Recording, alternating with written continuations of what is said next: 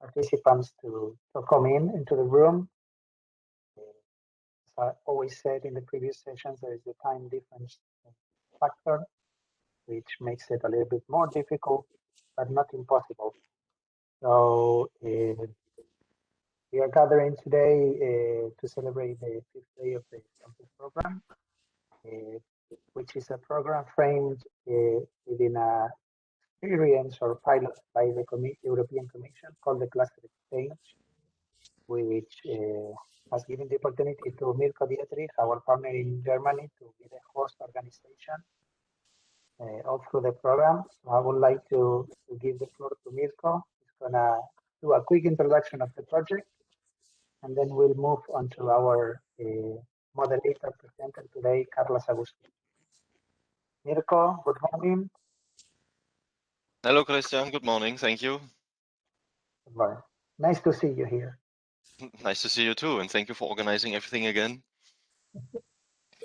My pleasure. Yeah, I also want to say good morning and welcome back to everybody else. And I'm happy to welcome you also on the final day of our training series for SMEs in the Smart City Clusters project. Also today we try to create an interesting program with plenty of smart city experts and innovative enterprises from different European cities. But before we start, I want to give you again a short introduction of the project for our new participants. The Smart City Clusters project is part of the European Cluster Partnership for Excellence and co-funded by the COSME program of the European Commission. Our partnership consists of 5 cluster organizations from 4 different countries. We have the Mobility and Logistic Cluster from Bilbao in Spain, the Digital Cluster from Barcelona, also Spain, the Electric Vehicle Cluster from Sofia in Bulgaria, the IT Cluster Torino Wireless from Italy, and my cluster, the Energy and Environment Cluster from the city of Leipzig in Eastern Germany. Our goal is to build a relationship model between these cluster organizations and companies related to the smart city approach, especially in the pillars for mobility, ICT, energy, as well as environment. Therefore, in order to achieve that, we train cluster organizations to improve their services and management strategies. We also try to train and connect SMEs and relevant regional stakeholders across our partnership, as we do it with this event. Furthermore, we are also part of a pilot scheme for the Cluster Exchange platform, which is an online platform to establish short-term physical exchanges between clusters and SMEs. It's also organized by the Cluster Collaboration Platform of the European Union. Furthermore, at the moment, we launched a survey in order to describe the local smart city ecosystem for our regions to support also the regional strategies towards smart city approaches in our areas. And finally, at the end of our project, we're trying to establish and also develop and establish a collaboration strategy for all our participating clusters in order to support the knowledge exchange and also the establishment of further relationships between our clusters and companies also after the end of the project. Yeah, and I think I hope this describes in a short and nice way what we're trying to do with this event. And yeah, I wish you all a nice event or nice roundtable and introductions of companies. And then I would give over to Carles Agustí, who will, I think, introduce today's agenda, and then we can start. Thank you. Okay, thank you, Mirko. So I'm going to do the summarize about this 4-day Congress. Before, I want to congrats to Smart City Cluster Organization to organize this 4-season Congress about the smart cities, and especially congrats to organize for different reasons. It's not easy today to organize Congress with this quality because of COVID context. With this collaboration and partnership between speakers and attenders, and with this quality of debate, experts, and experience. A little bit about profile of attending people. in this Congress, Christian sent me some dates that I think that are interesting to share with you. 2 dates, basically. Participant profile, 54 of you come from different companies. 15% of you come from startups. 14% of you come from clusters or organization, and 9% come from public administration. Country of origin, the first country is Spain, 39% of attendance, followed by Bulgaria with 16%, India 15%, and Italy 12%. This is a little bit profile about participants in this Congress. And what about Smart City Cluster Program conclusions? I think, and we can hear now Mirko, the objective of the organization is summarized in 6 objectives: collaboration, knowledge, experiences, strategies, examples, and action. I think that 5 of these 6 objectives are achieved. So I do a call to action. Now you have to pick up all conclusions and pass to action to implement it, all these conclusions, all these experiences, all these examples, and all this strategy about smart cities. And which are these conclusions in these different seasons? I warn next season panelists that questions will come from these conclusions. First of all, the debate about smart cities and sustainability, with SDG arriving and landing. SDG is also planification language, objectives, KPIs, like a smart city, speak same language. So this facilitates this dialogue between smart city and sustainability. Of course, you talked about circular economy. I think that they must adapt one to each other. A smart city to SDGs and climate and sustainability against climate change, and SDG to smart cities. These are 2 of the main challenge of future cities. Networks. I think that in this Congress, we can see the action of different networks in the world. Digital Smart City Clusters organization, the organization.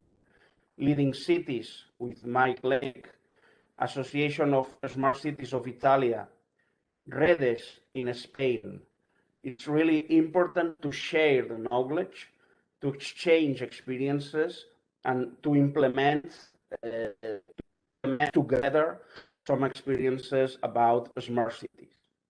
Very important, another conclusion is the transversality of smart city solutions. It's not only for technologic area, it's for all city necessities. Is a very important principle for smart cities. Smart cities is an innovation accelerator.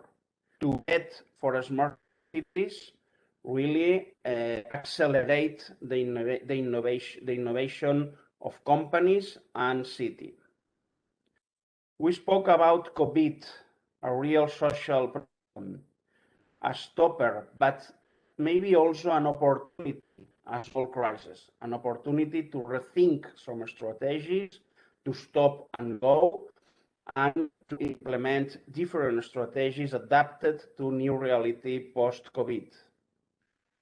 You talk about public-private partnership is another principle, another necessity to implement smart city policies.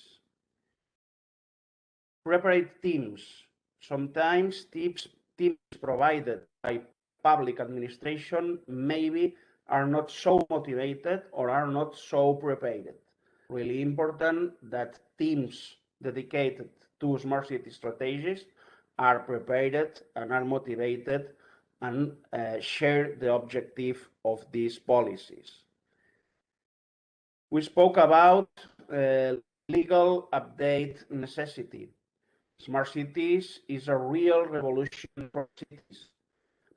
Many times, legal reforms and adaptation don't have same speed. We spoke obviously about smart city definition. What is exactly smart cities? Is technology? Is strategy? Is the future of the cities? Is for cities? Is for citizens? Is urbanism? What is exactly smart cities? A very interesting debate here. Another debate about smart city or smart regions. You bet in your city, in your strategy, only for your city or the region around this city. The division risk between smart cities and non-smart cities. Smart citizens, and non-smart citizens. This is a risk in the moment that cities bet for smart cities, but other cities not bet or cannot bet for smart cities. Collaboration, another very important principle to apply smart city policies. There are similarities with other fields that I work, open government. In open government are basically principles, collaboration, transversality that we can here linked also to smart cities. Remote work appears with COVID crisis with force as an opportunity, not only for commodity, but also to change and improve cities organizations, for example, in mobility, contamination, but needs technological solutions provided by smart city strategies.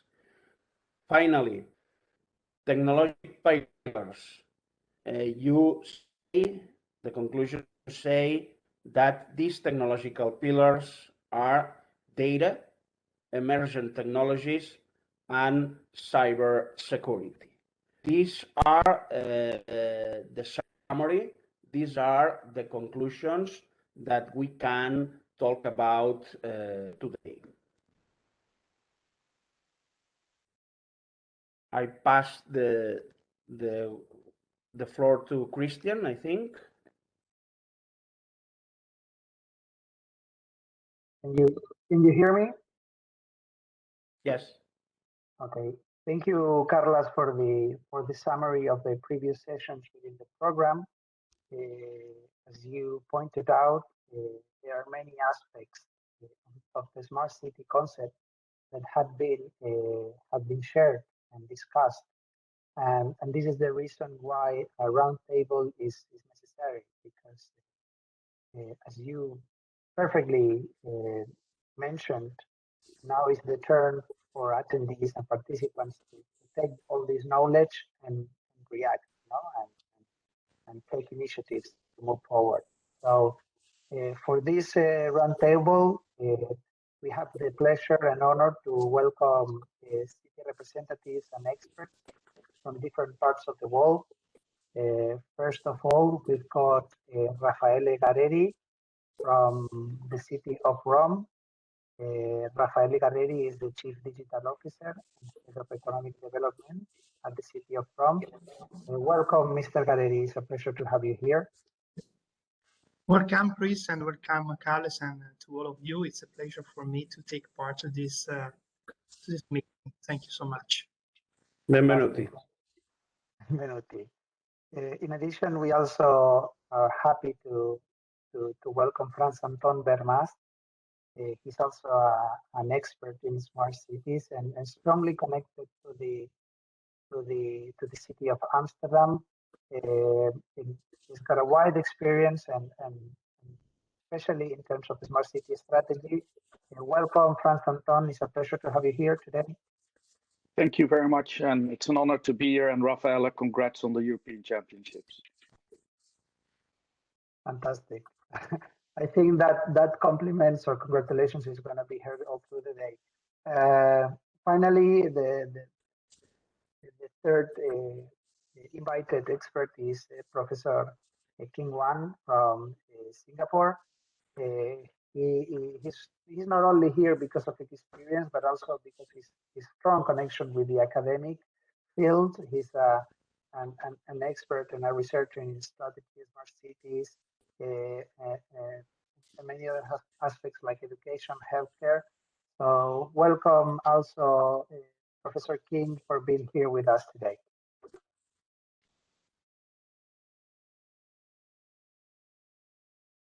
Maybe you've got the mic muted. Yes, your mic is muted. So.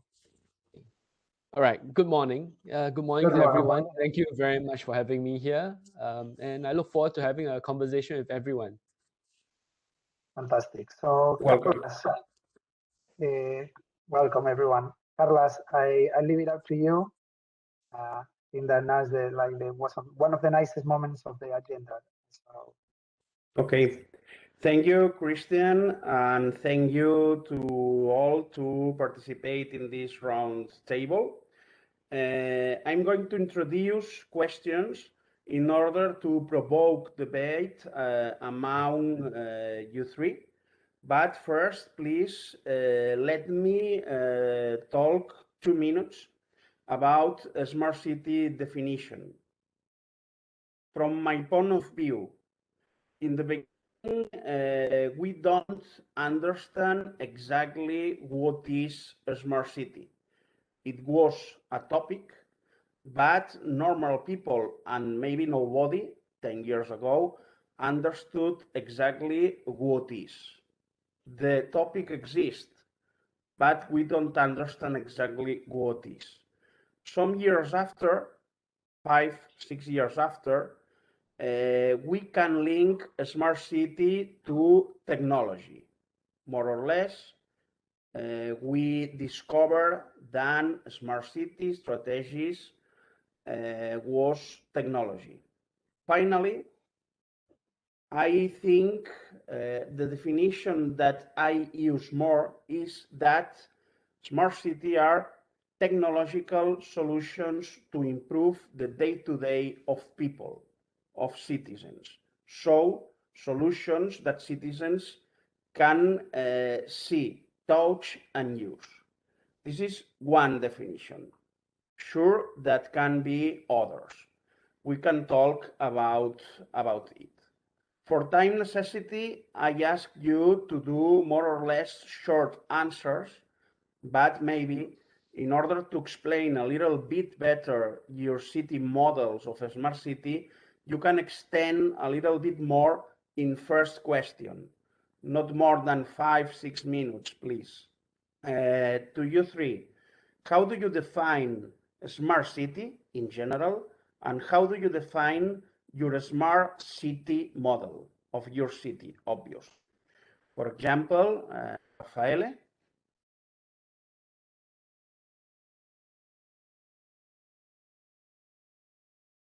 Are you muted, Rafaele?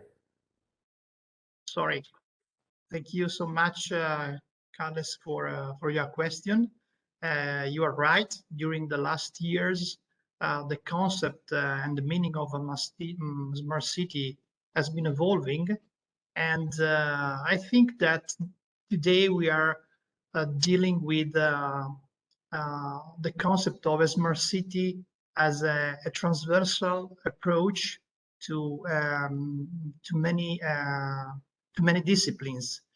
So for sure, it arises from a technology background, but more and more, in my opinion, we are understanding that we also need to deal with organization matters, communication matters, financial things.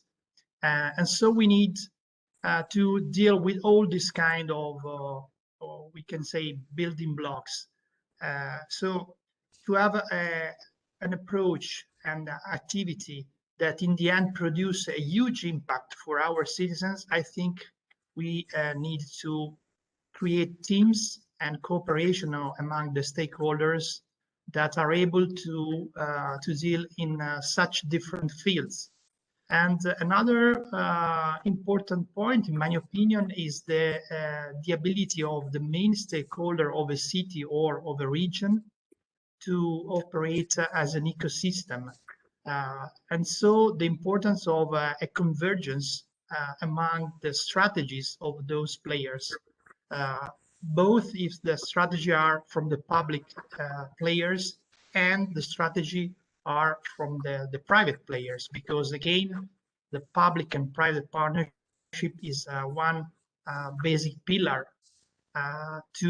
because the smart city requires a huge amount of resources, and it's not now possible that we are using just public resources, but we need to create models able to attract a private investor. And of course, attract means that in the near future, it can be the model can produce revenue and remuneration to the investments. So the idea is that we can build smart city that can impact to the citizens as soon as we are able that all the main players in a city can start to dialogue and to share a common vision and step by step reorient their strategy towards a coherent action, so that we try to build, let me say, pieces of the same puzzle, rather than operating each one for his own way. So this is what we are trying to do. For example, here in Rome, we have developed so far Rome Smart City Plan, and the importance of this programmatic approach is connected to the fact that we talk with all our in-house companies, with the university, with the association, and we start to share what are you doing, what's your concept of what's the importance, what's the priority of your activity, and so on. We have involved more than 2,000 subjects, and so we have now a common background to work on. And of course, now we are trying to reorient, let me say, the projects that unfortunately had started as silos, and now we are trying to create a network among those projects. Okay, thank you. And Mr. Bernardo, what about Amsterdam? What about your opinion? Okay, when we started off in 2008, our definition of a smart city was how can we reduce CO2 emissions by the combination of connectivity and electricity. And that comes back to your point, Carles, where it was all focused on technology. How can technology help to improve the quality of the city? Now we've evolved, and I think this is the 7th or even maybe the 8th definition of smart city, and is how can we improve the quality of life of the people who live, work and play in Amsterdam and the Amsterdam metropolitan region. As Rafaela was mentioning, we do this all in the double, triple helix or quadruple helix, whatever you want to call it. But most importantly, you have to put the people first. You have to have the citizens' engagement, and you have to think on what are the benefits for a individual citizen. So these days, a lot of especially international companies come to Amsterdam Smart City and tell, oh, we've got a perfect solution for such and such. And that's my first question is always, can you identify what the unique benefit is for the individual citizen? And 9 out of 10, they can't reply to that question. And I think that's a really important strategy. You have to stay focused on that. It has to be bottom up, that it has to be citizen focused.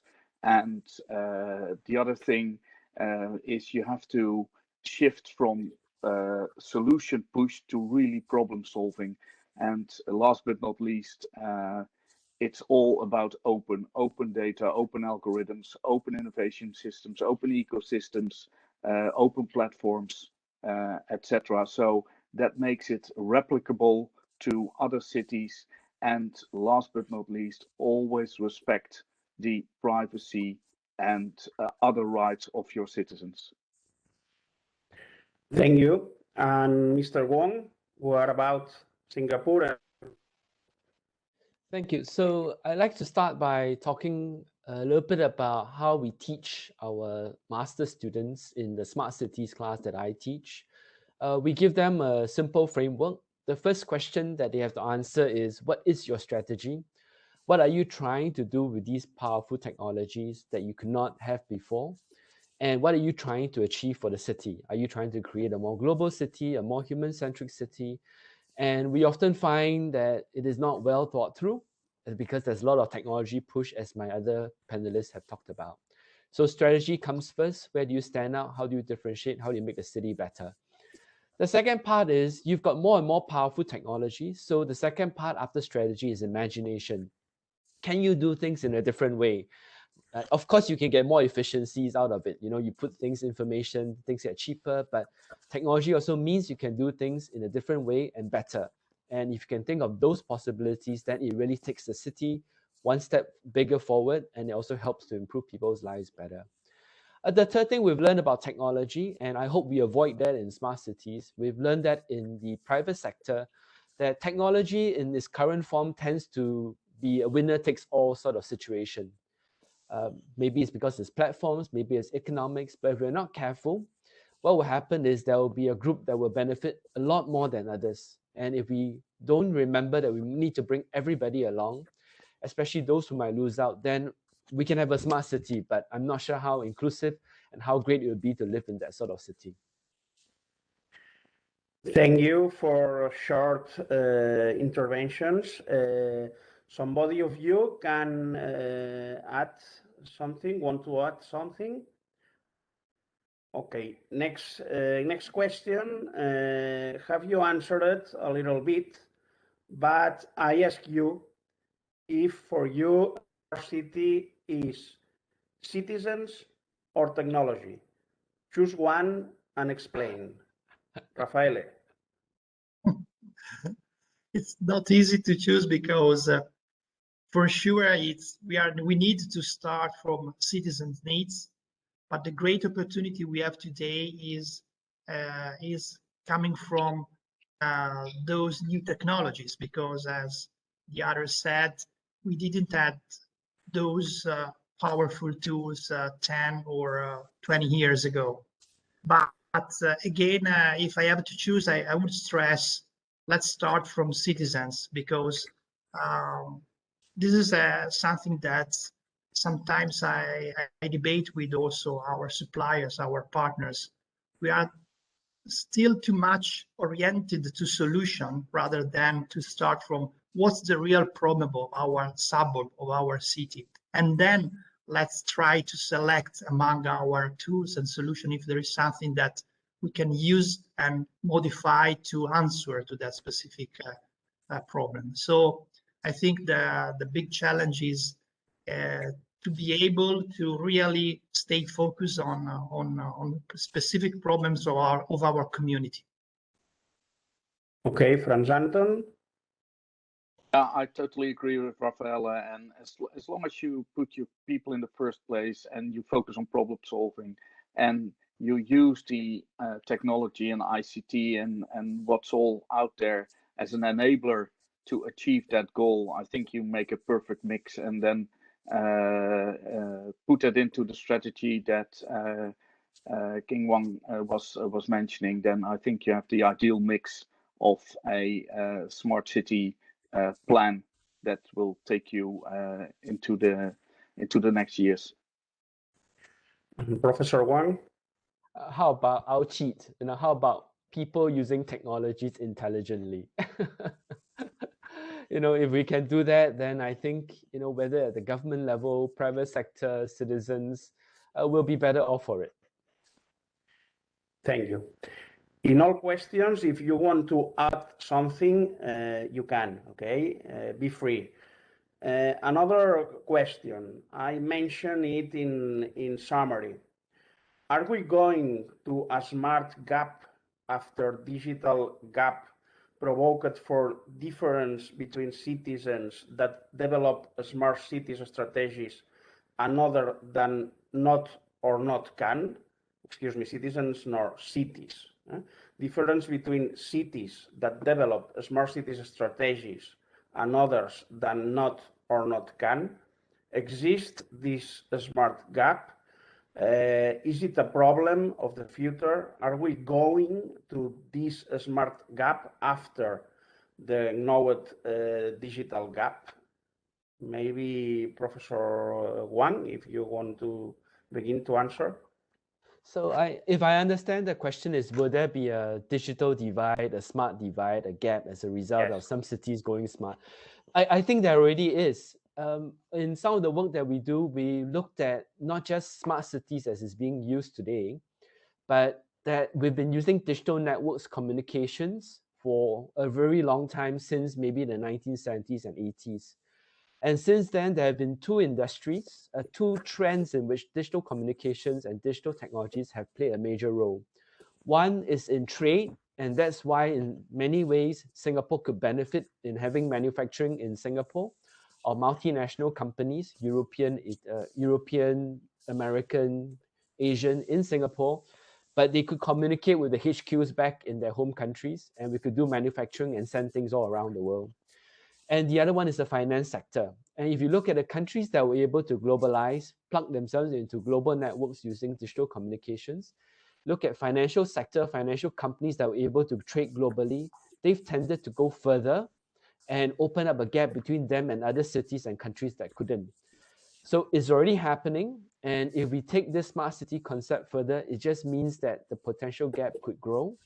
And that is one reason why I mentioned that, the third element of what we teach our students is we must be inclusive. We must bring everybody along. And if at the country level, we bring citizens along, then at the regional as well as the international level, we must try to do that. So in Singapore, for example, we've been working with our Southeast Asian neighbors, countries, to try to build a sort of an ASEAN, a Southeast Asian network digital economy, so that as many of us can enjoy the benefits, and we try to bring as many of our citizens in the different countries along with us.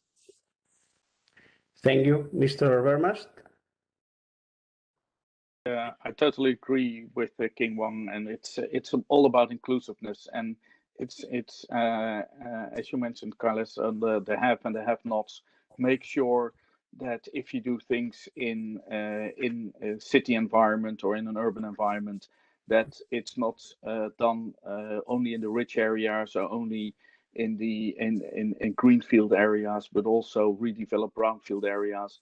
Make sure that it's inclusive among the whole scale of people, whether it's the elderly, the younger people, the rich, the poor, people from cultural backgrounds, people from different religious backgrounds.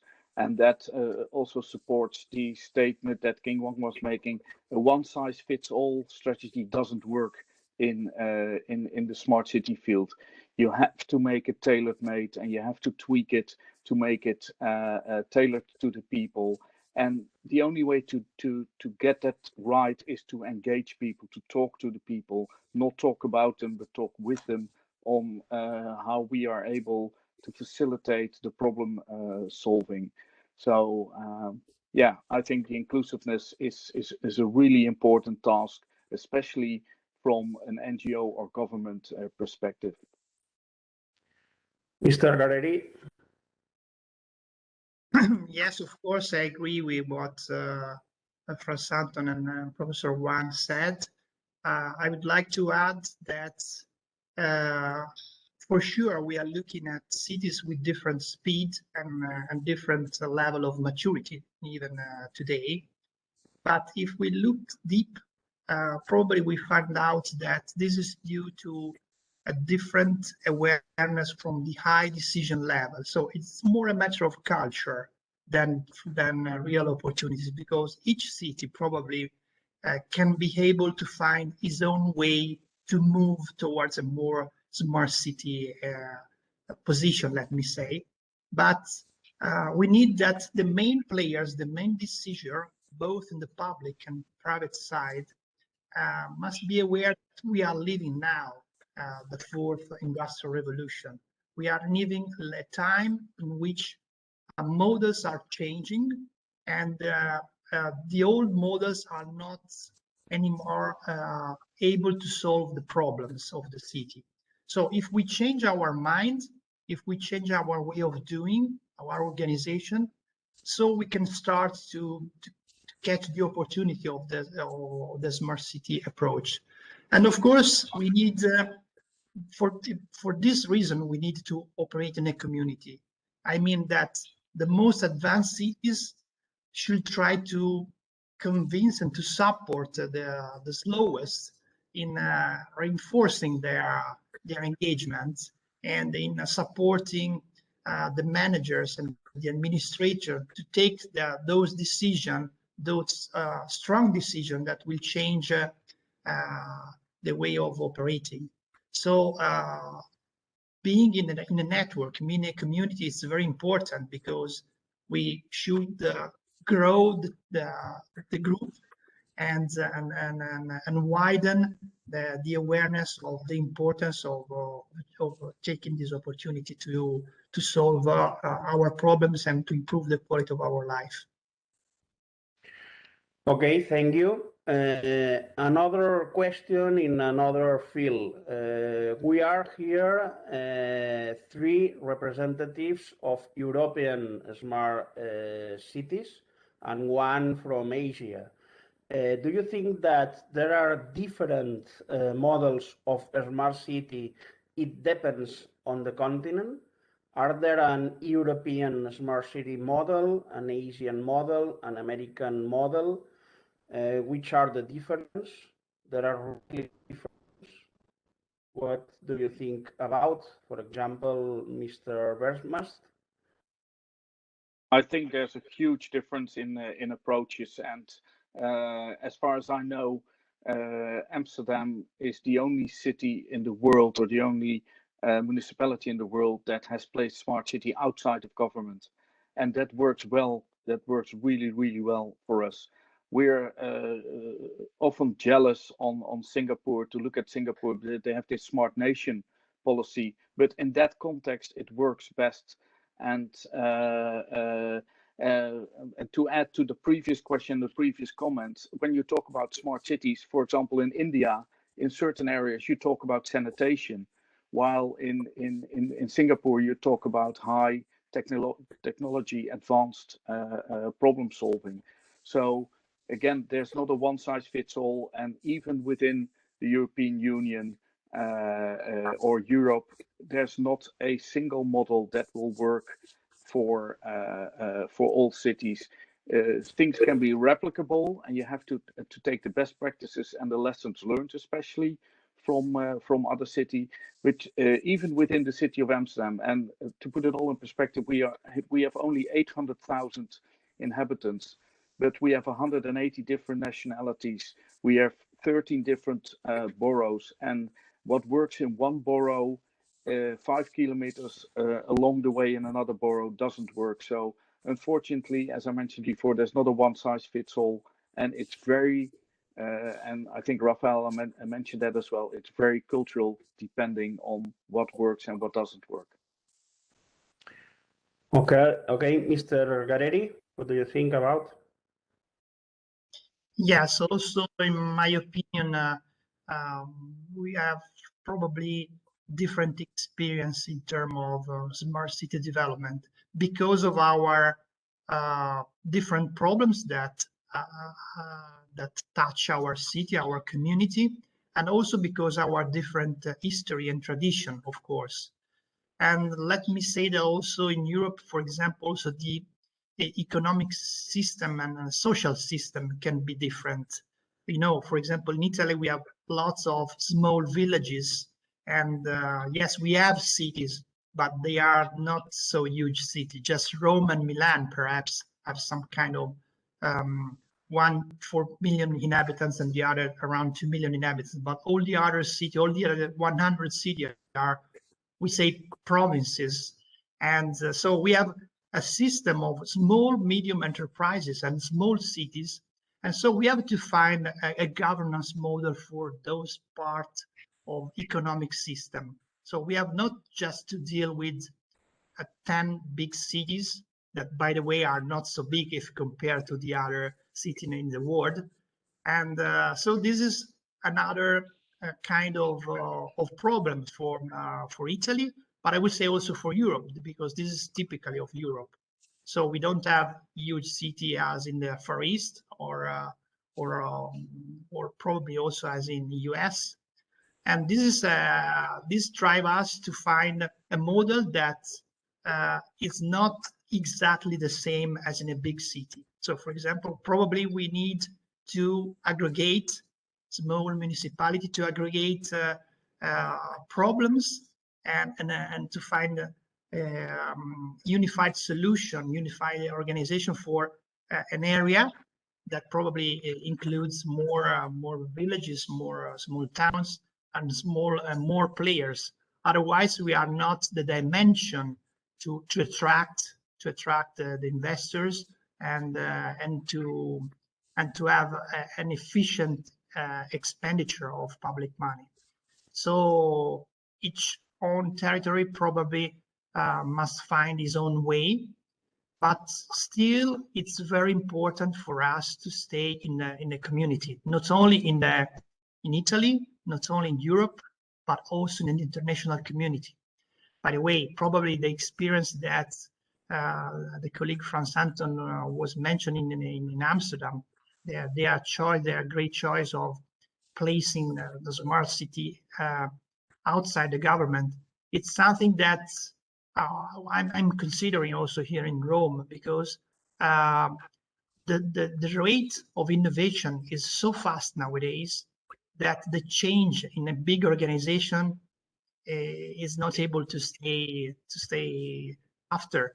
And so probably this idea of creating small organization, even outside, operating more in a network, I think can be more efficient, because can be more fast in answering to the change, to the unexpected events, and still able to stay focused on the strategy that we need to develop. So this is the importance of staying in community. So take a good experience from another, and of course readapt in our context, but still having a great advantage of exploiting ideas of the others. Sure, sure. And our representative, what do you think about this question? Yeah, so Mr. Vermas and Mr. Garari have pretty much covered all the grounds. And so maybe what I would do is I'll just point out 2-3 concrete areas in which we differ. We differ at a very small scale, because smart cities are about data, and even our laws and attitudes to data differ between Asia and Europe, and even between countries in Asia and between countries in Europe. So even something as simple as the data, which is the lifeblood of smart cities, we differ. So certainly we will have different strategies. Then at the biggest level, Mr. Vermas talked about Singapore having smart nation. The reason we call ourselves smart nation is not smart cities, because Singapore is both a city state and a nation. So we thought it was just convenient to put it all together. So when you have to worry about making the nation smart as well, the scale of what you do is very different. And maybe just to make it very clear that at the same time, it's a tremendous opportunity. I mean, Mr. Garari talked about learning from everywhere. Given the speed of digital information now, it does mean that we can learn about all the experiences from other people as quickly as possible, so that we can always improve on doing things. And I would like to leave it at, even though there are differences, there's a hopeful message that we're all building towards building something greater and more powerful for ourselves and our cities. Thank you. Next question. In Mr. Verma's intervention is introduced a little bit. Public administration in general help or prevent smart cities policies in your city and in general? What is your opinion, Mr. Verma, for example? I think local governments can actually accelerate innovation by setting the right conditions for smart city initiatives and for innovative approaches. You have to be very innovative in your procurement. Procurement, for example, make that a circular procurement. Make sure that that you take those kind of things into account. And another thing we do is to invite the regulator in at a very early stage in with the projects. So instead of being judged and commented on afterwards, we invite these people in from the very beginning, and if necessary, we even ask for a temporary or regulatory holiday so that we can do our pilot and that we can both learn from it.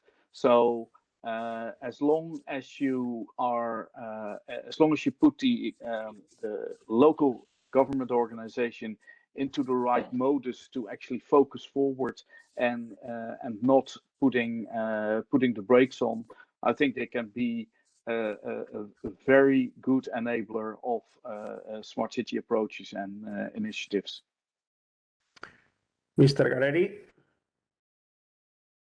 Yes, I think that in this more and more digital and global world, we need a public sector more and more able to play as an orchestrator in our city, which means we need a neutral operator that is able to find the balance for all the interests and all the resources in the city, and to drive all the other players in a win-win approach. This is not an easy role. Unfortunately, many times our organizations are not ready to play this role, and they are not ready because of slow investment in terms of empowerment of people, of managers and organization. But in that case, the smart city process, in my opinion, could be slower. Of course, even if there are great players, great private players in the city itself. In that case, I would like that those private players operate not in great competition, but all together to push to shorten the time of decision of the public, of the local government in taking this role. So we need to move in a condition where we are not public against the private, and also the privates are not in competition with each other, but we should be aware of the fact that if we want to win together, the best approach is to really work together. And this is a way that can produce profit for the private players, but can also produce a huge public value for the community. Public-private partnership, of course.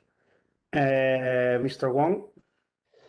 I think one of the most interesting questions the smart cities will have to try to address in the coming years is, how much can we get the citizens to step forward to innovate on behalf of the city? And I say that because most of us went through a lockdown of some sort, but during that time, a lot of private citizens use digital technologies to help each other, whether it's to send messages, send care packages, or just to help each other out. And I've said this before, there was an outpouring of kindness to each other. We may be losing some of that now, we're getting tired of the pandemic and all. But can you imagine if we took that kindness, that took that power of innovation, that citizen participation, and we turn it into something productive and powerful in the years ahead on behalf of the smart cities? And I don't really know how governments can do this yet, but it's going to be really interesting for the cities that succeed in doing so. Thank you. Unfortunately, now we're living a global crisis about pandemic, COVID. What about COVID impact in smart city strategies? How does it affect to your city and to your smart city strategy in Rome, Amsterdam, and Singapore COVID crisis? For example, Mr. Gareri in the beginning. Sorry, Carles, because of connection, I lost your question. Can you kindly repeat, please? Excuse me. I asked you about COVID crisis, coronavirus crisis. How does it affect to your city in the sense of your smart city strategy applicants? Obviously, it's a problem, sure, but maybe is all crisis is an opportunity also. How does it affect COVID in your city and in your smart city implementation strategy? This is the question. Yes, thank you so much. Yes, you're right. It for sure has been improving the process of trying to be smarter, let me say.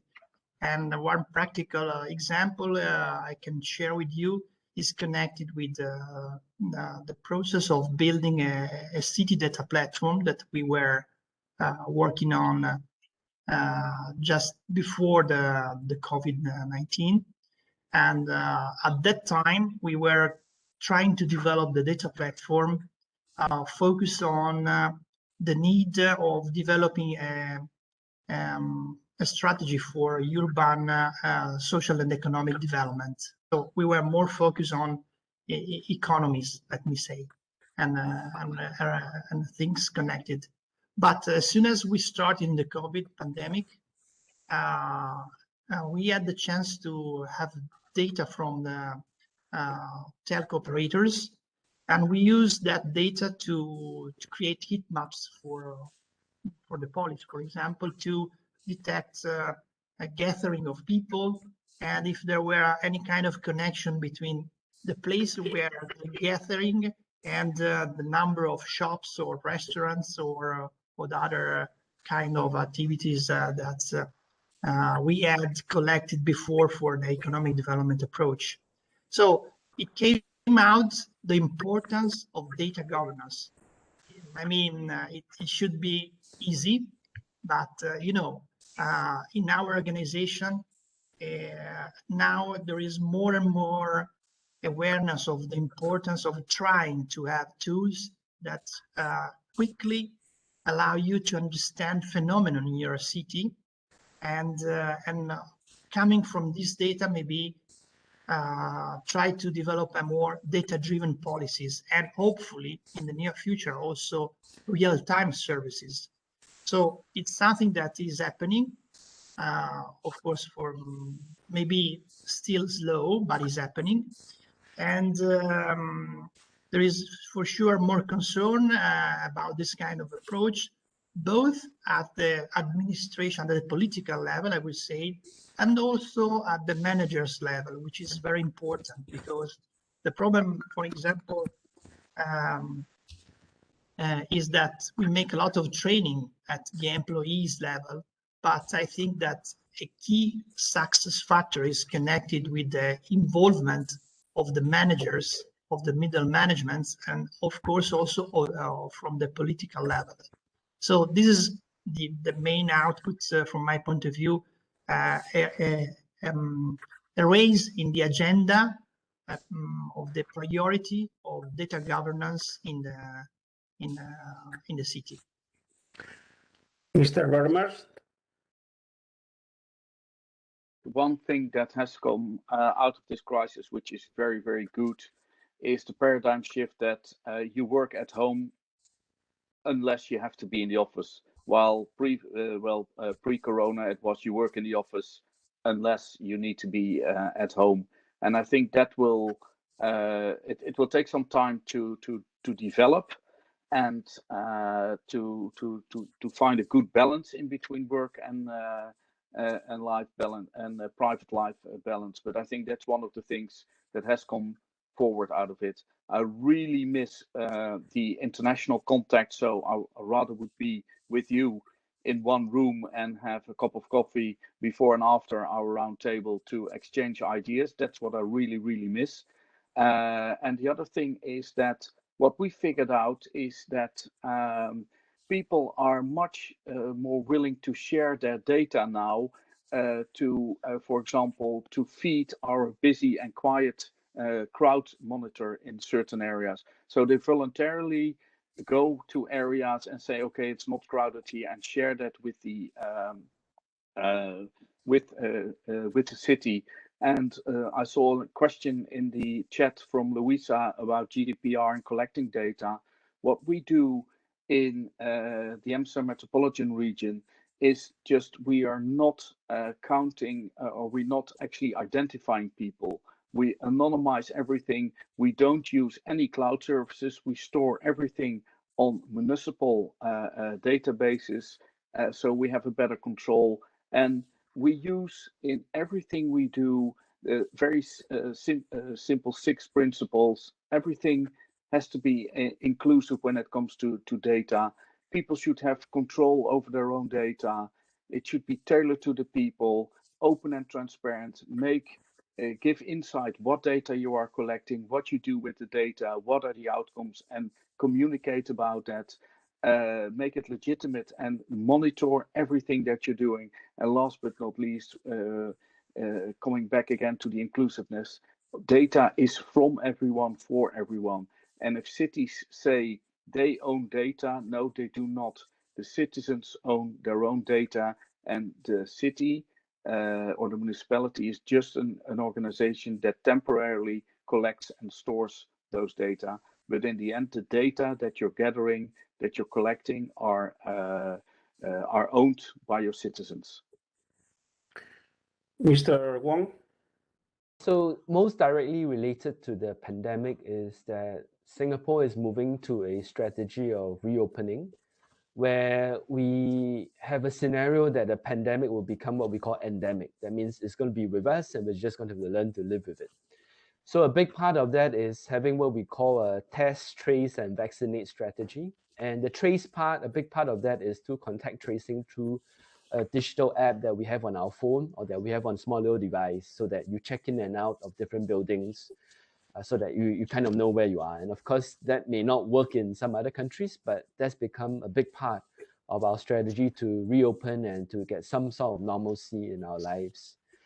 The other 2 major areas that the digital and the pandemic have hit Singapore in good and bad ways is, one, as my panelists have all mentioned, we are much more ready to try different and new things now. I know people who said that they thought they couldn't work from home for even a day, and now they say, I can't imagine going back to the office more than a few times a week, So the sense of what is possible has been enlarged, and I hope we take full advantage of that. At the same time, for a small country and a small city like Singapore, there's a bit of a threat, because if you can work from home from anywhere, it means you can also work from any country. And so there's a risk that for some of our workers that they will face increasing regional competition as manufacturers, financial companies, industries say, why don't I outsource this to a regional country, since this can be done remotely anyway? So we're going to have to juggle these pros and cons and these benefits and downsides in the years to come. Thank you. Thank you. In a question about coronavirus, the word that you more use in your answers, especially from Europe representatives, is data. Is a conclusion, is a curiosity. And we are going to another question, not so easy question. I think that you can design and implement smart city strategies when you have a clear vision of the city of the future. Which is your future city vision? How do you imagine the cities, your city and cities in general, in 20 years? Maybe Mr. Wong? The vision for Singapore remains more or less the same vision we've had for many years since our independence about 50 years ago, is that socially everybody is able to have a chance of improving their situation in life. And even for those who fall off, there's a way for them to get back up and to continue to strive for a better life for themselves and for their families. And for us to do that, technology is a big part of that, because it means constant innovation, new ways of doing things. And so our vision remains the same, a livable, high quality standard of living where everybody has a chance and everybody helps as much as possible each other to have a chance at a better life. Okay, Mr. Bernardo. Yeah, I think it's all set by King Wang already. Probably one thing to add is that we will stimulate even further the paradigm shift from ownership to availability. In the future, you probably don't need to own a car anymore as long as there's some form of transportation available for you. I think from a municipal point of view, there will be a shift from capital expenditure to operational expenditure. So municipalities won't buy huge assets anymore, but they will lease them from companies on a year-to-year base to also to stimulate the collaboration and to have joint ownership on certain assets. And I hope in 20 years' time that governments, local governments, but also national governments will take back the lead when it comes to the whole data discussion. The data discussion now is led by the commercial companies, but private sector, but they have different objectives what they do with the data. And I think it's really important that we take back, the municipalities take back the lead when it comes to the data discussion. I think GovTech is going to be an important issue in the future. And last but not least, and it sounds very simple, but hopefully in 20 years' time, we have regained the trust from our citizens that the municipality is actually doing things on their behalf and to the benefit of the citizens. And as King Wang was mentioning, just to improve the quality of life of the citizens. Thank you. And Raffaele? I think that both the scenarios that Professor Wang and Franz Anton described can be in mid-long term common to all the cities around the world. What is different is the way to reach those situations, and probably each city needs to start from his own roots, let me say, cultural roots and economical roots. So the point, because we are facing now a time period in which we are probably need to create a huge investment in terms of new digital infrastructure to modernize, let me say, traditional assets. So the point is, which are the specific area, which are the specific condition in our cities today, so that we can invest starting now from this economic and social assets, and then move towards a city, as Professor Wang was saying, where we have a better quality of life, and a city where probably the mobility will be almost the same all over the world, and the urban change will be those changes that Franz Anton was describing.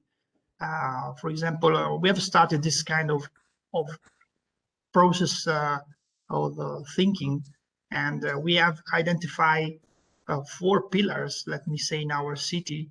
One focus on tourism for the city of Rome, another on agri-food, because there is a huge asset in terms of food production and full supply chain all around Rome.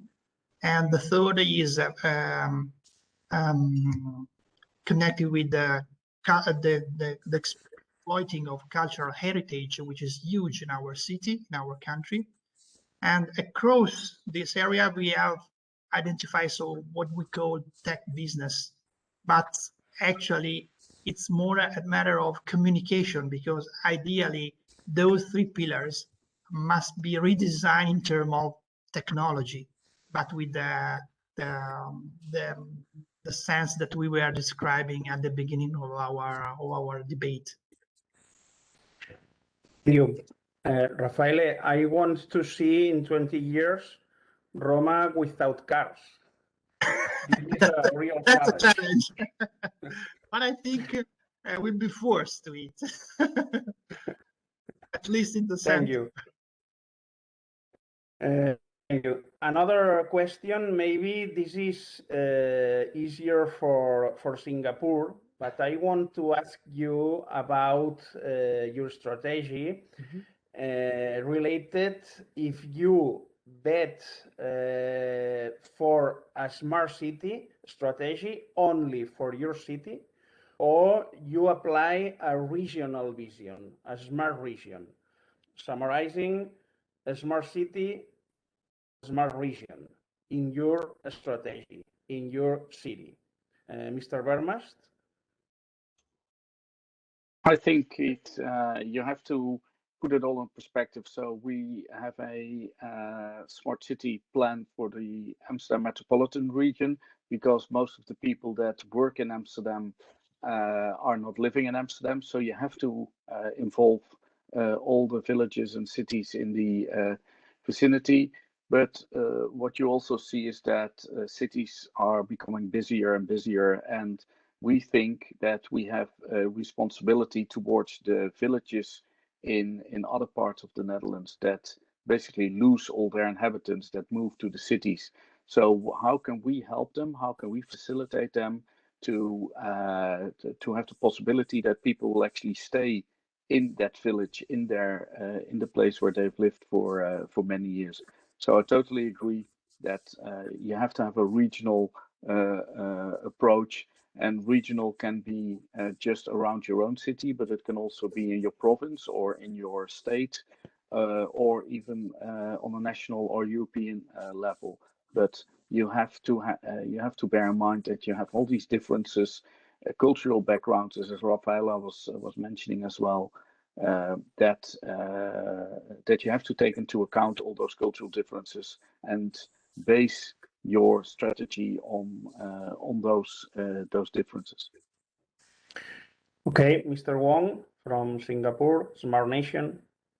Yeah, so it has to be both, and really because Singapore is so small, our future is tied to the future of the region.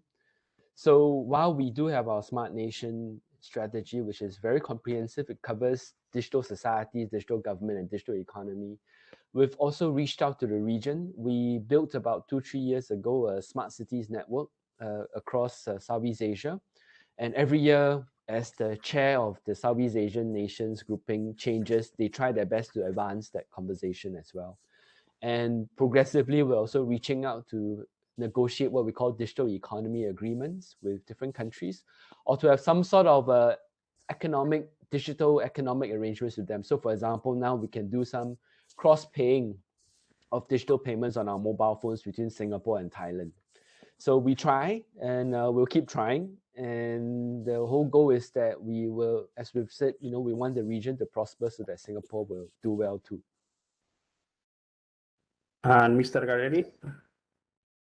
Yes, from the city point of view, of course, we started in the last years more talking and thinking about city strategy, but because that was the first step in terms of how to make the high decision players to understand that we need a strategy in terms of smart city. But actually now, as soon as things now are growing, for sure we need to integrate our strategy, take into account villages and small cities around the metropolitan area. And probably in the near future, looking from the government point of view, from the central government point of view, there will be also the need of developing a network of strategies around among the cities, and not only city, but also what I was mentioned a few minutes ago about the provinces or the community in the area outside big cities. So we are for sure, we all know that 70% of population, of energy, of things are going to be concentrated in the city, but because also of the COVID, there may be a chance that, at least in Italy, other parts that a couple of years ago were facing a lack of people, lack of young people, there could be a balance in terms of those areas in the country close to the lakes or to the mountains are attractive from the point of view of style life. And if we had a chance to improve the digital infrastructure all in those areas, there is a chance that workers will move there because of smart working, and there could be a balance in terms of mobility, and so this will drive us to a strategy not including only cities but also regions. Okay, thank you. Last question, in order to give time to our attendants to answer questions. We have 2 or 3 questions in the chat, but last question for you is about which are the 3 smart city pillars for you. You have to choose 3 pillars. Only 3 words, if you can. Raffaele. Nice. I would say private and public cooperation, inclusion, and organization. Thank you. Mr. Bermast? In random order, people, data, trust. Mr. Wong? Imagination, inclusion, and innovation. Okay. Thank you at all. We have really, really interesting conclusions for this Smart City Roundtable and Congress. And now, Christian, what we have to do, have you read the questions? I have read them. Please help us. Yes, of course. In addition to the questions in the chat, we also have questions in parallel. So I'd like to share them with you, to all of the participants, but I mean the speakers, including you, Carles. One first question is the following: all of you are stressing the importance of citizens in the development of a smarter city. But in your opinion, is the majority of the citizens even ready to contribute, or does it still lack proper education and awareness raising? And any one of you can start answering. Maybe I can go first. I mean, if we don't start, they'll never be ready. And I give an example. We have 2 responses to Smart Nation in Singapore. One of them says, "Oh, it's such a big idea, and there's so many things happening. What can I do as an individual?" Right? And sometimes we get that. And sometimes they say the strategy is still not very clear. What do we do? Right? So some of them have the attitude. Then I know of another group that says, "I know the strategy is not clear. I know the government is refining as we go, but I'm going to play my part because I can access these digital technologies and do something for others too." So maybe to each their own, there'll be some who are willing to get started, and then we support them and then let them do the things that will benefit others, and then more will come along for the ride. Good one. Mr. Gareri?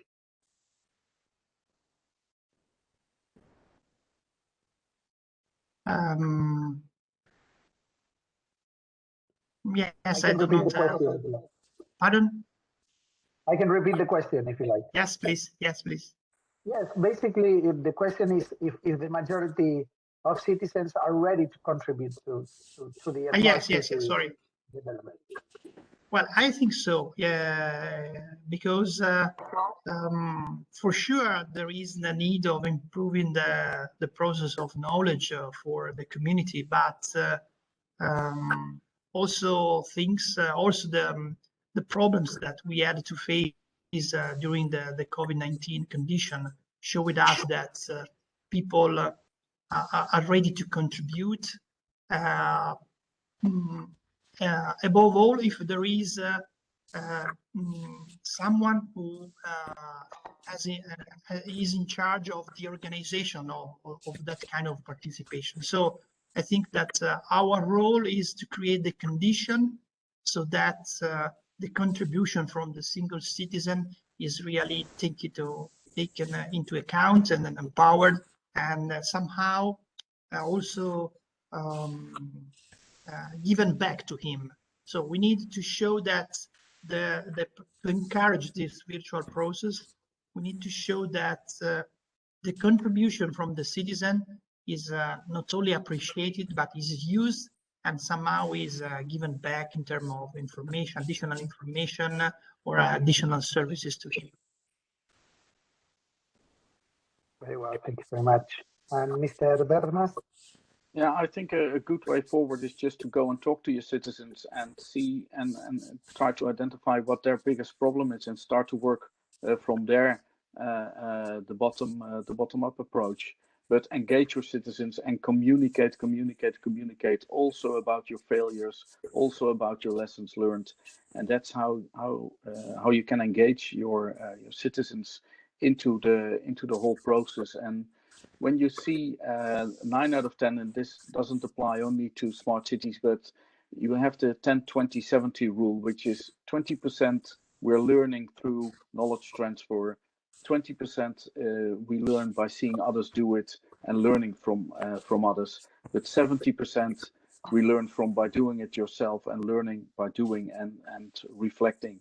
And I think if you take that into account, then citizens are the key players when it comes to smart city or smarter city development.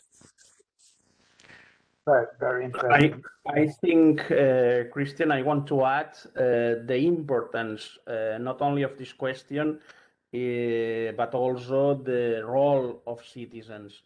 In Barcelona, for example, in the smart city of Barcelona, we link open government project with a smart city project.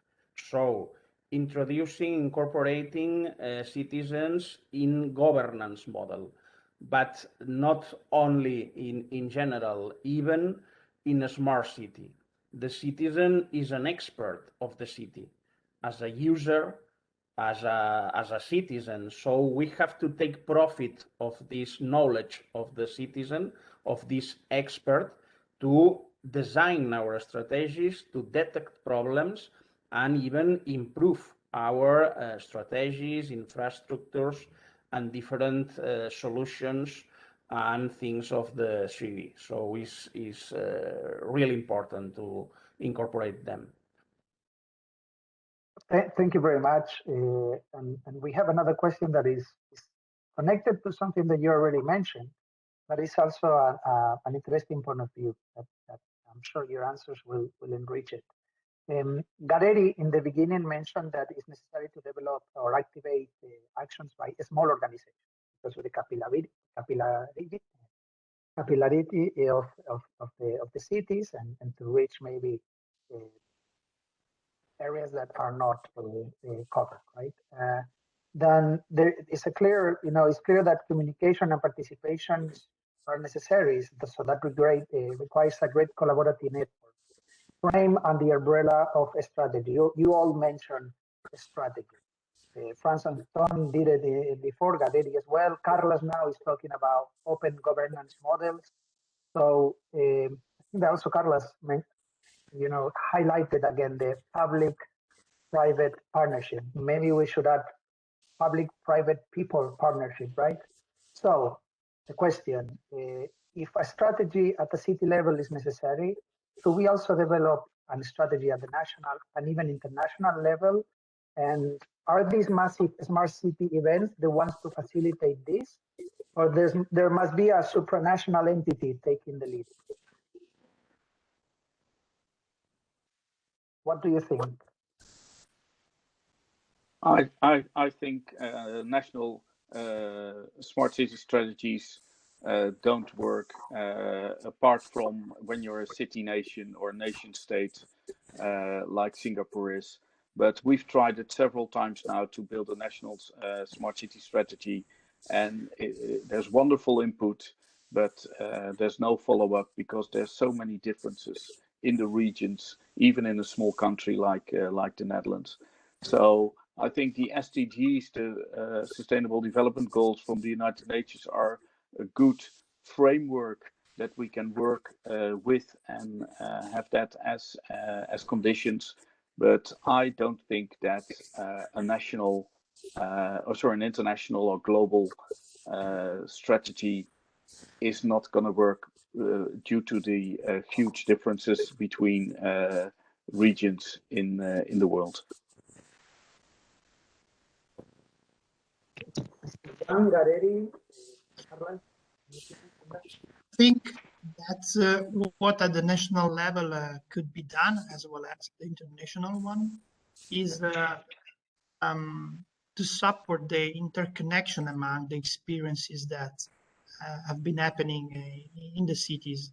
So working at the national level, supporting the building of communities among the players of different city to allow fast and reuse of experiences, and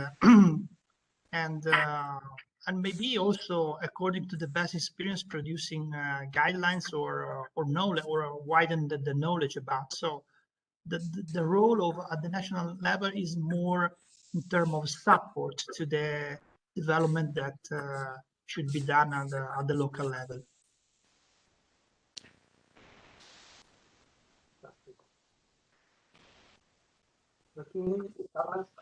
There should be, but it's hard. So I think we just need to keep trying.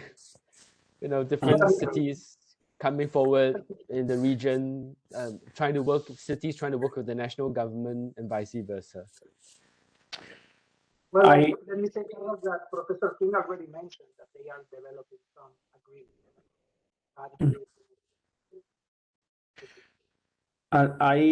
I don't think that some global organization have to regulate smart city policies except SDG implementation, of course.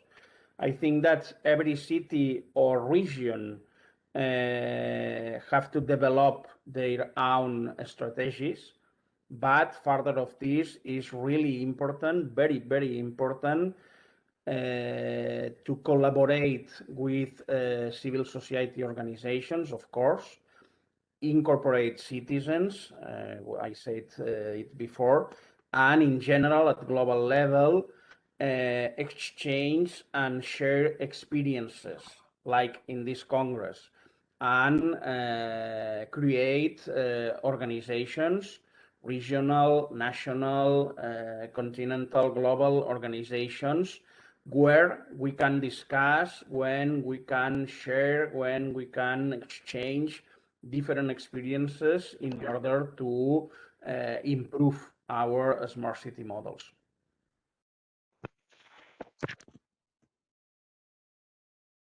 Thank you very much for your answer. I think that there was an additional question from Silvio Sotocorno, but Franz Anton, I think you answered that.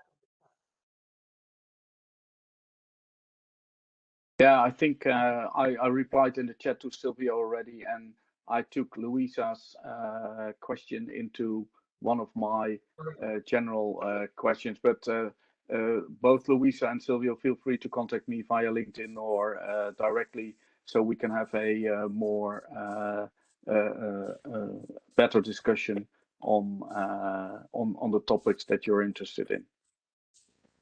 Fantastic. So, Carles, I think that we have all the questions. Maybe it's the pleasure of the round table.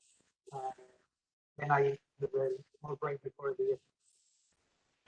Okay, thank you, Christian, and thank you, Rafael, Mr. Vermast, Mr. Wong. We have recorded the session, so we have all conclusions, all these lessons about Smart City to share, to exchange, and to implement. And I do also, again, a call to action, a call to improve, a call to learn, a call to implement all these principles, all these conclusions that we have talked today and the other days, last days of this Congress. Thank you for this experience, for this lesson, for this roundtable, And Christian, I think that we go to pitch sessions. Yes, we're gonna start the pitch session, but first we allowing everyone to have a small break of 5 minutes to grab a drink. We obviously invited with us because now there is the pitch sessions where we have invited selected, and they're gonna be talking in terms of ICT, energy, public administration, and mobility. So from now on, we are starting a very interesting part of the event.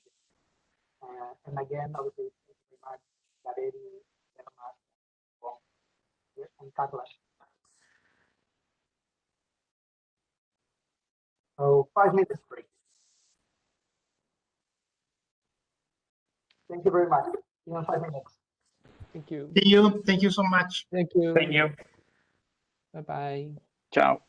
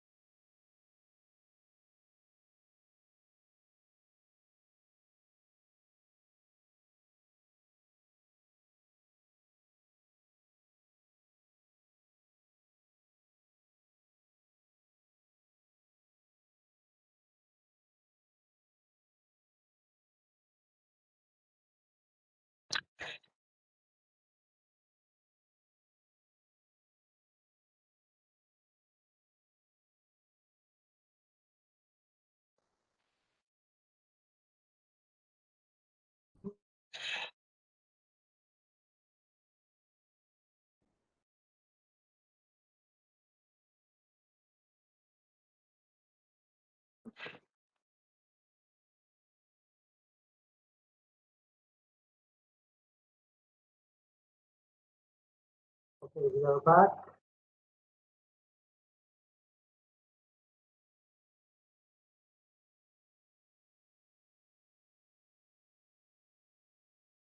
Hallo, Herr Monari.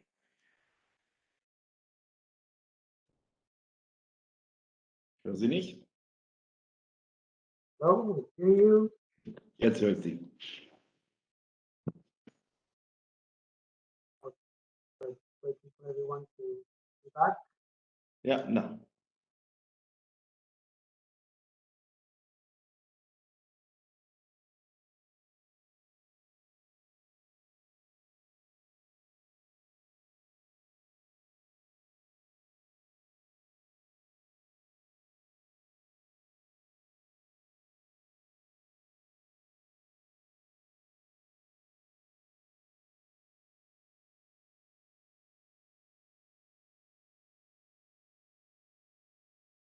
Can I just make a check?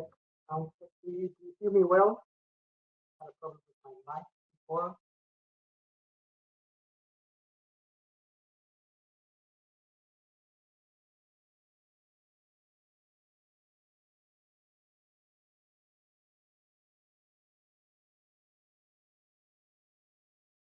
Hello, do you hear me? Yes, now Yes. it's okay. Yes. Okay, Perfect. but yeah, probably, well, that's recorded. I dropped my. Sorry, that would be the funny part of. Thank you for being back. Now we're coming to the section of the program where. Sorry, Chris, we are having problems in hearing you. All right, so let me just try to do it. Better now? It's better now. That's better. Yes, very good. Thank you.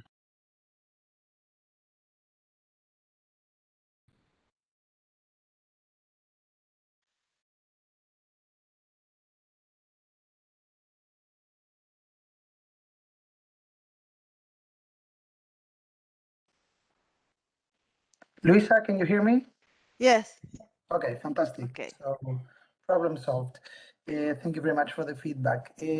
Now, as I was saying, we are coming to a very interesting part of the program.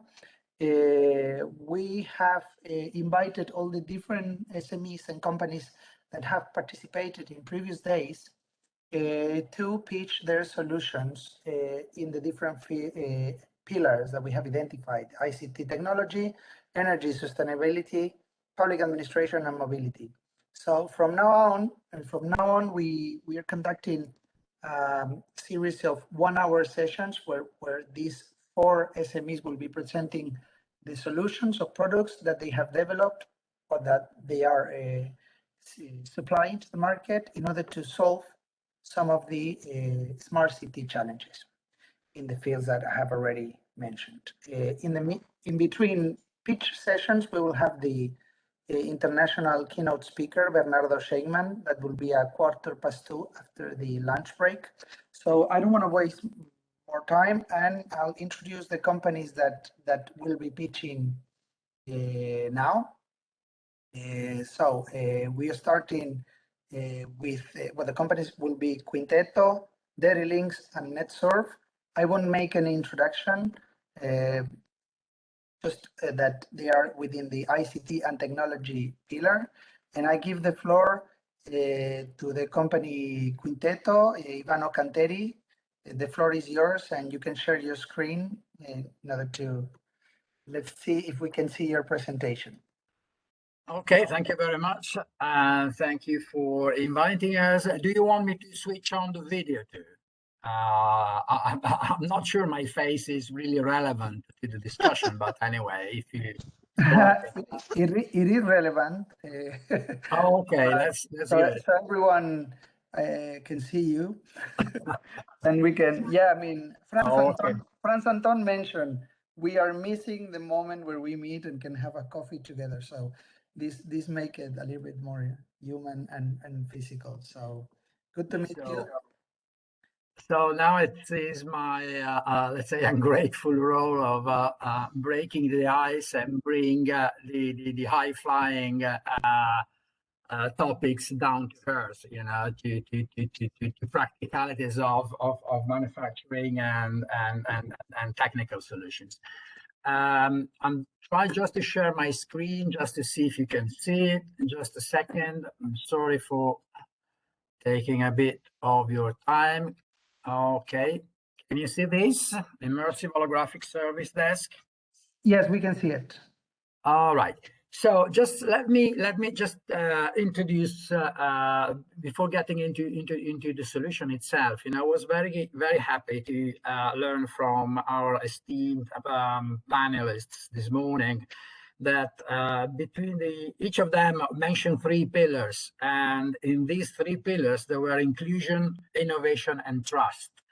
And this is more or less what is behind what we have developed during time. Because this project, it is one of the products of our company, but it is based on a let's say, communication system with particular characteristics that I'm not going to bother you now in detail, but it can be done, of course, afterwards, or if you want, you can send me emails, or, you know, anyway. Because this is the outcome of a project which was born in the region in which we are located, which is Valle d'Aosta, which is a small mountainous region. And one of the problems that we had to face out some years ago was how to ensure to services to have the ability of be sufficiently capillary in the territory with a cost-benefit ratio which was affordable either for private or public organizations. What I mean is, you can figure out that in a mountainous in a mountain region, you have plenty of small villages that sometimes during the high season, the peak season, they have, you know, maybe thousands of tourists, but off season, so more or less 9-10 months during the year, they have just a few people living in the places, but you have to ensure to citizen services in any case. And so this was what brought us to develop this idea at the beginning, which was which happened in the frame of an Horizon 2020 project, which is in essence the ability of bringing live service and the possibility of having transactions and supply also physical services to somebody without having to stand the costs of having somebody physically moving into these villages to offer the service. This was born originally, the idea was more linked to the banking branches distribution in the region, which is one key problem, because what you usually have, the way in which banks are addressing these is, you know, to have an office open maybe 2 hours a day, and maybe not all the days. So citizens, they have, you know, to take note of when the bank is open, and if they have a sudden need, they cannot really do otherwise than taking their car, going down the valley, go to the plane and go to the main city, which is the closest to their place, which is in the end is also an indirect impact on the environment, because, you know, you have people traveling by car. So what we have found, what we have created here, and I'm going to get a little bit more in detail into the solution, is actually an office. So you have a situation which is the one of a desk in which you have an employee on one side, which is an hologram, which can interact in real time with somebody who is physically present. So you have a customer getting into this room, and simply by activating, it can be activated in many manners. By activating the system, you know, you have the employee who is maybe located, you know, miles and miles away, to appear in front of the person as an hologram, and by means of a number of included devices, also to exchange documents, to take pictures, to create a sale, to do any sort of transaction that you may have need to perform. This is a patented solution, is a European patent, and I have to say quite honestly that it lay dormant for at least a couple of years. Then COVID came, and all of a sudden, everybody was, is actually asking us to understand better how the solution works. And this refers to public authorities and private organizations. We will have a couple of installations in Rome and Milan going operational, fully operational by the early October. And we received requests from the United States. I got an email yesterday from Israel.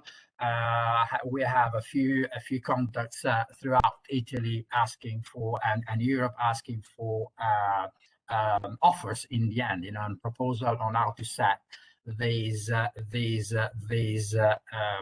stations in different kind of environment. What you can actually do is, in the end, to see each other simultaneously, talk to each other in real time, which means for the one of you who are a little bit familiar with latency problems, we range around 350 to 400, 500 milliseconds delay or latency time in 4G and even in 3G, which a situation which will, of course, improve quite significantly where 5G will be available. And then you have this possibility of interacting with this lifelike hologram. The solution has been developed. There are three main aspects of the solution. One is the software which is behind it. We are a software company, a software development company. So the software which handles the communication and manages all the devices that are included into the solution, depending on the use case. So we have a typical standard installation, but you can add or take out things depending on your needs. For instance, in the installations that we will have in Rome and Milan, we will have to add point of sale, digital payment interfaces, for instance, and also an interface to the IT system of the company who is ordering us these installations. I'm sorry, I cannot tell who they are because I'm still covered by a confidentiality agreement, but we will be able to release some information, I hope, later this month. So as I was saying, you have a software part and then you have an optical part. And the optical part, because holograms, again, for those of you who are a little bit familiar with the thing, is not really a technology which is very well developed, no matter what you can see on the internet. In the end, it is a reflection on a surface made some way and handled and managed by a software which is able to render the best of the quality of the communication, but at the same time, there is all the ability of the environment to trick the eye in the end. So holographic representation today is a way of tricking the perception that our eyes have of the of something which is represented on a screen, whatever the screen. And we can get into more detail in later if you want. So what you have in the end here is that you provide services on a wide number of local situations, which is not easy to serve. And then you ensure ubiquity of services. Then you ensure capillarity of services. But also, and this was a part which was very important for us in the development of the solution, to ensure the lowest possible learning curve for the citizens accessing the service. So you do not need to have sophisticated things. I mean, in the end, our societies, especially Italy is one of them, Germany, France, and not to mention Japan, who is the first in the world. We have an aging population. We are expected to have by 2050 most part of the population much older, and this also means a number of issues that are related to access to technology, because it's not only to understand how to deal with technology, but for instance, my mother, she's 92, and she she has conditions with her eyes, and she cannot really, even interact with the smartphone. So how can you actually do that? How can you serve these people? How can you bring services to a location which is remote, or not only remote, but for instance, in a big town, you have the need to, for instance, to provide anographic services without forcing citizens to go to a central location, but to spread around the locations in which people can have access to sometimes very basic services. So this is in a nutshell what we can do. And of course, by having this ability of creating transaction and direct contact in real time from no matter what distance, it also means that you have 24/7 service throughout the year, because you can have a sort, the model is more or less the same of the contact center, the call center, so in which you have employees, which in the case of the contact center, of the call center model, it is not just providing somebody with whom a customer or a citizen can talk and perform actions, but it's also to be able to provide value-added services, because those professional or those expert, who is needed, I don't know, 30 times in a year, but his presence or her presence is absolutely needed in certain situations,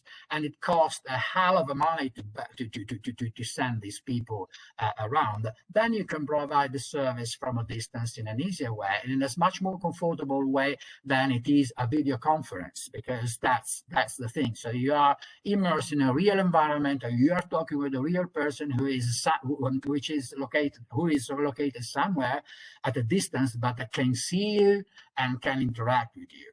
I'm just going to show you a video. I hope that the audio is also you can also hear the audio, but in any case, it is translated. It is in Italian, and you have captions in English below, so you can read what happens. So this is a simulation that we did in one of our pilot stations at our premises. This is simply done with a smartphone, just for you to have an idea. The last 2 minutes and something, but I will keep it shorter.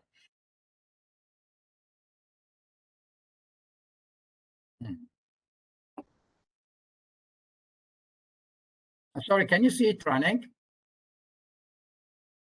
No. It's not running. It hasn't started. Let me try again. I just tested this morning, but We see it now. Okay. okay. Oh.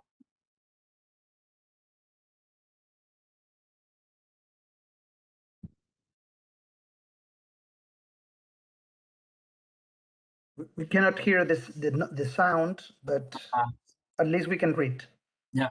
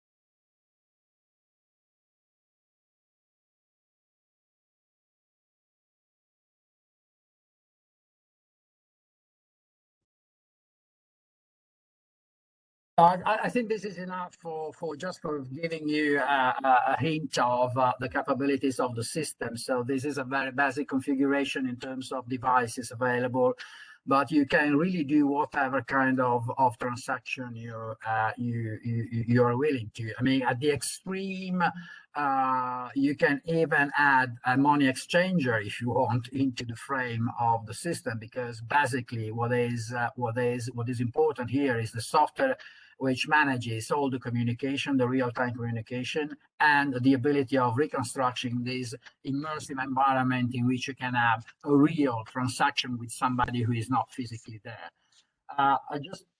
Just for you to have an idea of these installations that we are going to have in Rome and Milan, this is a 3D rendering of the stations that we are building. I will cut it short just to go through this one, just for you, for the one of you who are a little bit familiar with holographic solutions. I mean, what the difference that what we have developed is in essence something simple and essential in terms of structure. So it is cheap; it doesn't cost much. Whilst when you have to deal if some of you have seen things like lessons in theaters, or the singer who sings from a distance into a theater, into a big location, into a square, etc., those installations are extremely expensive. We're talking about 1.8, 1.5 million of euros to set up that sort of environment. Whilst in our case, we are talking of something completely different, which is affordable for a public authority, which is another problem for a number of public authorities. We have 8,000 municipalities in Italy, of which probably we can remember from abroad. You can remember probably 20, but there are other 7,000 and something there. So small and medium towns and villages, and these means something in terms of availability of funding to create to innovate. One important thing is the bright and comfortable environment. Again, against the usual holograms, people get into a room which is bright, is lighted, and this accounts for making people comfortable. It is made to interact in real time between people, and again, getting back to the simple and sexual structure, this also means that the bandwidth consumption is very low. We are talking about 800 kilobits to 2 megabytes per second. The average solution around is the best ones that we have seen. Competing ones, they range around from 50 megabytes to 200 megabytes, which is a problem for the digital divide, for the digital infrastructuring of a community. And then, okay, you have a one-to-many to one, a point-to-point communication, and everything that is in that room is standard hardware. So it's essential equipment, something which is not complicated to be sourced, and we are discussing, for instance, a couple of installations in India in this moment in time, because they have a problem with the Delta variant, as you may imagine. They have a problem in tribunals. And so they are thinking of using this system to make judges appear into a courtroom without having to expose them to a number of people, and also to gather people into a courtroom. So I think I ran out of time, if I'm not wrong. Christian, is that correct? Yes, you used all of the minutes that you had, but we have a little bit of margin because there are 3 ICT companies presenting. Okay. So we have a couple of questions. So yes.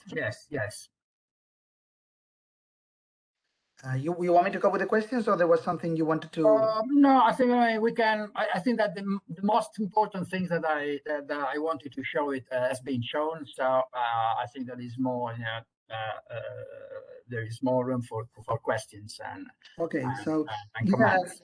And it's a pity that the sound didn't work because obviously the latency in the service is important, right? So Oh, yes. but I'll can try tell it. everyone. I'll try it again with this one. I'm not sure if it works. This is very short. No, we don't hear it.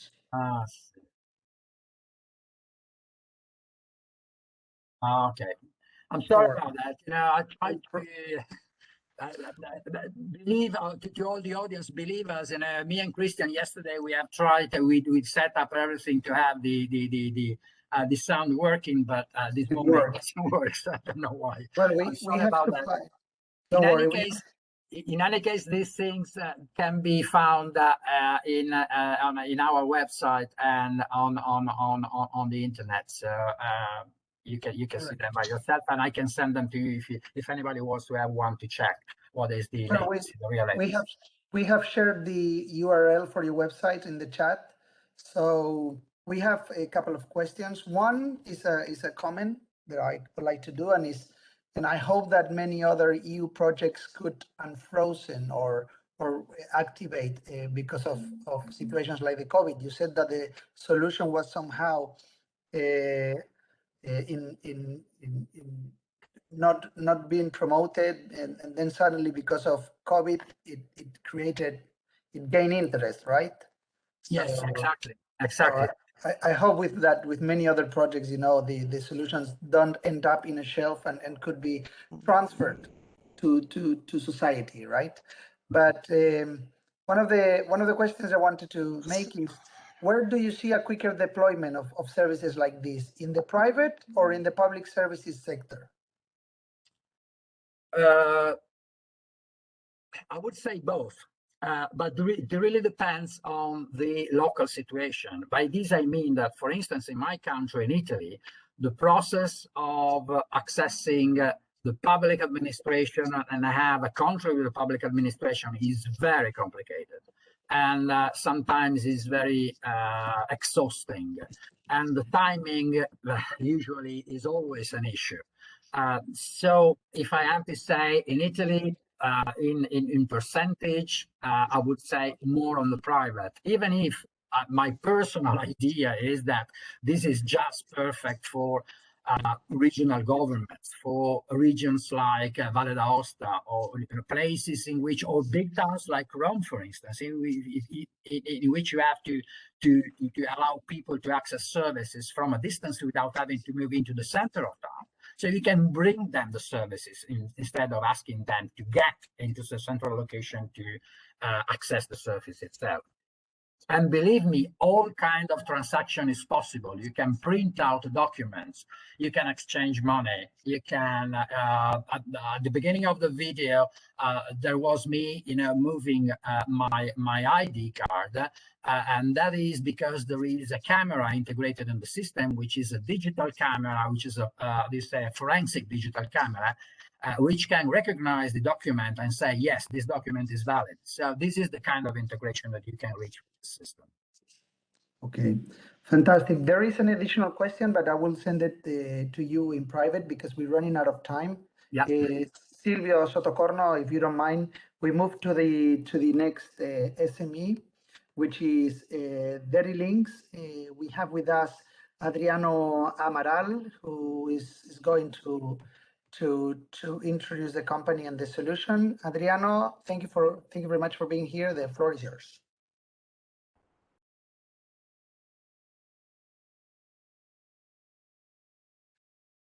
We don't hear you, so I don't know whether. Can you hear me? Yeah, we hear you now. Fantastic. Oh, great. Thanks, Chris. Actually, so I want to say you got 15 minutes, 10, 12 for presentations, and then a little bit that we dedicate to questions. Great. Chris, can you hear me well and see my screen right now? Yes, we can. Yeah, great, because I'm using my mobile phone. Unfortunately, have some broadband problems. That's the pandemic times. I really miss the faces and the reactions of the audience. So please send questions, and or smiling face or ugly face could help me a lot. And I want to thank you, Chris, and the whole team for this space for talking about what we are doing. And let's jump in directly what exactly we are doing. For the data as an asset and data as a new oil for this industry, I believe that everybody knows about it, but actually data is more than oil, because when connected, when shared, and when used, we increase its value, and we increase its value, and we increase the possibility to have in mind. And that is important. I don't want to spend too much time explaining all the rules, but actually this first one is really important, especially when we look for the cities. Data don't came from a particular IT system or application or anything. Data exists on the activities, and the city is plenty with activities. That's where the citizens go to get some services. That's where the citizens go to shopping, the grocery stores. That's where the citizens live and use energy and interact with the others and create this social environment. So all the activities generate data, and the city are playing with this kind of data right now. So looking for the cities and how we can enhance the environment in order to capture this one becomes some kind of critical and important to be discussed by the cities. And where is the problem when you look for the different thematics? Sense of mobility side of things, that's one most discussed one. When you look for water and energy and other services, when you look for the weather and the climate change and sustainability type of life, and the whole waste management, transportation, all these activities belong to city and generates a lot of data. Today, thanks for technology, most of them are captured by cameras, sensors. Others, we still need a bigger capture item or two. That's our mobiles, because it keep recording where we are moving, the activities that we are doing, what we are looking for. And this always happens in the city environment. So how can we merge on the citizen's life, this kind of activities, capture this data somehow and build it innovation and build value around it? That's the key topic. How we can not only look it for the policy side, when I look it for policy-driven or data-driven policies in one hand, but in the complete other hand, that's create innovation or new applications and interact with other stakeholders and the startups to build this kind of innovative environment and enhance the people's life at the end. Or, as I said, reorganizing the mobility or creating the spaces where you can interact with the community and the parks and the spaces in order to get a better life. These all are cases that we have in mind. So that's what Derelincts do. Actually, we look for this critical resource, this asset data, and create not the environment, but the platform around the city that allow them to use this data in order to create innovation, more value, a more sustainable life, and especially knowledge to drive policy and so on. So we have a plenty of cases, but once we are an Irish company, a Brazilian and Irish company is important to highlight. Dublin is and the Smart Dublin becomes a huge case.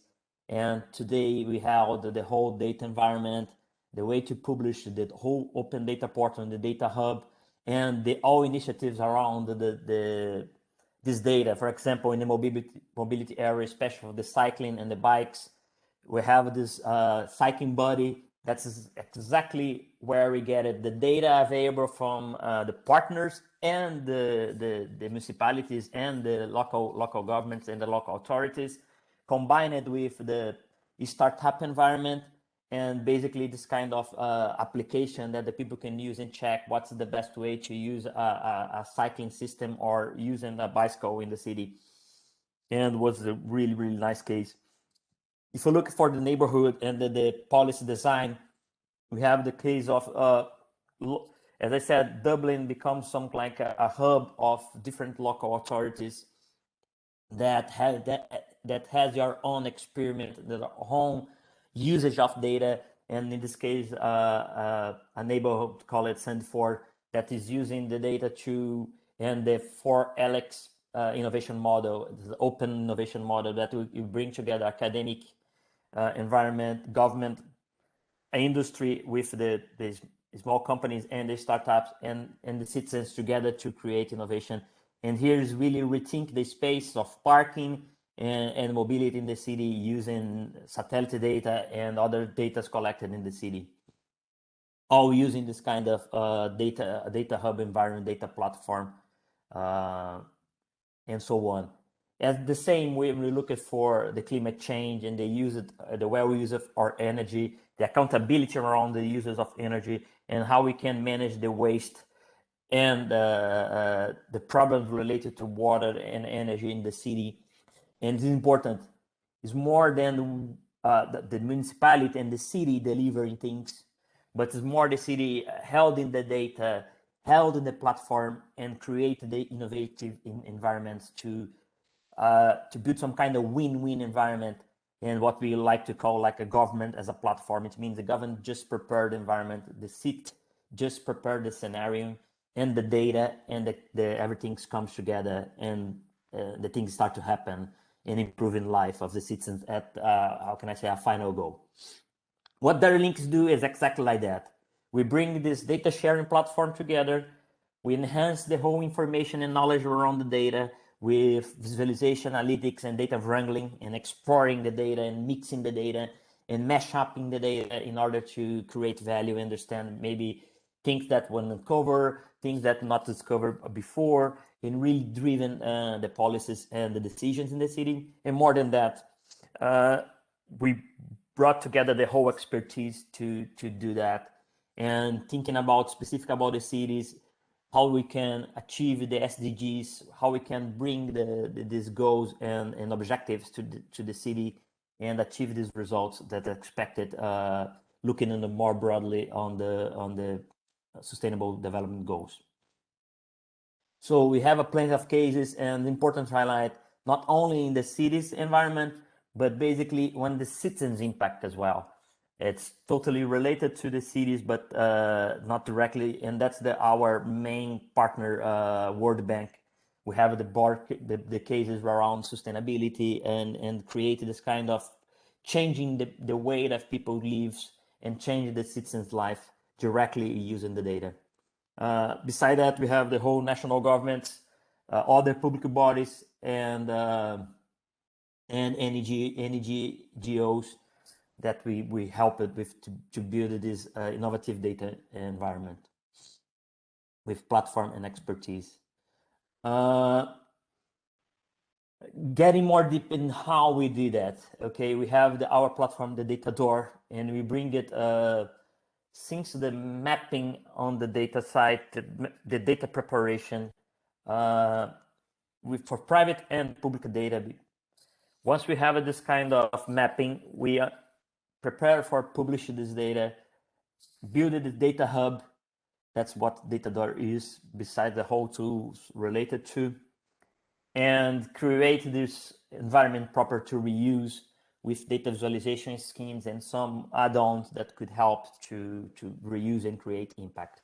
So it's basically create this kind of end-to-end data lifecycle, connecting the data publishers, the data holders, and even, as I said, once the city is a flourish environment for the data, once plenty of activities, help them to mapping the source and bring into the impact at the end. How we do that?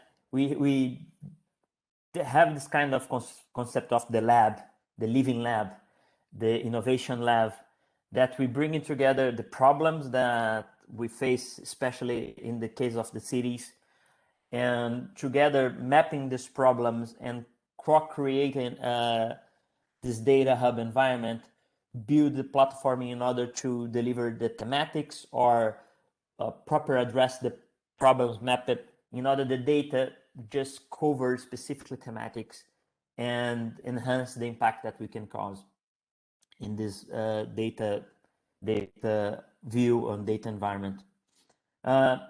Bringing more cases besides the city, but it's related to change the people's life. So we are reviewing the whole way to use the energy, since on the cooking process, and the World Bank call it the clean cooking way.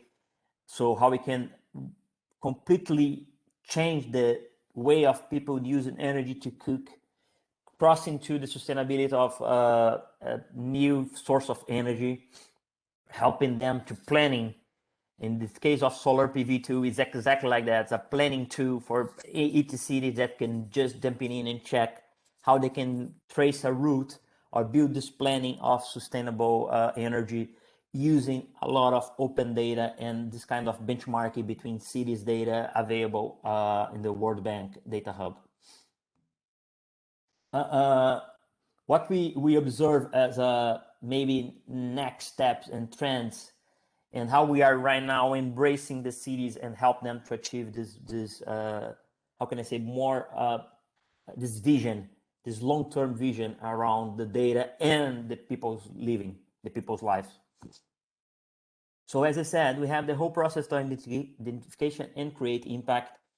And what we saw right now, that the best way to do that is really moving for a particular thematic or a pain point that's more close to the city's reality or related to health and well-being. For example, in the case right now of COVID and the pandemic, the role of the data and the open data was amazing, exposing the cases, the numbers and the results of a particular policy that's driven or changed this number or to change this environment.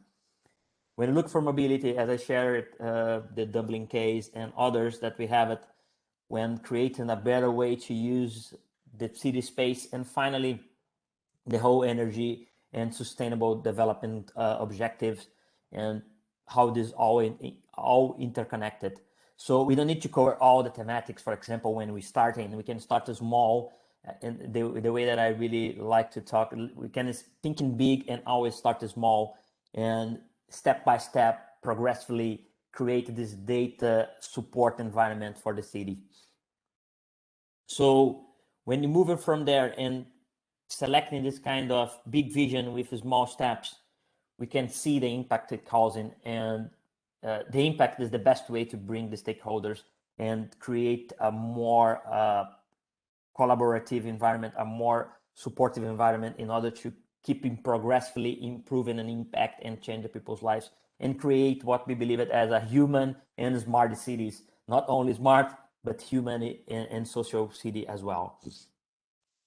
And finally, as I said, as a big vision, we start to envision the whole idea behind what we call dark data, of the all data available from the activities that's still not mapped, that's still not captured, and the technology that we can use, like a data lake, like a big data environment, that appears sometimes so far from a city's reality because of the lack of resource or lack of the skills in the city. But basically, we brought everything together and see how to demystify, how we can, in the simple methods, in the simple ways, use this kind of technology to create this impact and renovate this impact. That's what we believe that could be, and I really could finish this one, but I have the final message. We have a plenty of this kind of data mines available in the world. And if you look at for perspective of the first revolution, where's the coal is the result, the resource, we have right now the data and the open data for data machine. So we have the perfect environment to create this revolution. And I always like to talk about money, because it's really important to materialize what the value that I mean. And this study in particular case showed the European market and environment for the data usage, and how the cities can create a completely new stream of revenue and value when you start to look for the data as a resource, not anymore as a byproduct or a side product, but as a key resource, as a key asset. So we are talking about 1 trillion euros in 5 years. That's the vision and expected for how how a month of value are locked on the data side. And this important to highlight, this main value here is really on the city side, it's not on the national government, but really in the city side, on the county level. I believe that's it. Let me double check the time. Sometimes Yes, I speak very fast, and especially for my and Brazilian asset. time is precious, and yeah, you're using it all. We have to move to the next one, but just a quick question, and it's a question that I recovered from the round table, and let me just get back to it, and it was the one made by Luisa, and she was asking how is possible to conjugate the data collection from smart objects that identify persons using them with the GDPR rules. So in your perspective, how, and also Franz Anton was saying the data belongs to the citizens. So what's your formula? How do you cope to these opinions and facts? This is really important, Chris, and especially the privacy side. And it's really important. The data is really some kind of living thing. Never will you find the straightforward answer for this kind of question if you not try or start to use it and really adjust in the process what was neglected or the private issues. But it's really important in the technology that we have it now, and actually the technology available.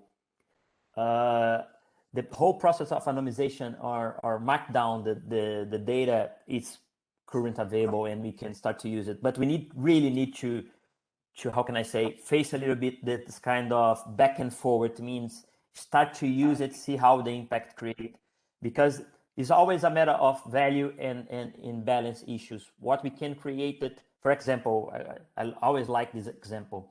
For example, when you use Gmail or Yahoo Mail or other kind of mails, your data belongs to you, but in the goodwill, because of the service that Google, for example, or Yahoo delivered to you, we accepted the fact that maybe there is some kind of boundaries that will be crossed. I'm not telling that the privacy is not important. It's really, really important in critical issue, but we should balance the value that could be generated about that. And as I said, the technology is really here to help. For example, I remember a particular case of prescription and medical and health condition. This is interesting because it's really directly related to the data, the people's privacy and the citizens' privacy. And the data was open only with the particular, even not the location was open, because we can cross data with location and where people live and the health station close to your home. Even this location was not filled, but for example, the prescription was public and open. So we know the prescription and the date. Two information, all the others information was closed, and this create a big economy for particularly UK government. When we checked that we could prescribe another kind of medication that's more useful and more suitable for this particular case. So for sure it's a case by case, but it's really important to have this as the technology side to help them to sort out these problems, Chris. Okay, thank you, Adriano. I mean, definitely you have thought about, you have a strategy behind this, so it's important to hear this. There's another question, but we need to move to the next one because time is running. So Irene, we're keeping it we have spare time later on. Thank you very much, Adriano. We are sharing the URLs of the companies, and we will be sharing the presentations as well. So that's an important asset for the audience. Let's move to the next presenter. Thank you, Adriano, and thank you, Darilinks. We move to the next presenter, which is Luisa Spairani. Luisa represents NetSurf. I give the floor to you, Lisa, so you can make the most of your time. Okay, thank you. Nice to meet you virtually. My company and me, we are experts in physical asset management, and I would like to share with you some key points of our offer. Okay.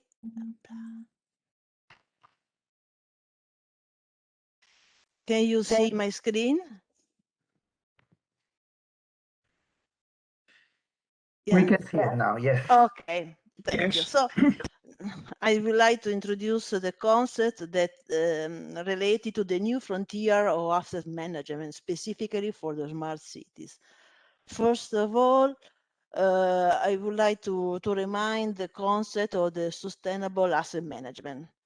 Asset management means to manage assets that give value to a company, to a smart city, to an organization. So it's quite important to understand the whole asset life cost of an asset. I am expert of different kind of asset, but now we are concentrated on the physical asset. And then it's quite important for the whole life asset management to check, to control the performance that we can obtain from that asset. And then it's quite important to consider the risk. So for every asset, we have to consider cost, performance, risk, and it's very important to have the alignment within this key point, and it's quite important to have a strategic intent for an organization. So these kind of principles are part of a standard, the ISO 5000, and this is a specific standard for the asset management, and is based on the model of the main model. So we is necessary to have a continuous improvement through the planning, through the execution, the check, and the new alignment of process of management asset. So we have to structure, to consider life cycle, we have to balance performance, cost and risk, and it's quite important to have clear roles and responsibility for people, system and equipment. If we go inside the smart cities question or necessity, we have to define a new frontier for asset management. Because it's quite important to manage all the objects that are distributed in a city, in a smart city. Because it's quite important to consider their maintenance and especially their life cycle. The solution we propose is called Infor-IM, so Infor Enterprise Asset Management. And this solution makes possible to both reduce downtime of the asset, of the intelligent object for a smart city, and perform in-depth data analysis.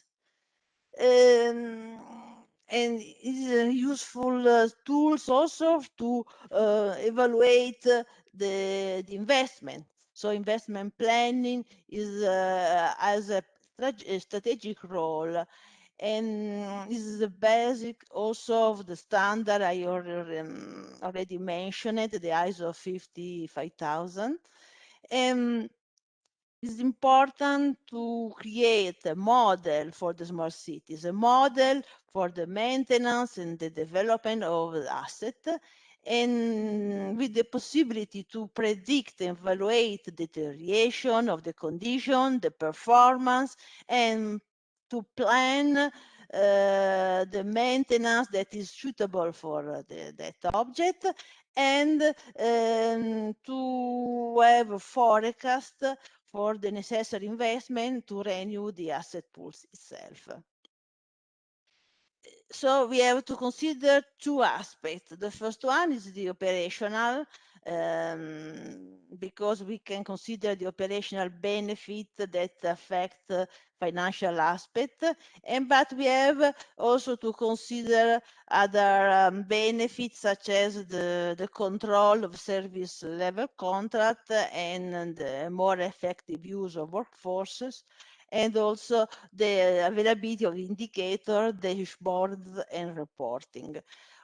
This kind of functionality are very, very important. We have experience with enterprise that work in the Europe and the rest of the world. So the analytics play a fundamental role.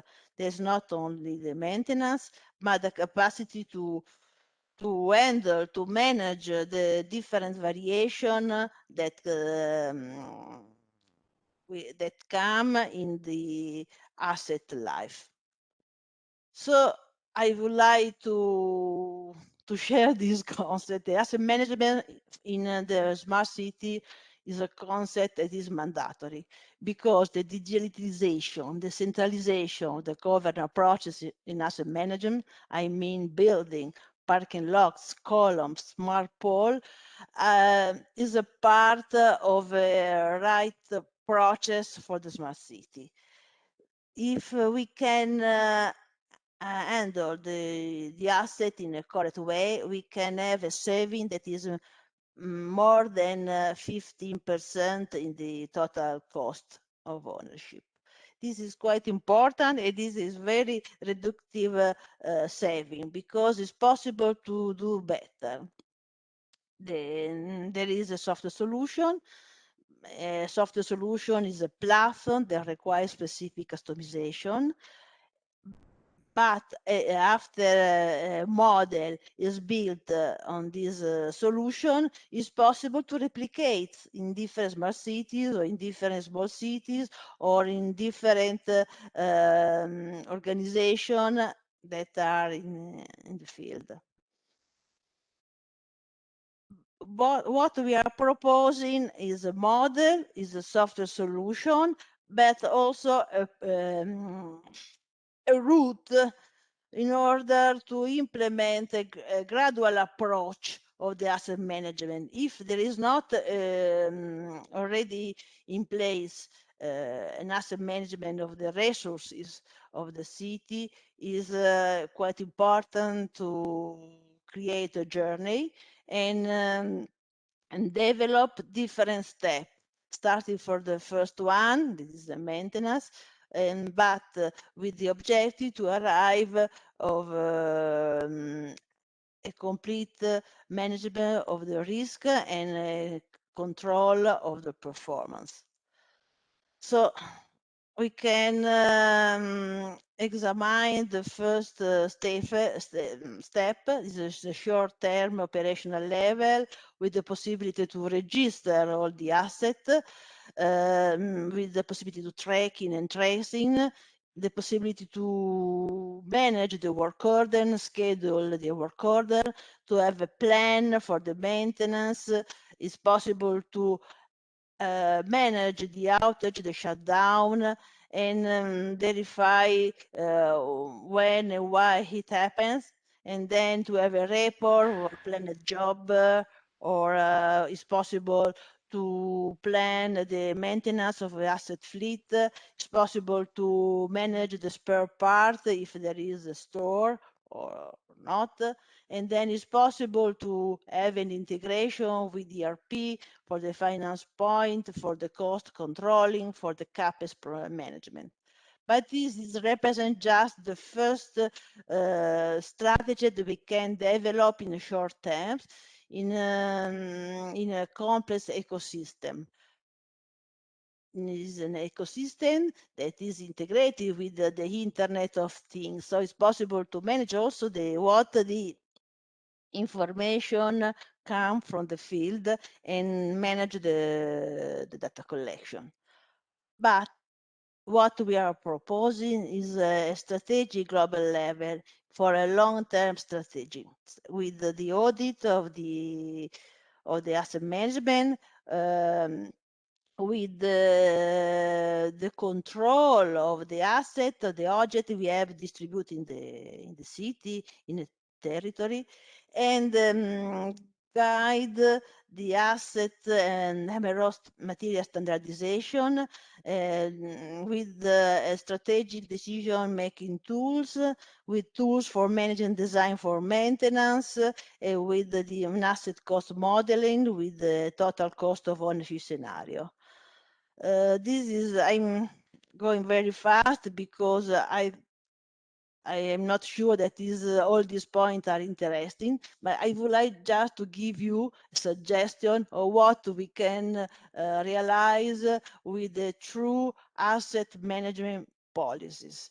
There is a standard that can drive this kind of activity. This is the experience, and there is the possibility to experiment new kind of management.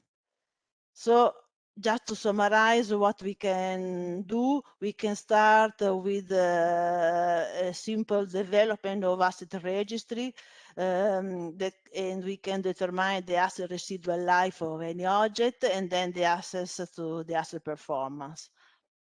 Then the second step could be the determination of the asset life cycle with the replacement cost. This is quite important because we can imagine a city with a lot of objects, like let me say, cycle, cars, and so on, and it's quite important to trace their life and the replacement costs. It's quite important to determine also the risk connected to that kind of object, and then it's important to set the target level of the service. The last step is the financial management with the optimization of the maintenance and the other cost and optimization of the capital investment. It's important to determine the strategy that is necessary for funding collection, and then build an asset investment plan. Of course, we have already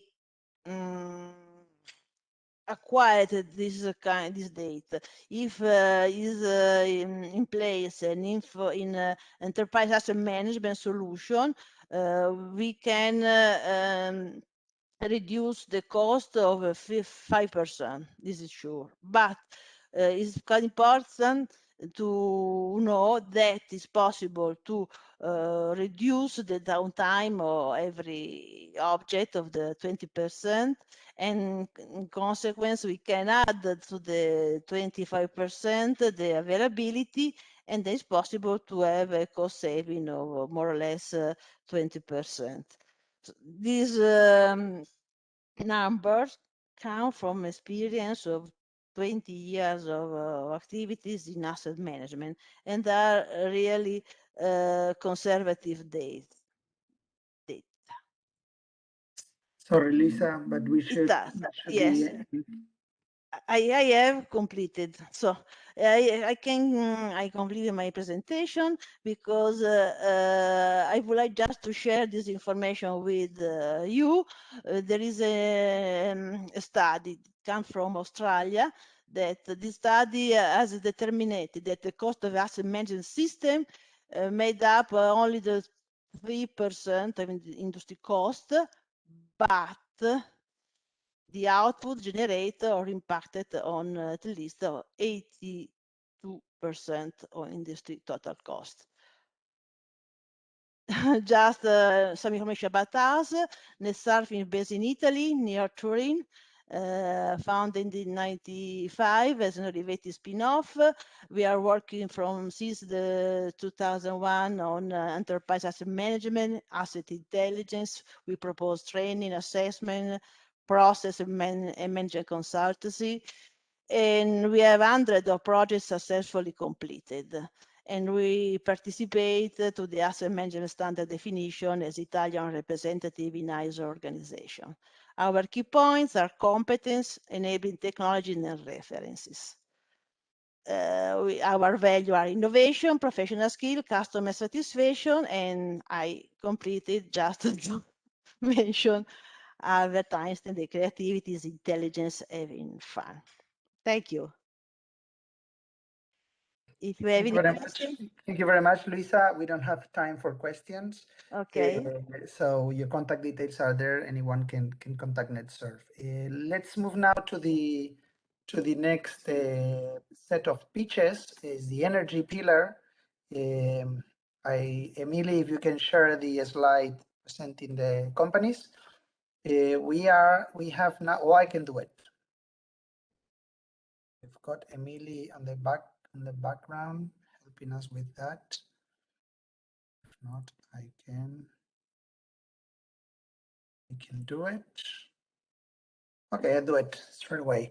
These are the companies. I hope you can all see my screen.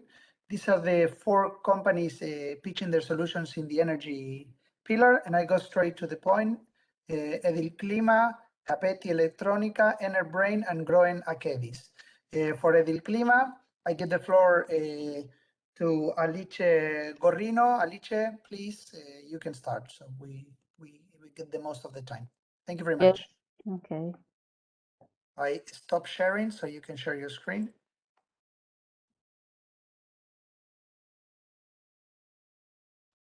Okay. Can you see my screen? Yes, okay, we can perfect. see it. Thank you very much. Okay. Sorry. Now I'm gonna say we got 15 minutes. If you can keep it to 10, 12, and at least we got 3-4 questions. I think so. I think I will manage it. Okay. I should have said that in the beginning. So. Okay. Okay. So hello to everybody. My name is Alice Gorrino. I'm a consultant of Edil Clima. That is a company that I will present now. Me and Edil Clima have been collaborated for years. So our collaboration started in 2009 when it funded my PhD in Polytechnic of Torino. So the collaboration is quite long. Edil Clima was established in 1977 in Borgo Manero, that is in the north of Italy, and it was at first an HVAC design company. But from the following year, it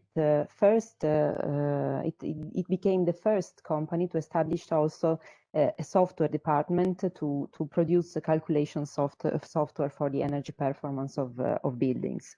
And now it counts on over 16,000 customers through the entire national territory.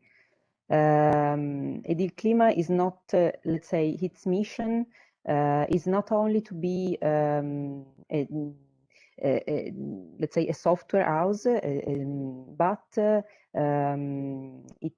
let's say its mission is to become a reference point for the building designers, because it has always worked with a very strict approach with its customer that are let's say mainly designers, but not only, also public regional and national authorities, and also a building manager. So Edil Clima combines, let's say,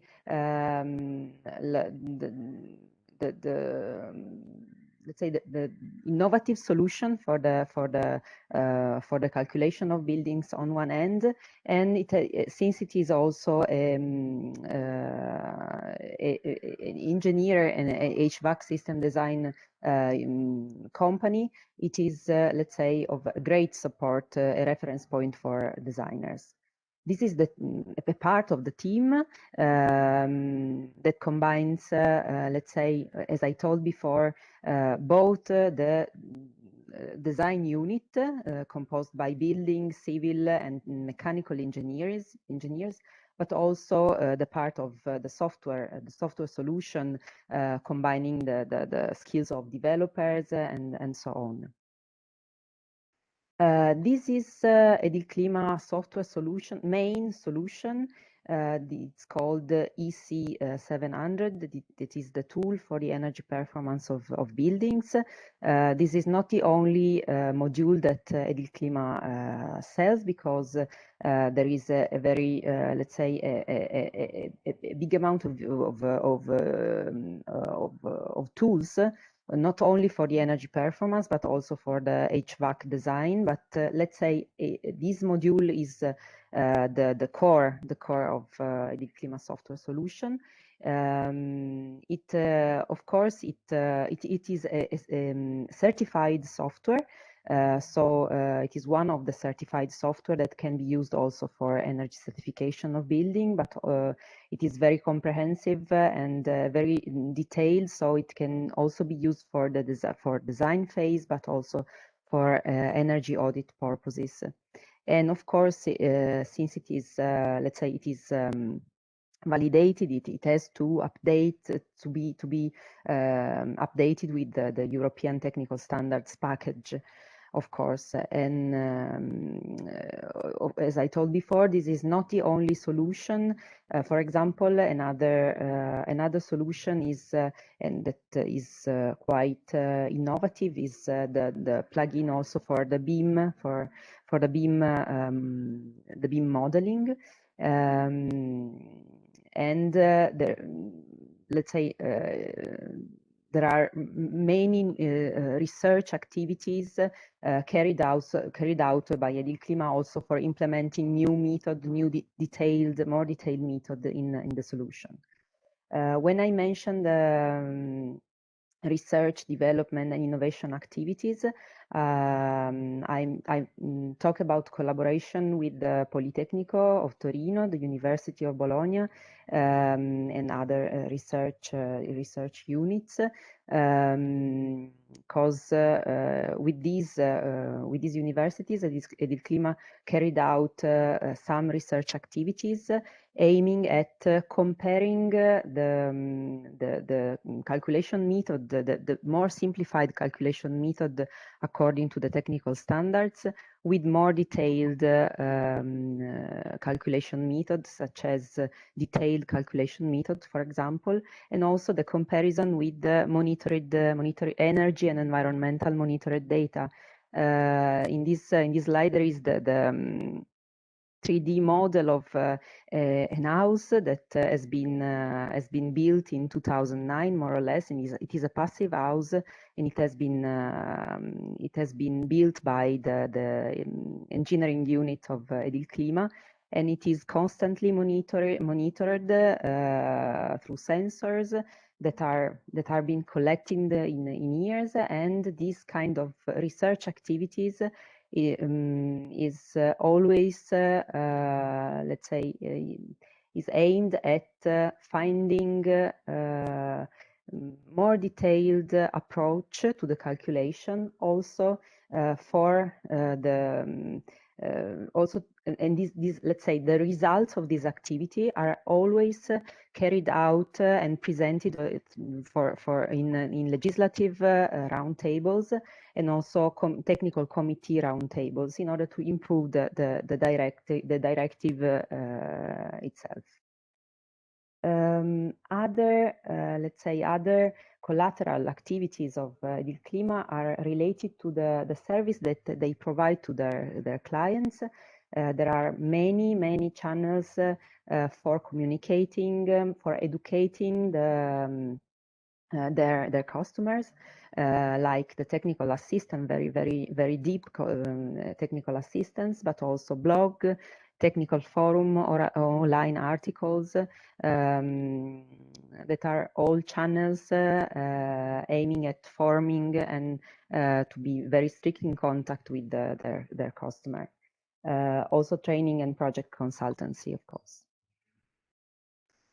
There are also, let's say, the network of Edilklima is quite huge, because apart from, as I told before, practitioners like designers, or also building managers, and also public authorities, there is also a very strict connection with the sectoral association, like the ones that I put in this slide. So to improve constantly also the let's say the methodology in contact with the the companies that are working in the same field.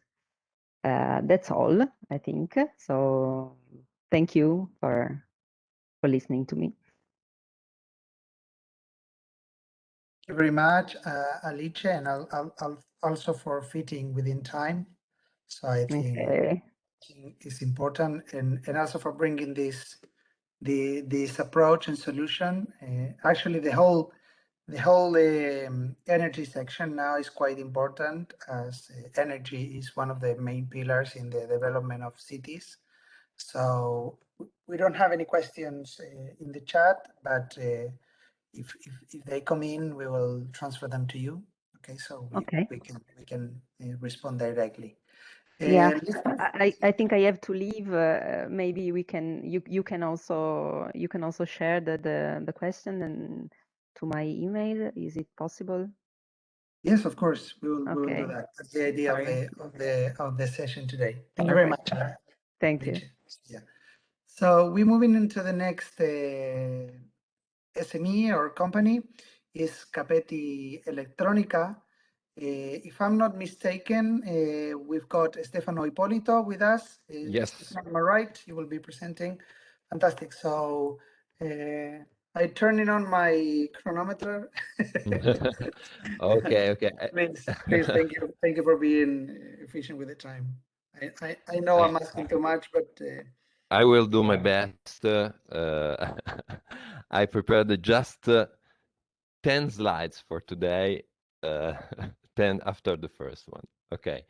I'm Stefano Ippolito. Can we share just a second? Okay.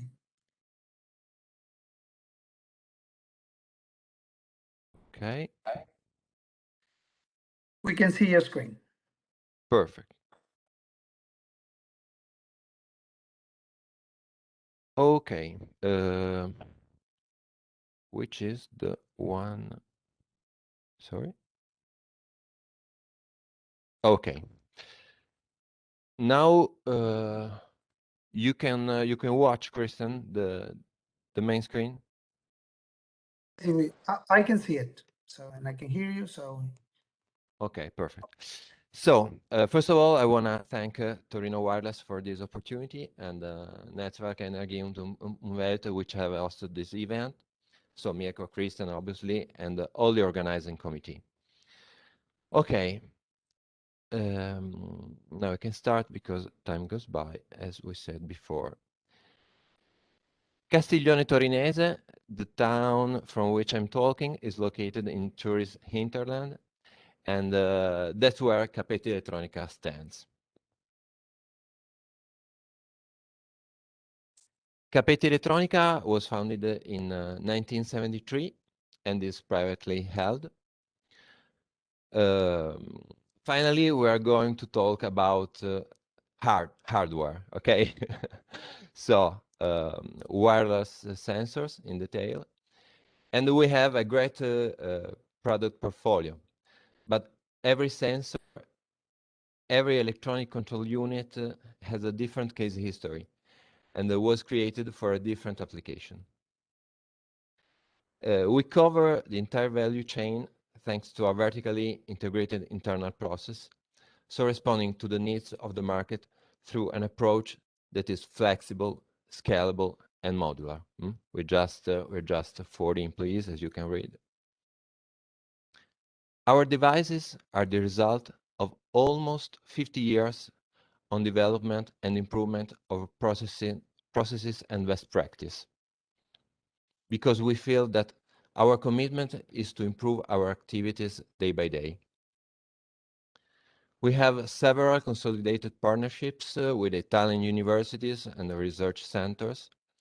And thanks to these partnerships and to our long-standing relationships, we are able to create constant added value for every application commissioned by our customers.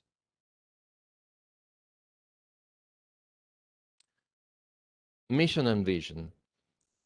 Eco-sustainability is the leading inspiration that guides Capetti Elettronica.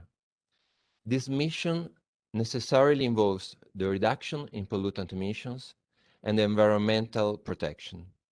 But how do we translate these concepts into practical actions?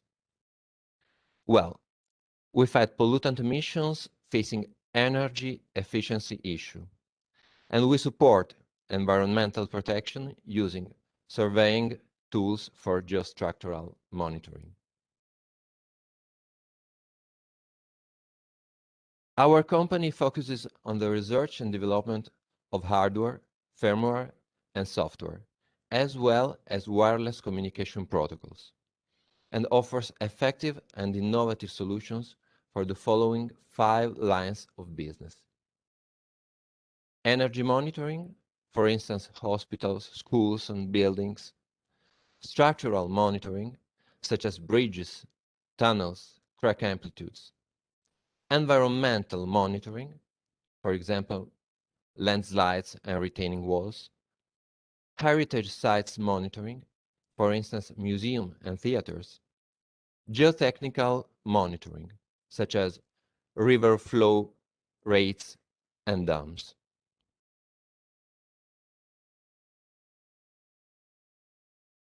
Okay, here we have the main features which make our solution unique. Capeti Elettronica designs and produces readily usable wireless monitoring systems, which may be integrated with every kind of existing automation. In the list, you can find all our standards. So WineCap data loggers are extremely precise, outstandingly secure, convenient, because all probes data are easily available even on the service center console in the cloud. In this way, information is shared locally and remotely.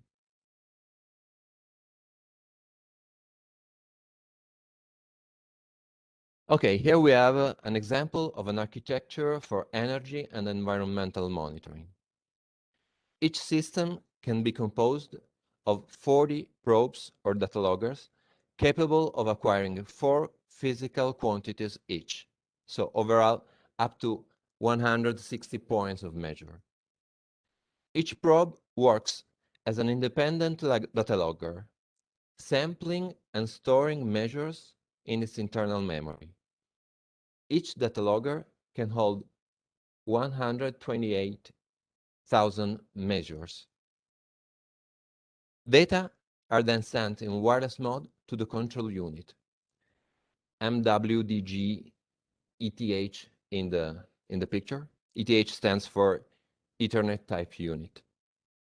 We use an exclusive radio technology that we created. The results are high radio coverage and noise immunity. Thanks to our tech-advanced algorithms, data delivery is guaranteed even when noises and obstacles seem hard to overcome. Obstacles could be walls, for instance. Radio coverage can be further extended using our self-powered repeaters. So, our sensor, as I wrote, are not just sensors. They are WineCap data loggers which acquire and store in-field certified measures. Well, here we have some examples of our product portfolio for energy and environmental monitoring. You can notice, for instance, indoor and outdoor temperature and humidity, certified degree days, air quality monitoring with CO2 concentration, total volatile organic compounds, and particulate matter. And obviously, all kinds of energy monitoring.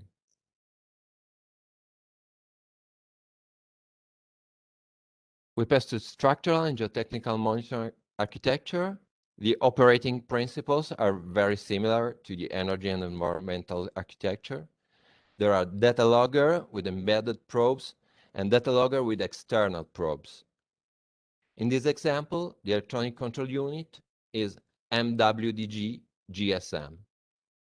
The acronym stands for Modular Wireless Data Logger Gateway, and in the picture, GSM type unit is used. Maybe no LAN or no RS485 port was available. That's quite typical in a harsh environment. And here we have some example of our product portfolio for structural and geotechnical monitoring. A quick overview.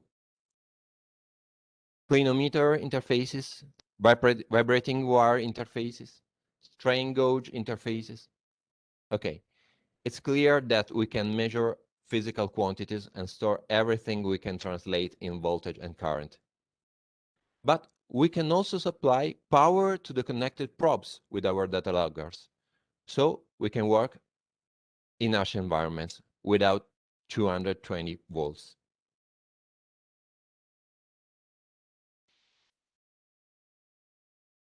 Okay, as you know, the European Commission, we talked about the situation, the current situation several times in the last weeks, has adopted a positive assessment of Italy's recovery and resilience plan. This is an important step towards the EU to disbursing almost 69 billion euro in grants and over 120 billion euros in loans under the Recovery and the Resilience Facility. The figures are referred to Italy, obviously. But how are they split? There are 6 pillars overall, as you know, but the 4 main pillars I represent here accounts for more than 80% of funds. Each of these pillars is strictly bounded with Capetti area of business. Heritage sites, I highlight that. Public buildings, railway networks, schools, they are all monitored or potentially monitored by OneCap data loggers. The Commission's assessment finds that Italy's plan devotes 37% of total expenditure on measures that support climate objectives. The plan includes investments to finance a large-scale renovation program to increase the energy efficiency of buildings. The plan places a special emphasis on reducing greenhouse gas emissions from transport, with investments in sustainable urban mobility and railways infrastructure. Tomorrow's smart cities will have green buildings and green mobility. Most of the recovery and resilience plan is set to reach this goal in urban areas. Capetti Elettronica is ready to face this new challenge and make its contribution, at least in the next 6 years. Okay, thank you, Christian. Here are our contacts. Okay, thank you very much. We have shared that in the chat, but obviously if anyone would like to take note of this email and additional URL, that would be great. Stefano, very interesting. Thank you very much, especially because that's a personal opinion. You know, it's good to see that the companies are connected to the funding opportunities and are well aware of the future possibilities. And that's also one of the instruments and tools that companies can use to contribute to the smart cities development. And I'm happy to see that you are quite professional in having this targeted. Also, just went out of my mind, but you know, basically, as you said, there are a lot of fundings coming in, and this will facilitate in a strong way the development of smart cities. So thank you very much. Thank you. And we move to the next company. Now is the turn of Enerbrain with Stephanie Aumann, if I'm not wrong. Yes. Hello, Stephanie. How are you? Hello. I'm fine. And you? Okay. Thank you very much for being here. I give the floor back to you so you can introduce us to Enerbrain. Thank you very much. Okay. Thank you. Not sure how fast the internet connection is, but can you see my screen? Not yet.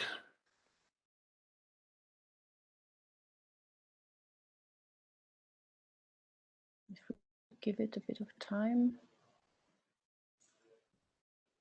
You can. Do you have the button, the share button, etc., right? Yes, I shared. I know it's still, no, sorry, the internet where I am at is a bit slow, so sorry for the wait.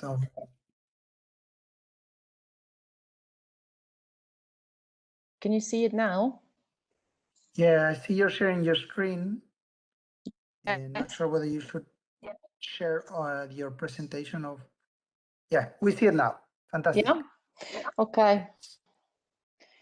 Thank you again for the opportunity. So I'm Stephanie Aumann, Marketing Director of EnerBrain, and I'm here today to introduce you to our Energy Digital District platform, EDDI, and which basically is a platform facilitating energy communities for more autonomous, sustainable, and efficient cities. Just to quickly introduce our team, we're based in Turin as well, and however are also internationally based in over 13 markets. Have a team of mechanical, electrical, and engineers, energy management experts, consultants, work closely together with the university in Turin, Politecnico, and data scientists for our algorithm. Because our solution is very much a hardware and software solution coupled with machine learning logics in the cloud. Our vision is that we believe in that our towns and cities must be sustainable, smart, and people-oriented. And we use artificial intelligence to make our commitment as humans, improving the performance of buildings and make them more sustainable for the ecosystems in which we live a reality. Just to give you a bit of a background, I'm sorry if for some this is perhaps just a repetition, but what energy communities actually are there for, or in recent years have been growing across Europe. But it is basically a very simple concept. Is citizens can now unite and share and produce their renewable electricity energy. And obviously this provides economic, environmental, and social benefits for all the community.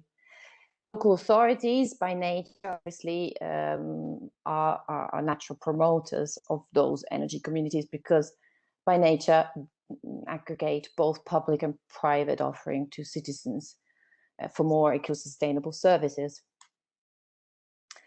The benefits of the EnerBrain solution, which I will come to in a moment and explain how it works, are that, as we heard before also, if there are national economic incentives in your country, in Italy, we have a huge incentive starting with a vast amount of money being allocated for energy efficiency, digitalization projects, and much more actually.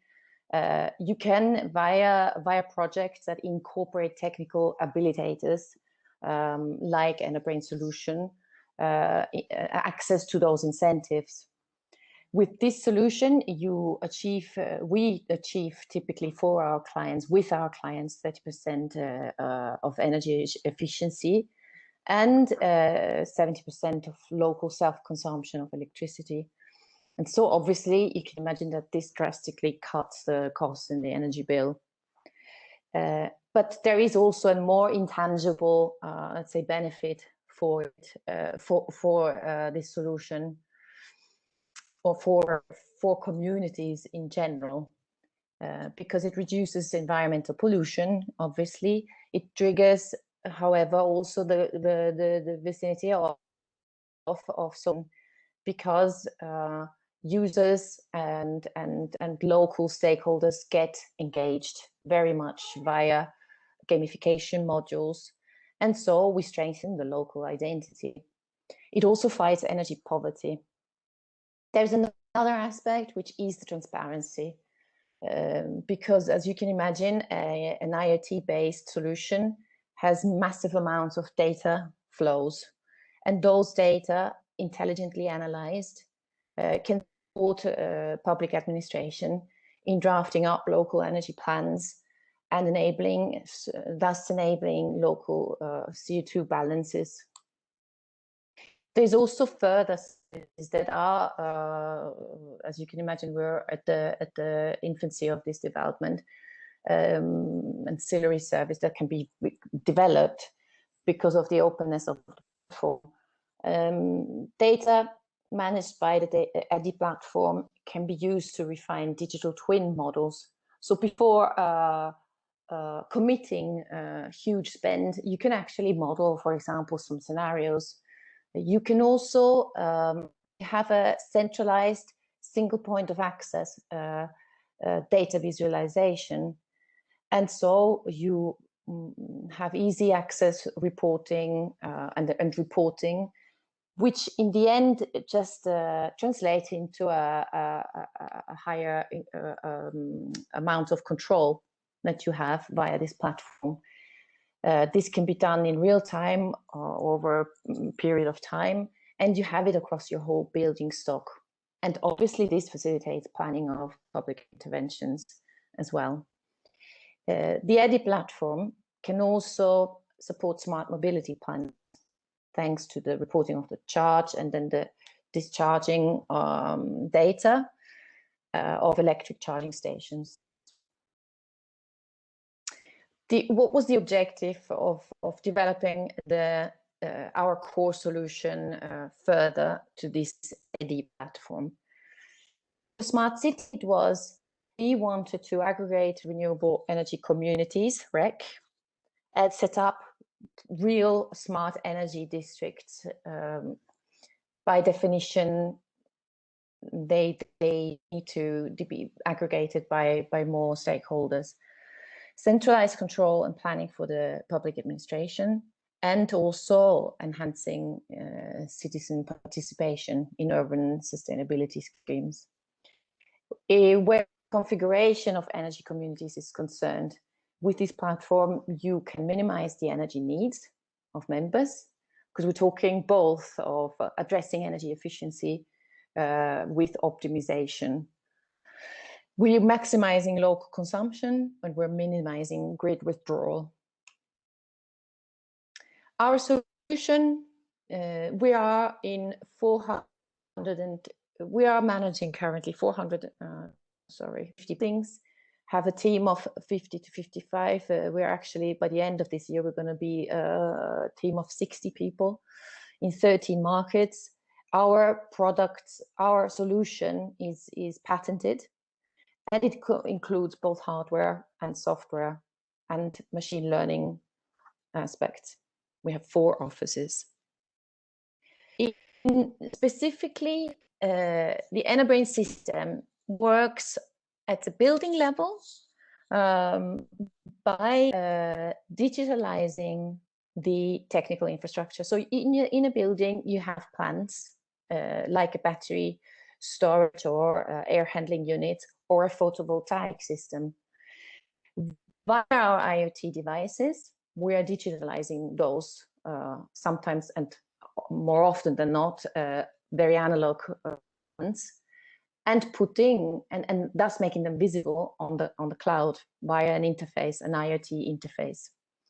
And so this is the first step because you need to monitor what you're using, and we monitor incoming and outgoing energy flows, enabling also in this way the virtual energy sharing model. The EnerBrain Energy Digital District, in short, can, on top of that, simple monitoring, also optimize the local use and the energy produced by the renewable plant, and so achieve a saving for each of the members of the communities. And you have at the very top of that image, the stakeholders typically are the energy building managers or the residents, or also the reference for the energy communities. And so we offer these following services. We can predict production curves and energy consumption. We implement automatic peak shaving, local shifting, and self-consumption maximization strategies. We can also smartly charge electric vehicles and use them as additional storage systems. We can monitor energy consumption in real time via an app, our web app, and mobile, and view the status of assets. And we build a model of distribution of benefits among community members by periodically reporting on electrical uses, which obviously has, as I mentioned previously, very much on transparency and democratization of energy usage. To give you a bit of an example of what we've done, and this is just the first step, we have the EnerBrain core solution, as I said before, was put in place into 89 buildings, public buildings, a mixture between schools and offices and other type of buildings. And they were the plans there were digitalized, and our hardware pieces were integrated, which gave then the possibility of reporting and centralized control. The EDI platform would be the next step to extend the current services and then create an energy community between those buildings. We had, in this way, ensured for the city and for the utility provider business insight, because you can, with a central control, easily accessible via a web app, you have instant access to data, and you can make evidence-based decisions. But also having actual controllers in place, we achieved actual energy savings. So we're not only monitoring flows, but we're actually actuating what our algorithm in the cloud, based on the buildings and the energy flows and weather forecast, what the algorithm tells the actuators to do in order to optimize both the energy efficiency, so the energy usage, but also the comfort inside buildings. It is exactly that dichotomy between comfort of buildings inside the buildings and energy usage that needs to be carefully balanced, and that we can carefully balance with our solution. So we have the monitoring, we have the data insight, we have the algorithm, we have the implementation of hardware, and we have the visualization aspect. And like this, you can see we achieved in the different types of buildings from 12 to 13 to 16% in different, this is an average taken, the actual savings in thermal season was much higher.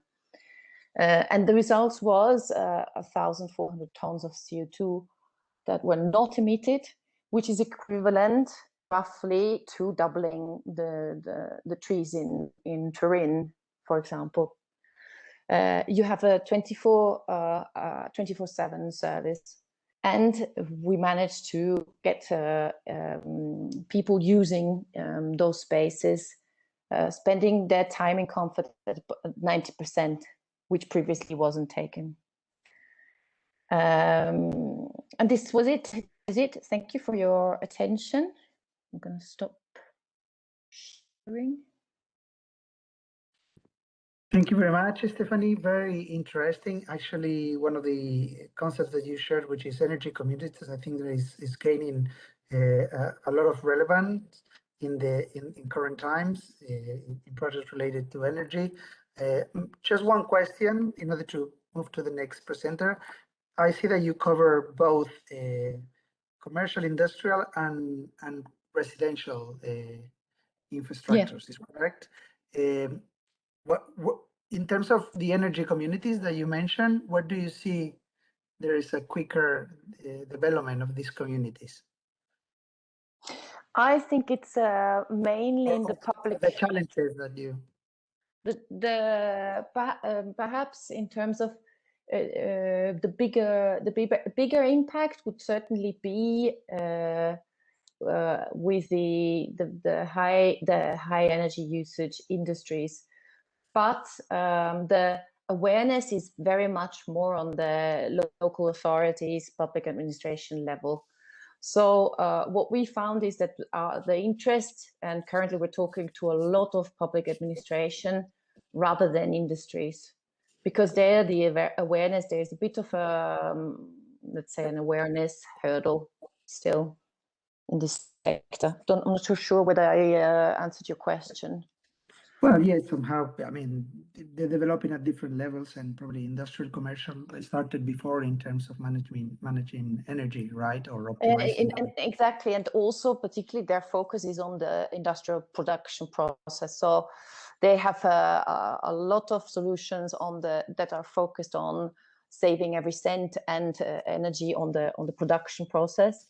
We are a solution that are working more on the complete interior of a building. And so they don't see the connection just yet. Whereas, of course, with offices, buildings, typically community buildings, this situation is completely turned around. So it's very much the focus on comfort, on energy saving, transparency of the energy bill, which is more important. But then smart mobility schemes as well that are increasing. Okay, no, thank you very much. Actually, that's a good point of view. So Stephanie, thank you. We will be forwarding requests and questions if they come up. And we move to the next presenter, which is a company called Growing Akedis. Silvio Sottocorno is the one presenting it. So Silvio, the floor is yours. Hi. Thank you very much for being here. Thank you too. Now I'm sharing my video. Okay. Is there any video you will play or? No, it's okay. It's the presentation, right? Yeah. Do you see? We see it, yes. Thank you very much. Okay, thank you too. Good morning, everything. I'm Silvio Sottocorno. Introduce myself as Silvio Sottocorno. I'm CEO and founder of Growing Akedis. Growing Akedis is an Italian startup that we have we have involved in the electronic energy sector, and we have an idea patented in Europe about the different use from energy to renewable energy. Data say that 70% of the people in the world by 2050 probably will be living in the city of the urban area. And when you know such of people needs a lot of services, one of them is energy. And the focus point now is to managing and to use and to use energy and to bring this energy all the people that are living in the city and all the new equipment that will have that will populating the city. The situation today to produce energy from the renewables is due to two situations. A little brief description of the two situations of the two configuration is the standalone, where the energy from the renewables is put in the battery and then to the load. It's perfect. It's the weakness of this situation is that the sensitive maintenance, and there is a possible disservices due to the discharge of the battery. The other connection is a grid connector, where the energy from the renewables is put in the grid, and this configuration able to make more popular the use of energy in the world probably. But the question is, the solutions are be able to satisfy the new challenger that the smart city is required. To try to reply to this answer, we have tried a new configuration. This new configuration can be implemented with our idea It's you can again speaking about hardware.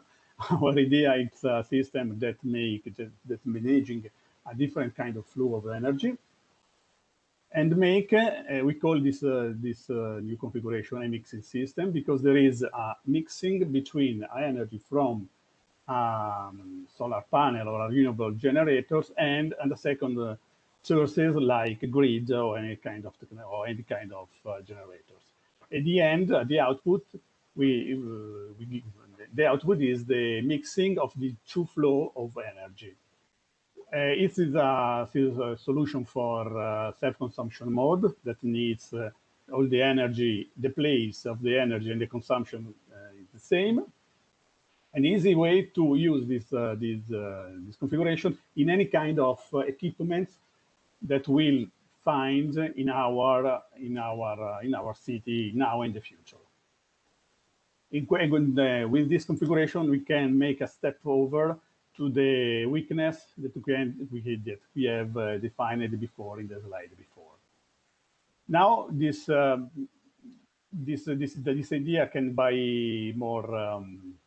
Can be in real estate. We have two products. One of them is Energy Optimizer. Energy Optimizer is a 500 watt 1 kilowatt output energy, and can flow through kind of input of energy. It is ideal to use it in other equipment. Like, for example, smart vending machine and so on. Another product is Mantix. Mantix is bike charging.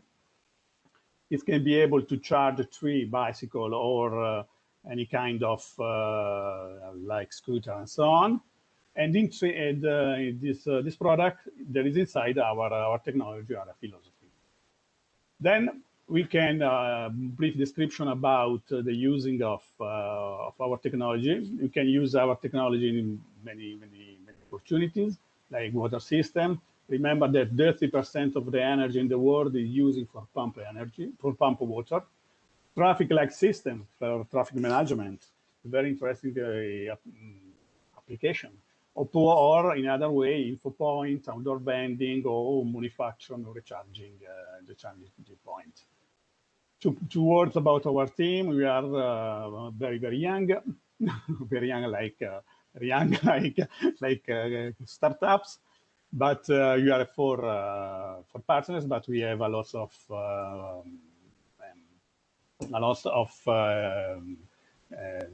freelance that help us to increase our product. This is the team and our point.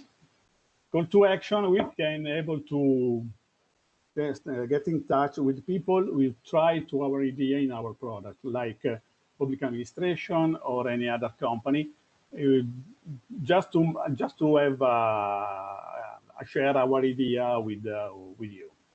Thank you very much. I'm very to the hour and try to speak very fast and cut my presentation. And that problem. I leave. I stop my presentation and I leave with these famous, powerful words of Caravaggio. Thank you. Thank you very much, Silvio. It was very interesting. Well, it's a proof that technology plays a major role in finding new solutions, especially to the management of energy, and well, also specifically to the residential sector, right? Yeah, residential sector is one of the focal point for us, and but it's a very energy is everywhere. And then it's very difficult to find or define application. Now we are talking about a telco company that's very interesting about our idea, because in this case we can use our idea without any kind of, for example, heaters, bureaucratic heaters that can cut the application of green energy in the many sectors. Okay, that's good. Let me see if there's any question in the chat. Okay. No, probably there are no questions. Okay. We have shared your URL. Okay. As this is the final pitch from the energy slot, I'd like to round up saying that all the different presentations will be available, and all the companies pitching today are open to initiate contacts and communication with any interested parties. And actually, this is one of the objectives also of the session today, which is facilitate these possible collaborations, networking, and expansion development of smart city solutions. So we come into the break now. Emily, if you can share the image announcing that big moment, that I think that everyone needs to have a break and an energy intake now that we're talking about energy. So then the Emily is not doing it. I'll do it because that's how it works. Okay. So if you can see my screen, we're gonna have a lunch break from now until 10 past 2. After break, we are let me just see, we are coming back with the keynote talk by Bernardo Scheinkman. That's also one of the interesting parts of the session today. Bernardo Scheinkman is an architect and urban planner, and he's going to bring an interesting point of view in relation to smart cities. So we invite you to have your break, and please be on time and connected back to the session at 10 past 2. We're going to leave the room open. So you don't need to, well, you can do whatever you like, obviously, but it's the same link that we have shared in the whole program.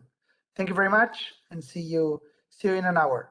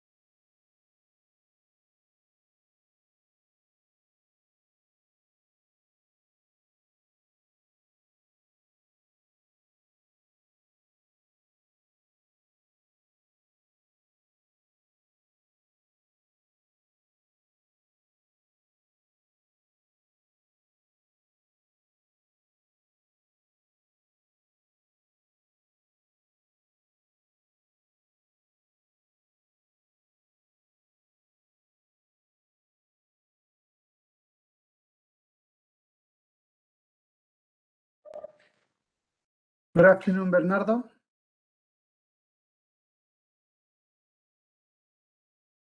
How are you? I don't hear you. I think you're muted.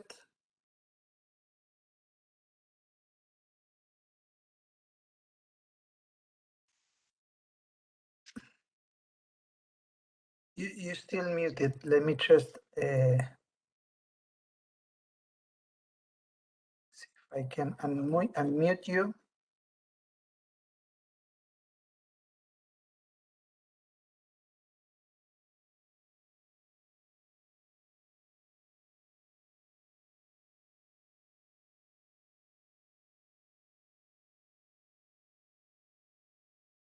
One second.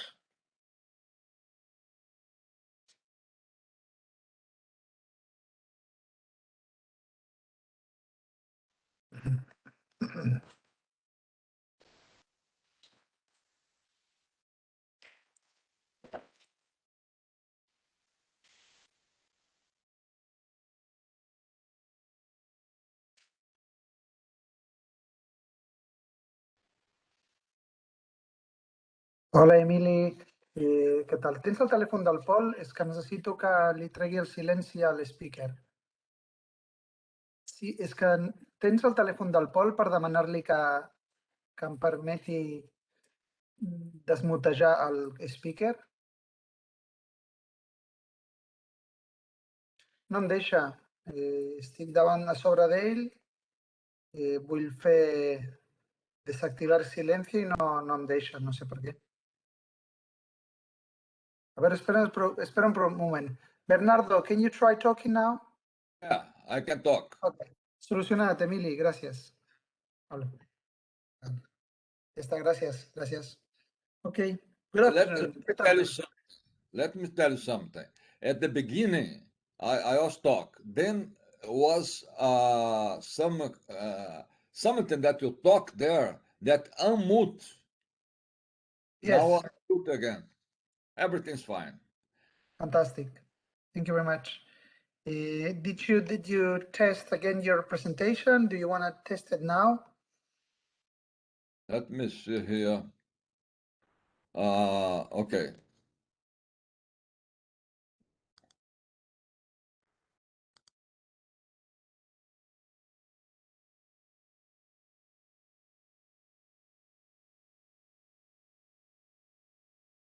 Can you see my screen? Yes, I see your screen. Okay. So I'm going to present a few things first, but the presentation itself is this one here. Okay, fantastic. I can see it perfectly. Okay. So agenda, garden cities experiences, challenge and innovation, climate change, mobility, artificial intelligence. Fantastic. It's garden cities. This is a concept. Okay. How start everything.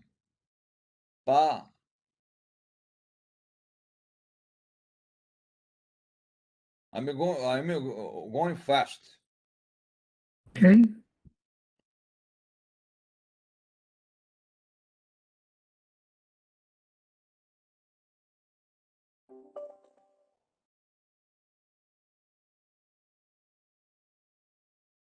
Miami.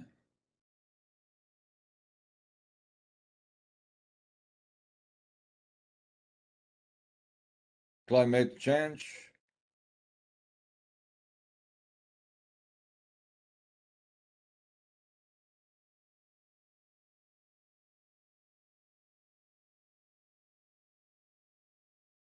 It's okay. Great.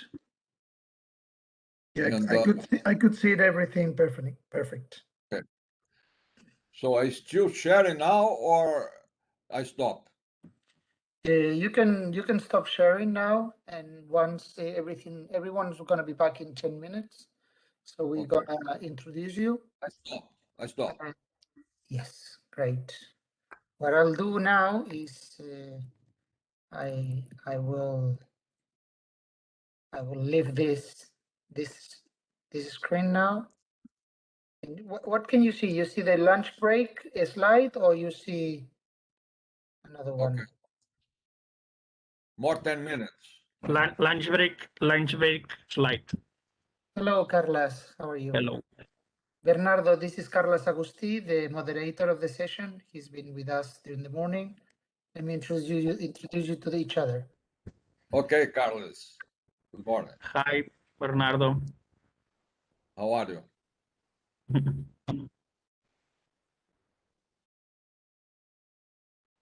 Okay.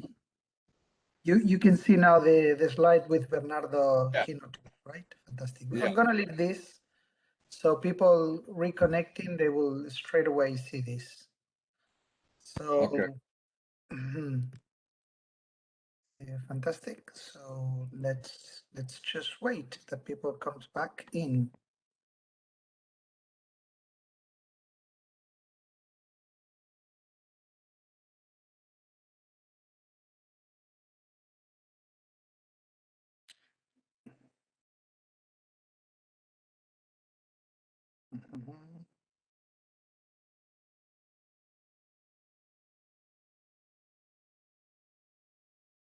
Okay, Bernardo, do you have any additional question or?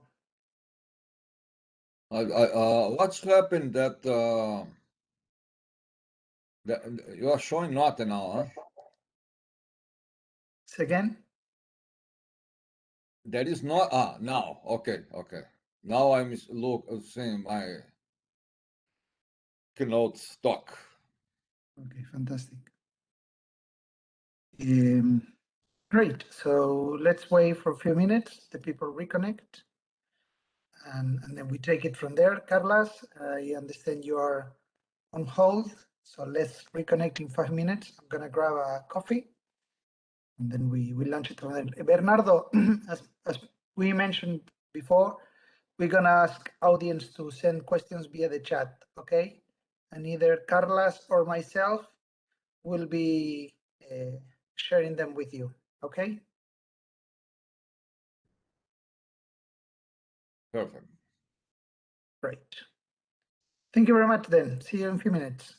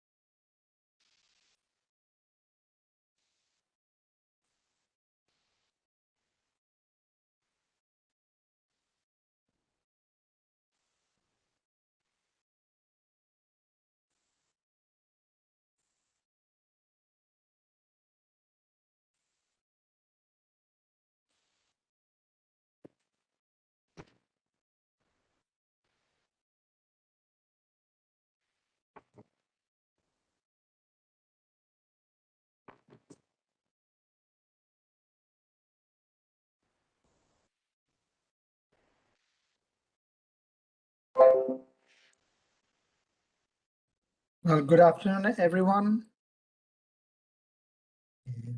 I hope that everyone is almost back from the lunch break. As you can see, we are sharing the screen announcing the keynote talk that is going to be conducted by Bernardo Scheinkman. I don't know whether if Carles, are you here? Yes, I'm here. Okay, fantastic. I'm just admitting new people that is joining the session. Mr. Bernardo Scheinkman, are you also connected?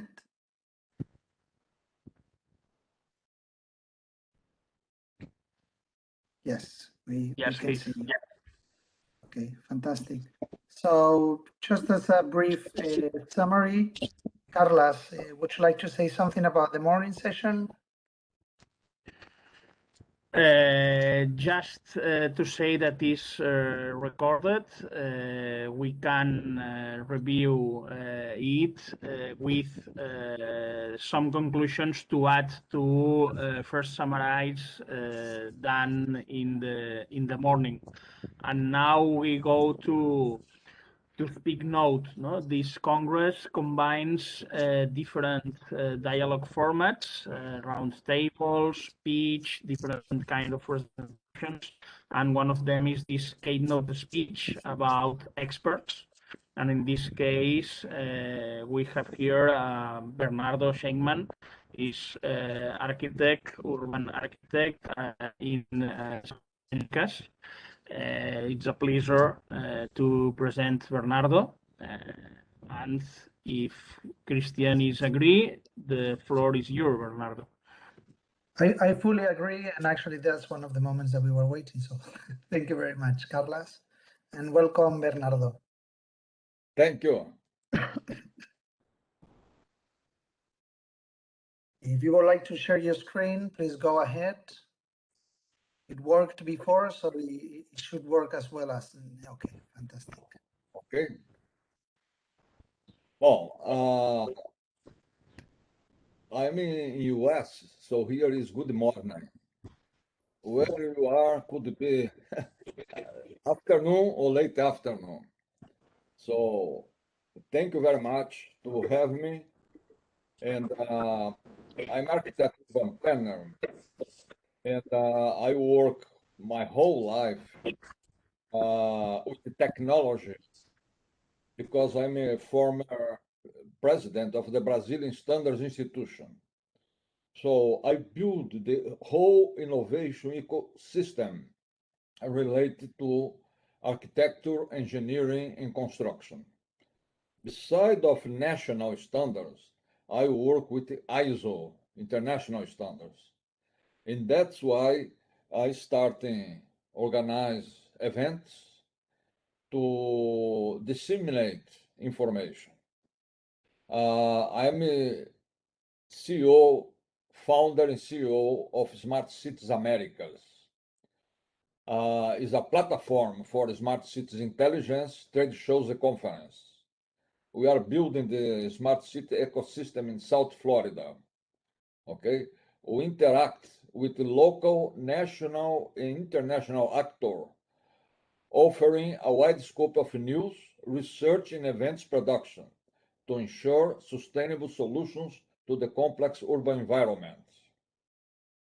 We have the Smart City Expo Miami, and this year is going to be in December, a hybrid event. We have a news channel, Smart City Miami. We have the CURB, the Urban Innovation Lab. We have cohorts. We bring companies from startups from all over the world to US to accelerate, and we give you all the support.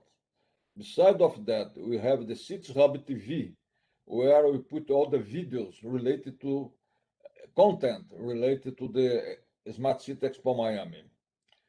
We created the C movement because all our work is related to people, citizens.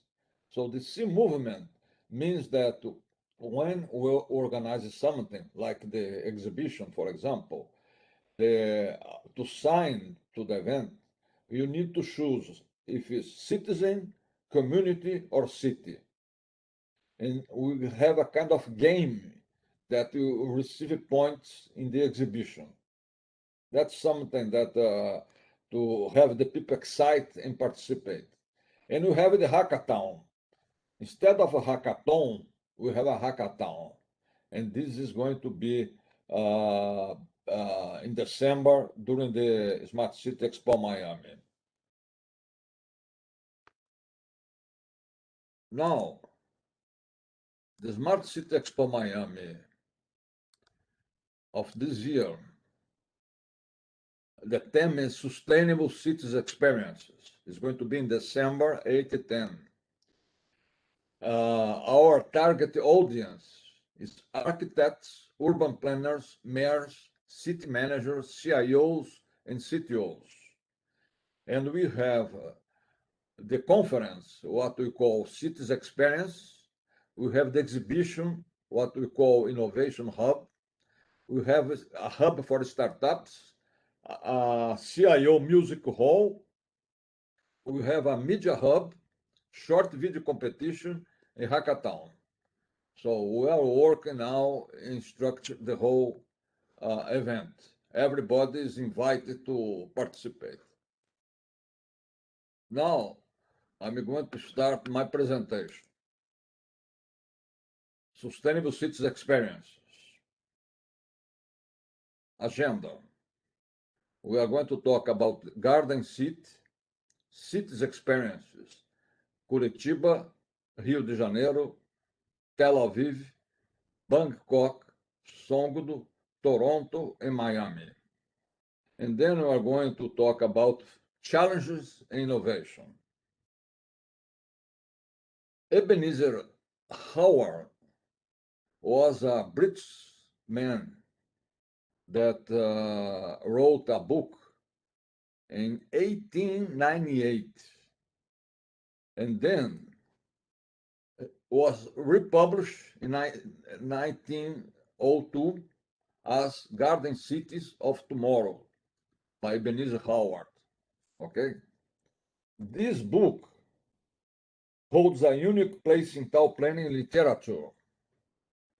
It is everywhere when you talk about planning. It stands on the shelves of the more important libraries and is the most important book of planning. Yet most of the writers on planning don't seem to have read it, or they have read it, do not remember anymore. The book led directly to two experiments in town founding that by imitation and imitation of imitation have profound influence on practical urban development through the world. The first city as a garden city was in England. It's still there, Letchworth. The whole project was done by Ebenezer Howard and, of course, a team. But we are talking about 1918, 1920, okay? And still as a garden city. According to Ebenezer Howard, the city, you have three magnets. You have the town, you have the country, and then you can have a town and country. But the most important is the people here in the middle, where they go. So in the town, it's closing out of nature. There is a social opportunity. But instead of country, you have a lack of society, and then you have a beauty of nature.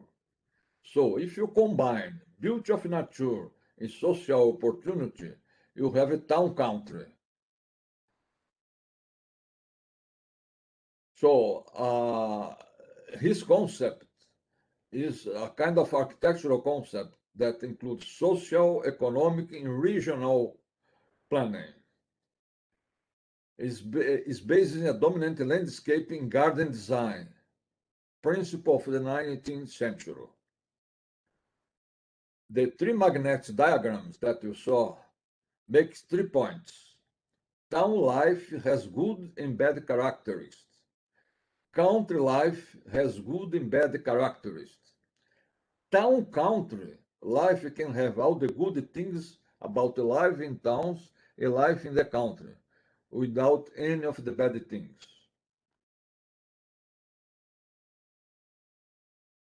MIT, a few years ago, published, let's say, a recent edition about the book. It's the left side, and you can look here. In the right side is a book that was written and published by former mayor of Letchworth, so the Garden City, with his experience as a mayor. And he wrote the book with Ives Cabanes, who is an urbanist. In this book,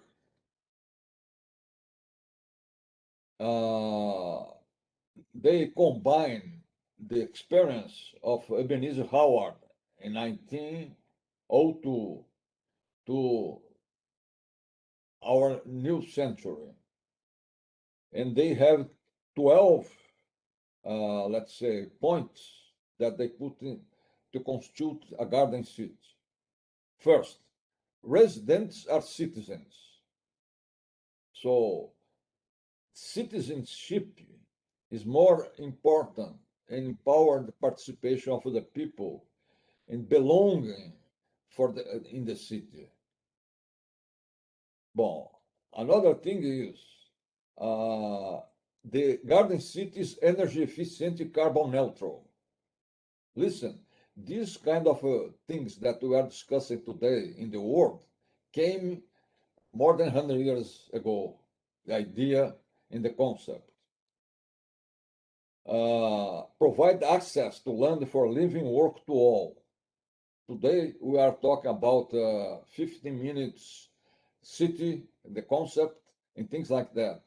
But more than 100 years ago, Ebenezer Howard already had this concept. Prosperity charity.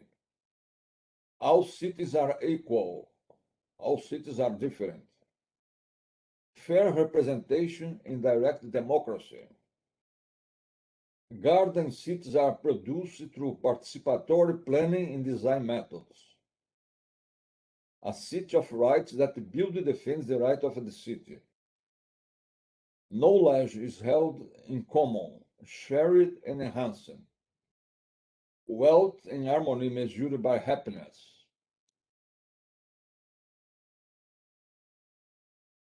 Here we have a quote from Marsilio Ficino, was one of the most influential humanist philosophers on the early Italian Renaissance.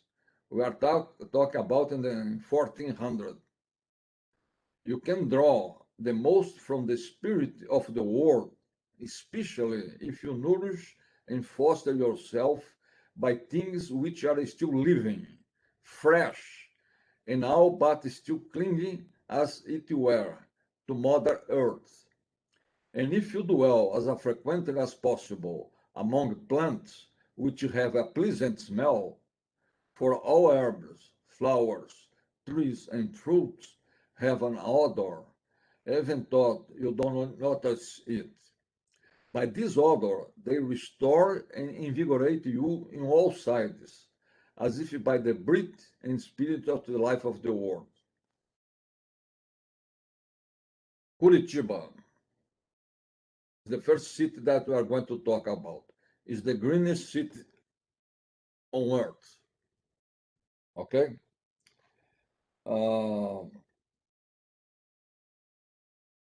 With 52 square meters of green space per capita, Curitiba is the truly greenest city in the world. With the large tracts of green space, botanical garden, with the large tracts of green space, there is a world-class botanical garden and an opera house built in the dramatic setting of abandoned quarry, its glass walls shimmering with magic in the water's reflection. Curitiba's parks serve as ecological function as well. Much of the 400 square kilometers of parkland double as a naturalized, decentralized stormwater manager facility. Also, the river is still there, and you can use the river to control flooding and maximize developable land along the corridor. Another thing is the BRT concept, Bus Rapid Transit concept, starting in Curitiba. And the first BRT. And this happened because Curitiba had, during 12 years in a row, architect Jaime Lerner as a mayor. And he put a team of different specialties, but including, of course, architects, urban planners, engineers, and develop a new concept, what's innovation. And we are talking about everything that we are seeing. We are talking about environment, sustainability, and of course, like you guys who had presentations about technology. Technology is used as a tool, but the concept is we need to look to people, to citizens. We need to bring the whole concept of the city. Rio de Janeiro. Rio de Janeiro has the largest urban park in the world. It's the Tijuca Forest. It's really big. And it's the Christian Redimir, or Cristo, is in the Tijuca Park. Okay? Beside of that, Rio de Janeiro had the Olympic Games. So we have the operation center of the city. We are talking about technology now. In this operation center, you can control the city daily operation. You can manage crises and emergency situations. And Rio de Janeiro has been hit hard by repeated Atlantic storms and affect the most low-income settlements that are located in the high slopes surrounding the metropolis. So this center was created to control, to manage, to help people.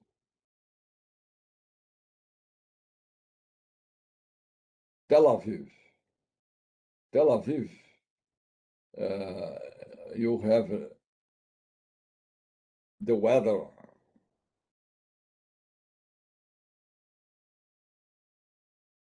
But you have a collection of over 4,000 buildings built in a unique form of the international style in the 1930s. And it's a Bauhaus component. So the architects from Bauhaus, they moved from Germany to Tel Aviv, and they built more than 4,000 buildings. So Tel Aviv has the largest number of buildings in the Bauhaus, style of Bauhaus. Okay. And beside of that, we, in terms of architecture, because the weather is inclement there, so we need to have white walls, smaller windows, different kind of concept that use to the modern cities, where you have a lot of glass, and then because of that you have the heat. The concept of a new garden city called Tel Aviv was developed on the sand dunes outside Jaffa in 1909. And the first mayor invited the architects to build this. Of course, to build this, we are talking about different design, but the concept is still the same.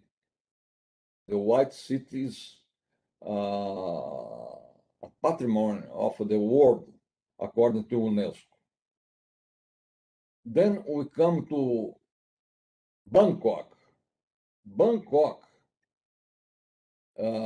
used to be a lot of channels, and they started building, and because they building, the city started going down because the water flooding and everything. So they create a concept. In fact, was an architect. I'm going to look here, her name here.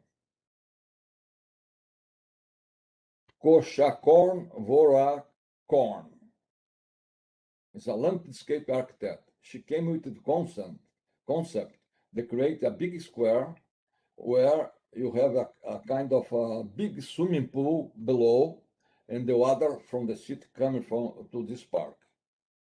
Because of that, the city stabilizes. It's not going down anymore. And they call the Chulalongkorn Centenary Park. This project is reality and won the 2020 UN Global Climate Action Award winner. 2 views more from the park. This is picture, this is real, okay? Some of the water is stored in underground tanks and the rest is sent through a series of ecological components, including a detention lawn and wetlands which filter, aerate, and purify the water. Finally, the water flows down to the retention pod, capable of doubling in size to handle severe floods, where it completes the cycle, now available for its irrigation and distribution on surrounding facilities. Well, let's talk about Songdo. Songdo, I'm looking here, just a minute. Songdo, okay. Songdo is 40 billion project in South Korea and developed by Gale International and POSCO in collaboration with Cisco. It has frequently been taught as a smart, green, low-carbon city with all technology, efficient and saves large amounts of energy at the same time. Songdo was built following a high-tech utopian dream, but unfortunately, the results have not exactly been expectations. In fact, Songdo not only is still partly incomplete, but also is very sparsely populated. This is not only due to the low number of citizens, but also for the relatively little relevance given to the so-called human factor. So if you look at the media, a glimpse into the future, 39 billion high-tech smart city in South Korea turns into a Chernobyl-like ghost town after investment dries up. So if you are talking only about technology, you go nowhere. We need to talk about people, about citizens, and then you can bring all the tools, including technology. High-tech utopia of Song, South Korea was built from scratch and designed around technology. Residents were promised a city of the future with remote control doors and pneumatic rubbish shutters. But eerie thoughts showed that just over 15 years from the project's launch, the city is still less than half built. It has struggled to bring in companies and investors, halting completion of its developers' wide dream. One Songdo resident remarked that the city is like a desert prison, while another said it's a ghost town. Toronto, KSAD. This project the city of Toronto has a big site in front of the water, in case they call Quayside, and a Google parent company, Sidewalk, signed an agreement to develop a project. And this project is to build the whole city in wood, the construction wood, 100% wood. And so it's 12 acres of industrial land. Algorithms would ease congestion or heat holes. Autonomous vehicles would shuttle residents past towering wooden skyscrapers. And by closely studying millions of residents, computers could learn how to make the city more livable. The bottom line that this is supposed to be a smart city.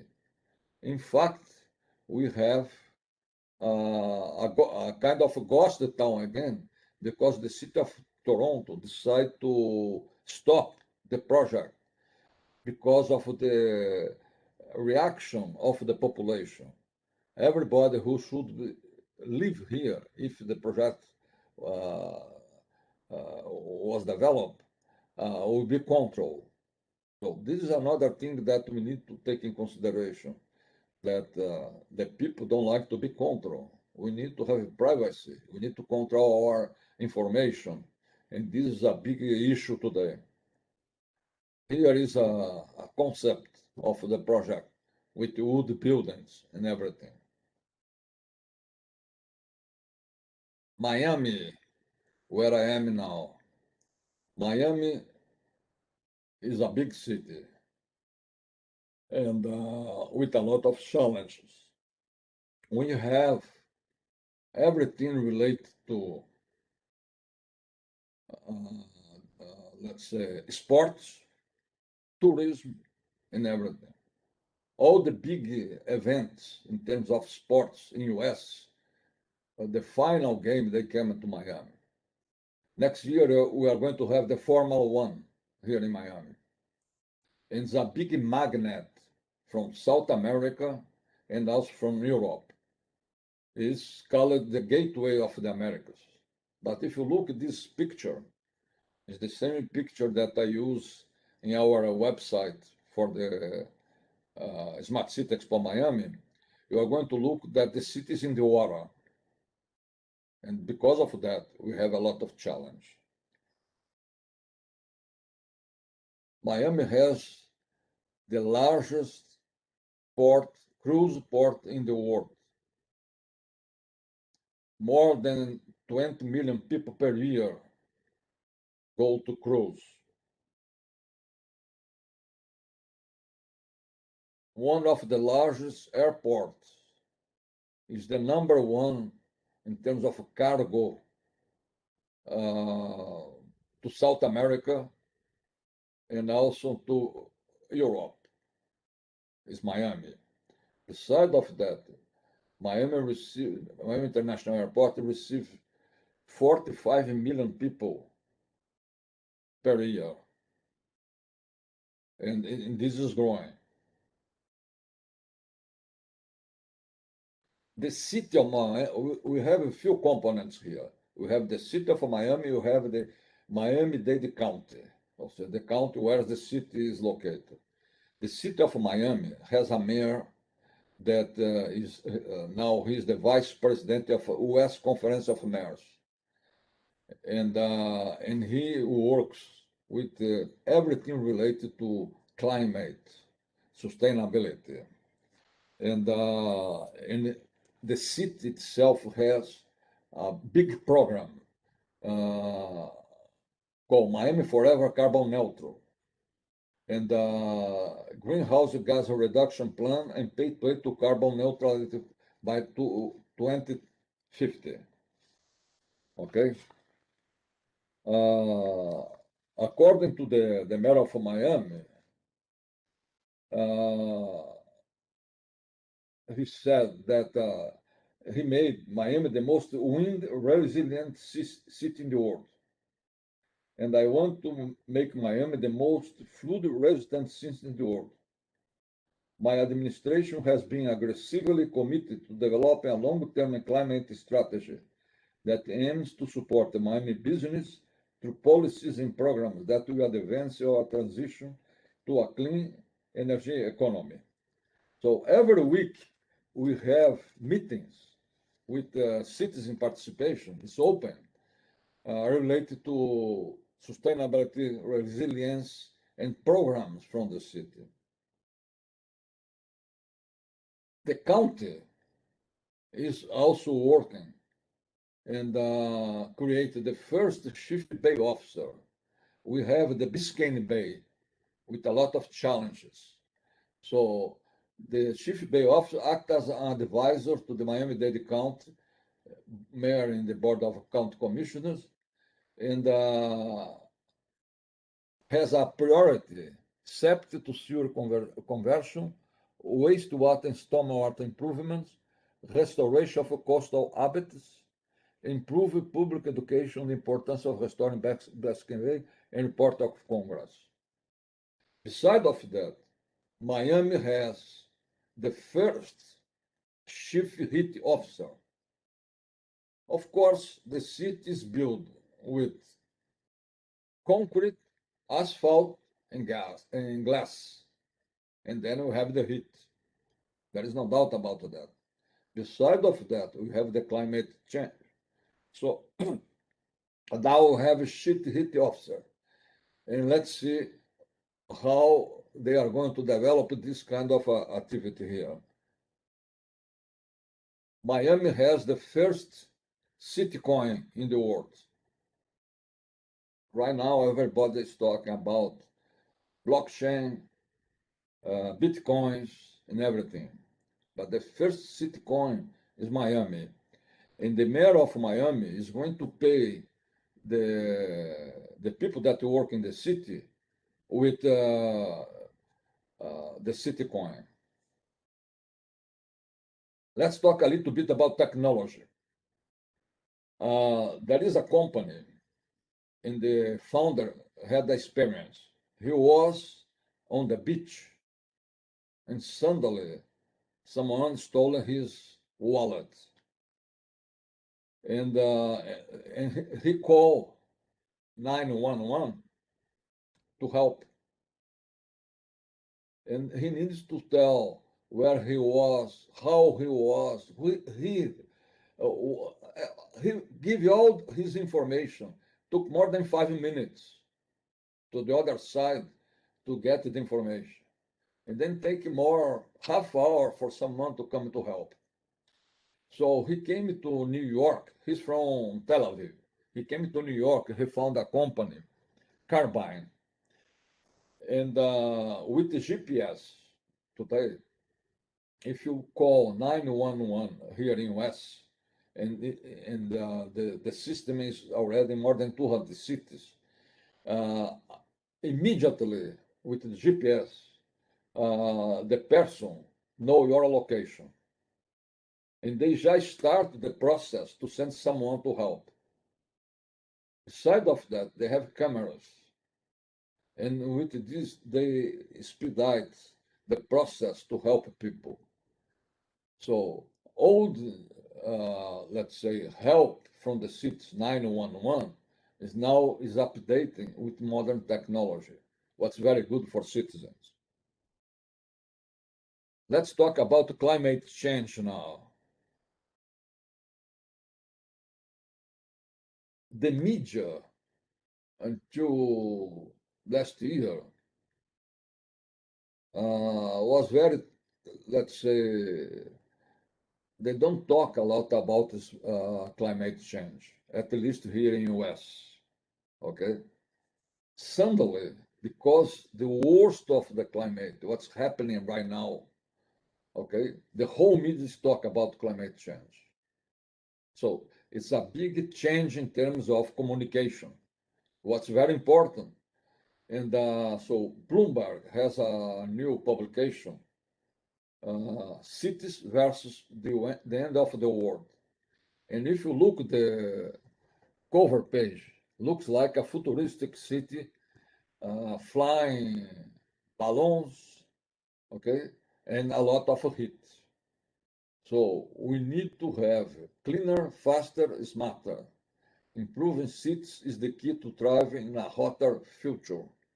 It's not future anymore, it's here. So this is the front page of Time magazine. Climate is everything. Okay? Everybody's talking about climate now. If you look the common street, how the heat with the cars, asphalt and everything, and then when you have trees, it's totally different the situation. So we need to plant trees. There are few programs in different cities in the world. We have here in Miami, and there is a program to plant 1 million trees in 3 years. And we are working on that. Here is a picture from Australia where you have grass, trees, and trams. It's a beautiful picture of protect. On the other hand, if you are here in US this weekend, look at the temperature, 52 centigrade. And this is the Death Valley that hits 130 degrees Fahrenheit. So temperatures were boiling from Utah to California as another heat dome led the western states to set up cooling centers and offer refuge at motels. So the people cannot stay in their homes because of the heat. That's the reality we are facing right now. Sunday, July 11, so last weekend, 2 days ago, Chicago. In recent years, ferocious storms and record-breaking rain have brought home the reality of climate change to Chicago and the 9.5 million people who live in the area. It's a big problem because there is what they call here in the article a battle between a great city and a great lake. And because of the draw, the lake is going down. The capacity is going down. And this is a big problem. And this is happening in the western of the West right now. The 15-minute concept. Carlos Moreno, his advisor to the mayor of Paris, so he came with the 15-minute concept. And everybody's talking about that. All the citizens are looking to how to do that. In Europe, it's more easy because you have, let's say, the city centers, all the city centers, and more density. In US, for example, it's more complicated because we don't have, let's say, a public transportation that you can have this kind of a concept. Mobility. Look, the size of the car in the 1970 and the size of the car today. We have bigger cars. When you have bigger cars, you have problems. Look, this is one woman, and look at the size of the car. So the driver cannot look. And because of that, they started building SUV trucks, bigger. We have more, let's say, transit and accidents, including last year, that almost nobody was in the street. We have more traffic accidents last year than the year before.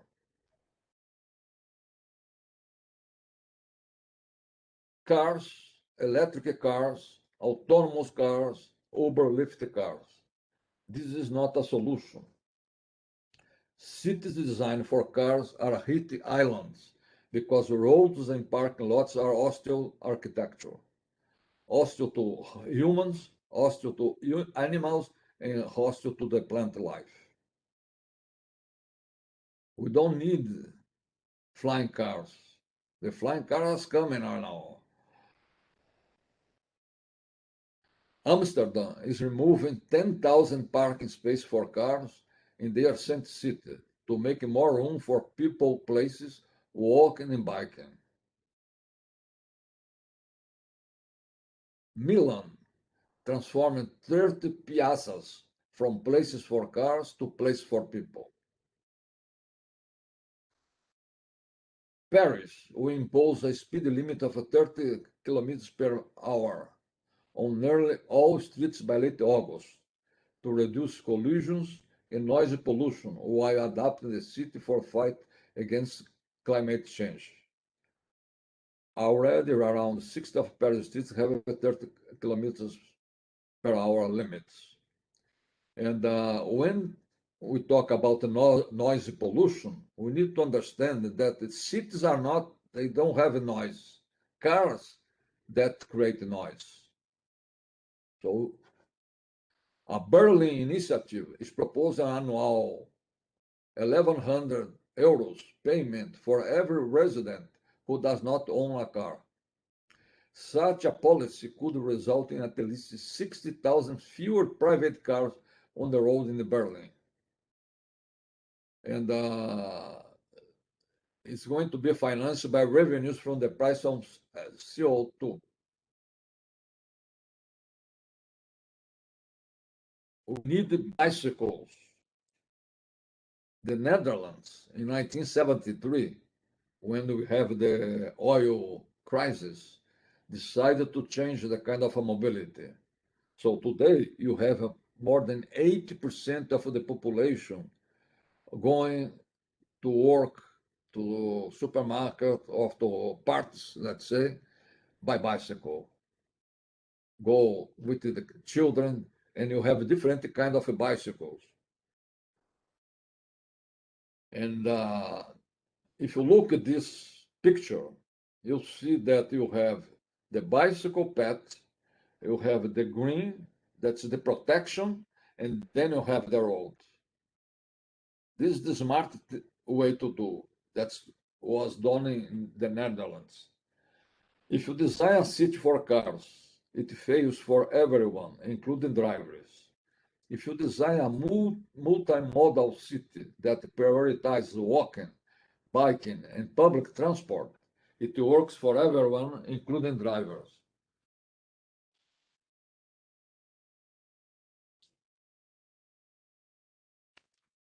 Another interesting thing is this. In the Netherlands, the son of Melissa Chris Buntelaar, they are authors of a book, took a theoretical exam in the classroom, a practical exam of the streets of Delft to receive his worker's diploma. A rite of passage for most Dutch children leaving primary school, they are now ready to navigate traffic on foot or bike safely, independently. And then they receive a certificate. This is really very interesting, very nice. Utrecht, 3-minute playful sitter. So they announced recently that they want to have a playing ground with 200 meters from every child in the city.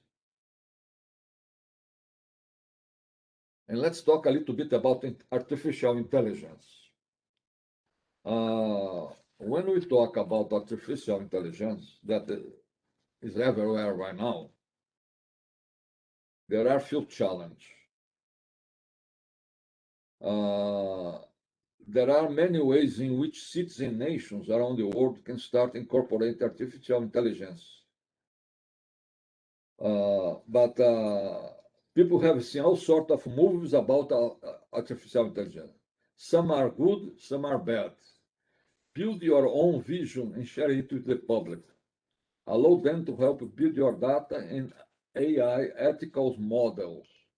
So in other words, we need to create an ethical code to use artificial intelligence. If not, it's going to be out of control. Well, to finalize, I'd like to suggest a few books that you can read and learn more about what we are talking about. One is curbing traffic, the human means for fuel cares in our lives. Another one is how to save your downtown with small-scale manufacturing. The third one is smart cities for dummies. And the fourth, it's inventing words. It's about artificial intelligence with the ethics. Thank you.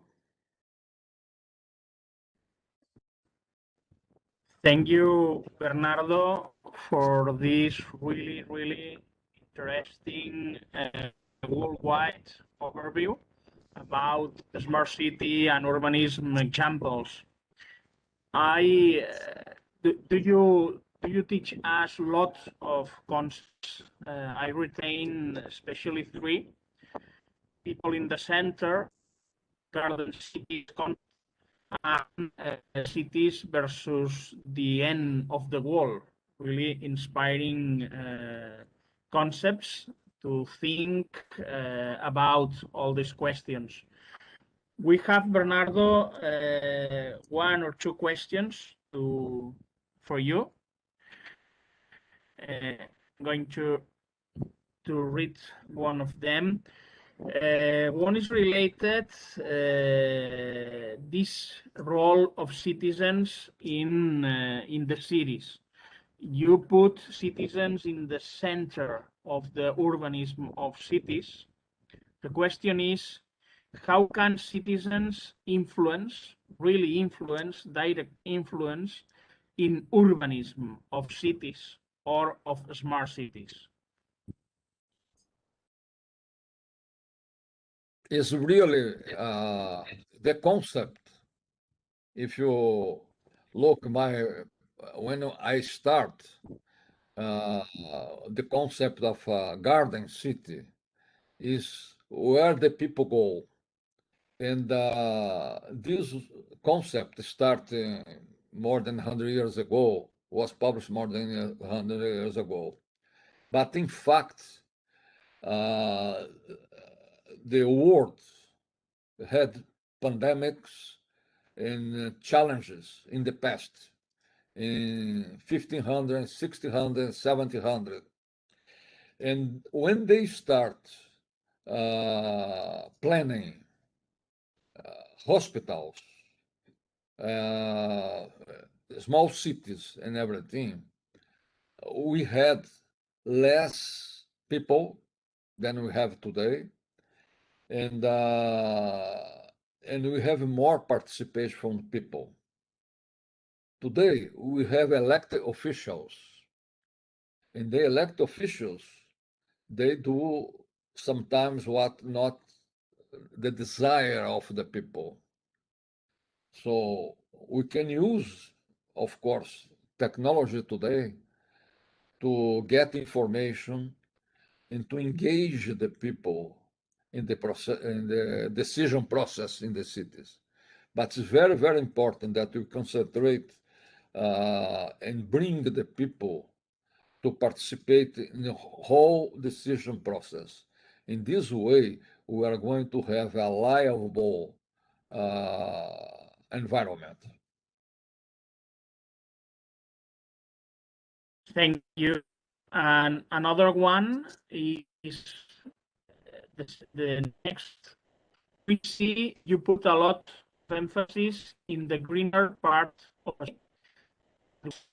examples of current city developments where people are gaining areas before dedicated to traffic, taking into consideration the exponential growth of cities, how cities should incorporate this green and new areas formula in their strategies of development plans for the ultimate benefit of citizens? Well, the cities, we need to live in a democracy where we can bring the people to participate in all the decision process. And we can use, of course, technology to be in touch. I give you an example. Tel Aviv has a very interesting communication tool with the citizens. So they can bring the people from a party, for example, on the beach, or for a festival, or if there is some problem, and we know that they have a lot of problems, they can communicate immediately with the population. So it's possible to do that. Beside of that, we need to have, let's say, we need to incentivize the participation of the population. We need to engage people. We need to promote meetings. We need to show that they are in the decision process. They are important in the decision process. Most of the people in the cities, they don't participate, but we need to motivate them. And we need to have leaders to do that. And we have a few leaders today in cities, not maybe in countries, but at least in cities. We have a few leaders that they can motivate and bring. I'm going to give you an example. Last December, someone from San Francisco wrote a Twitter and wrote something like that. If I would like to move to Miami, how I can move? Because San Francisco is very expensive in terms of offices, in terms of living, housing, and everything. And here in Florida, there is no tax. It's less expensive than San Francisco, than New York, than Chicago, than Boston. So the guy wrote, how, if I decide to move to Miami, how can I do? The mayor of Miami answered, how can I help you? When he answered this, he started a kind of a movement. And the people started asking him to help. As a consequence, he started meetings in the city hall, bringing people from different origins, from technology, from companies, finance, and everything, and what they call cafecito talk, small coffee talk. And this started a movement that companies started moving to Miami. So we have today, since December, more than 1,000 people moving every day to Miami from New York, Boston, Chicago, and San Francisco. This way, the official or the mayor took, let's say, the front and start really create a kind of a movement. We need this kind of leaders. Okay, thank you for answer. And maybe the last question, some interesting question related to climate change. How do you think that some of the cities you have mentioned must face upcoming crises or problems like the rise of sea level? How smart cities can contribute to mitigate these problems and define solutions for these upcoming problems that will... Okay. Super. I'm going to give you an example. Miami, when it rains, there is a lot of flood. And the flood is consequence of asphalt, concrete, and glass. So in Miami downtown, they build big buildings, okay? And you have just concrete, asphalt, and glass. So if you look the solution of Bangkok that have the same problem, a lot of flooding, okay? They create a solution that was the square, the big swimming pool, below, and they brought the water, and also they use this water in benefit of the population. So we need to have this kind of solutions. We are not going to have, let's say, a software that's going to help with the climate change, but we need to have help. Beside of that, if you look Curitiba, 52 square meters per habitant, per capita of green, you don't have the heat that we have, for example, let's say Miami or West Coast right now in US. Okay. Thank you, Bernardo, for your speech. Really, really interesting. We have understand some urbanism logicals in different cities of all the world. And now we pass to a new speech session. Christian? Okay. I would like to thank the organization, and I saw that we had interesting presentations about the different cities. I have the list here: Leipzig, Sofia, Torino, Firenze, Barcelona, Bilbao, Amsterdam, Lund, and I brought a few others. So I'm open to continue this conversation. And you have my email, and everybody can connect with me on LinkedIn, and we can move forward in this conversation. Thank you very much. Thank you. Really an Thank you very much. example. No, go Really an ahead. example of collaboration. Sorry, Christian. Yeah, just wanted to say also thank you to Bernardo. It's very interesting what he has shown us, and obviously the celebration of a smart city in Miami. I think that the project Smart City Cluster has a few interesting actions still to be conducted during the life of the project. So we will be happy to showcase them there. So let's stay in touch. Now, thank you also, Carlos, for conducting this final keynote talk by Bernardo. We are coming to the end of the session with 2 additional SME pitch sessions, and now we are introducing 3 companies: Reciclos, Auto Engine, and Latitude 40. There was an additional company called Tramit, but because of personal reasons, they could not make it to attend. So we're concentrating on these 3 now. And I will give the floor to Denisa Givovic, who's going to be presenting Reciclos.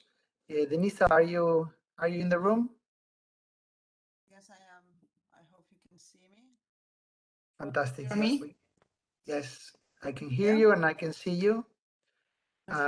Thank you for being here. Would you like to share your screen? Sure. Fantastic. So let me just ask the technicians to stop sharing this one so you can share yours. So in theory, I'm sharing. Great. So you're seeing it well? Yes, we do. All right, so I can start. Sorry that, let me interrupt you. I didn't say that the next session is for public administration or those solutions companies that have a strong link with the public administrator. So most of the projects have that specific link. So sorry, Denisa, you can move on. No worries. Good afternoon, everyone. After so many interesting sessions and many different examples, well, there is another one from our side. I'm going to show you today Reciclos. We are Blue Room Innovation. Blue Room Innovation is a small company based in Girona, so 100 kilometers away from Barcelona, more or less. We dedicate to creation of new solutions, new sustainable solutions based on advanced new technologies. When I say advanced new technologies, I basically, well, among other, let's say, more classic software developments, we dedicate to blockchain solutions, and we offer a portfolio of different services from smart contract development, DApps, tokenization, and so on. We have the ability, and this is something what we could show here in the example of the Reticlos project, to really start the project from the scratch and bring it to the real life, to the market. And this is what happened in Reticlos, where we started to work with Ecoembes. Ecoembes is the most relevant public-private partnership for recycling of plastic and paper in Spain. Not only Ecoembes, everyone is now, and probably you are all aware of the EU action plan, of the Green Deal, of the different political measures which are trying to face the environmental problem related to, with many different issues you have already mentioned also in the sessions. And let's say one of the relevant as well is the recycling of plastic, the packaging waste in general, and trying really to reduce the use, but also to increment the recycling in general, especially of plastics and packaging. So the objectives of the EU action plan are, depending on the country, more or less ambitious, but for Spain, they're very ambitious because the recycling rates are still quite low. So in front of the challenge to make citizens and the cities recycle more and better using almost the same technology, using the same infrastructure which is there, which are the in the case of plastic in Spain, the yellow containers. I think they are yellow in many countries, but without, let's say, replacing it, but using it as it is, and adding on top of this a digital solution. This is what is Reticlos basically. So through Reticlos, through this web app, it's still web app because we are developing this project in the same moment as we are expanding it. So it is a quite dynamic and complex process, but it's really fun as well because we learn so much from the people who are using this this solution, and later on you will see in how many municipalities in Spain. So the point here is to use positive motivation to incentivize people, to help them change their behavior with the help of new technologies. The new technologies we apply here, I will go into the details later on, is the blockchain technology, the smart contract, some artificial intelligence techniques, as well as digitization, let's say, of the geolocalization of the containers and the QR codes. So the Reticlos is quite simple to use, and that's also the idea. It should be simple to use. People register as in any web app or app we already know to register to. In the end, in that moment, you create a virtual container of your own. So you go on consuming as it is usual, and making photos of the objects of the which should go to the yellow container. We center very much here on the PET bottles and aluminium as well, because these are the materials which are, let's say, in the focus as well of the different political measures. So the user scans makes the photo, scan the barcodes, and then in the moment when they go to the containers, which they also can find within the web application, which is the closest one, they deposit let's say the garbage they have, and scan the QR on the container as a proof of concept. In that moment, they receive Reticlos, which is a token, this token Reticlos gives them the possibility to have access to the Reticlos marketplace. Reticlos marketplace is not only about individual prices, which as well there are some, but it's very much centered on the collaborative projects which are proposed by the municipalities. It could be any infrastructure improve, or anything which makes people's life greener and better or healthier. Even there are social projects, so people can invest, let's say, in their future implementation. So it's a kind of very interesting collective action which is done over this project. The message is very simple, and so by recycling, you are really able to change something in your direct environment, and it is visible what you can do, which is also very relevant for the people, what we learn from the project. So going back to the technology, I told you there is a marketplace. This marketplace is basically managed by smart contracts. So we have with this technology of blockchain really the ability to manage, let's say, all the ascription and acquisitions of the different of the tokens and of the different prices within seconds. It is totally automated. It is that the contracts are, as you know, traceable and they're auditable. So it is maximum trust we can offer through a certain technology, as well as that everything is stored and everything is saved in the blockchain, so and encrypted, so we know exactly what is going on. So the artificial intelligence in this case is used for the object recognition. So as this algorithm we have really is highly accurate, and the photographed objects are verified by it. As well, we use geolocalization to geolocalize the containers, as well as to create let's say the maps of the more visited, the color maps of the more visited containers, so we can observe in a certain city where people let's say recycle more, where less, and then we can decide the different campaigns based on this information, and of course much more information which is collected over the system. Currently, there are in 52 cities and within 17 communities in Spain are using this system. Additionally to the web application, there are also now, I'll explain you more about this, there are the Reticlos machines, let's say, which are based in the public spaces where people see exactly the same platform, just that they don't use the phone, they use, let's say, this machine to deposit the bottles and the cans, and they get over the web application, since it's the same platform, they obtain the tokens Reticlos, and they enter, let's say, into the system and can influence over the different projects or obtain their individual incentives. There are 45 of them, but all these numbers are growing constantly.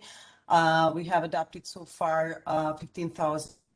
This is, let's say, the current user market for us, but we are just at the beginning. The project has started 2 years.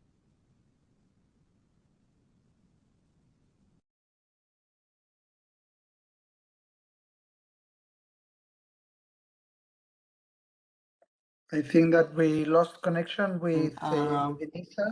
No, yes. we can hear you. We lost you for a couple of seconds, Denisa. I'm sorry, I'm not aware of that, so I don't know where I was.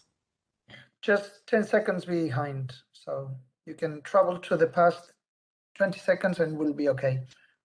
Mm-hmm. Probably the previous slide. Right. So I was explaining, let's say, where we are now, how many cities in Spain have already installed this, used the system, are 52 cities within 17 communities. The point is here, what might be interesting for the public administration is that really here the collaboration with the municipalities is very, very close. At the end, they are responsible for the waste management on the local level. So it's of the highest interest for the municipalities to make people recycle and recycle more and better, especially because now everyone as well is worried about the consequences of not fulfilling the European policy objectives. So as I already told you, as we are developing, we are expanding. So it is a constant process of development, and also listening of people, how they use the system, what they see, what is interesting, and so on. We are in 8,000 cities by 2027. So it is a very dynamic process we are in. As mentioned earlier, they're as a part of the platform of Reticlos platform. It's not only the web app, but also the Reticlos machines. Let's say they are very similar from the point of use. Let's say that they are placed in visible places now in the metropolitan area of Barcelona, in 10 stations, for example. But these numbers, as I told you, are really growing since we expect to have 30,000 of these machines in the following 2 or 3 years, which will be placed in visible places, so people can use them in a public place. Nevertheless, they get their tokens on their private account. There is more behind this project. I'm just very, very shortly will mention you this, so that you know that probably one of the biggest projects related to blockchain and waste management is in preparation right now by EcoEmbas in Spain. It's called Circular Chain. Here we collaborate with EcoEmbas, of course, as well as with Minsight, is a company of Indra. So here, what is in preparation is the whole blockchain infrastructure, which will, in the future, make the traceability of all the, let's say, of all the plastic and aluminium objects, which normally end up in not only let's say home-related containers, as well as the industrial containers. So everything will be traced in a very soon future, and this is really it's really very, very exciting development, I have to say. Because, as I told you, this is, I think, quite unique, not only in Spain, but in whole Europe at least. So the future of Reticlos, as I told you, is first is the expansion. Then the other currently existing models, like, for example, the door-to-door collection of waste will also be integrated or integrated in the sense of, from the Reticlos point of view, it will also be possible to use Reticlos if you normally use at home this system, what I want to say. As well as there are future developments to make the traceability, because now you understand with the system, what we are able to make is to make the traceability from the of waste production, let's say, from the house, from the homes to the container, and then this flow of waste, let's say, will be followed by every next step in the chain. And this is forthcoming. Also, new fractions will be possible to add in a future to a similar system, or to expand to new sectors.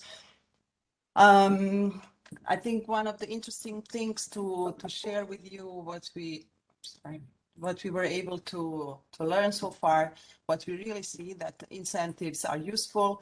It is possible to program the incentives in the way understanding and listening to the people in order to reprogram their behavior and increment the recycling rates. So it is now really the time, since we are all starting, we talk a lot about circular economy, but now we are starting to create finally the solutions to make it possible. So blockchain is unseparated, impossible to separate from this development, and it is really a technology which goes hand in hand with circularity. And we think that it's about engagement, it's about empowerment, and it's about participation of people in the processes which will make the real change in the future and help make our cities better. Thank you.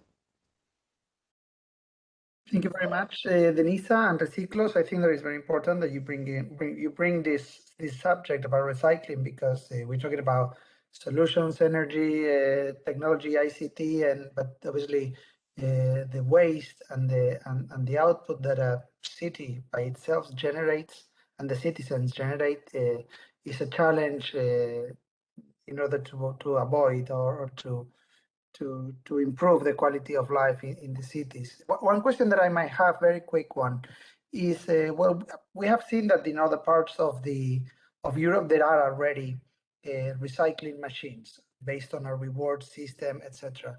So why do you think that these initiatives have not yet been implemented in Spain? I mean, you mentioned EcoEmbes, therefore is because of the institutions involved, or what are the tool factors that can facilitate this? Mm-hmm.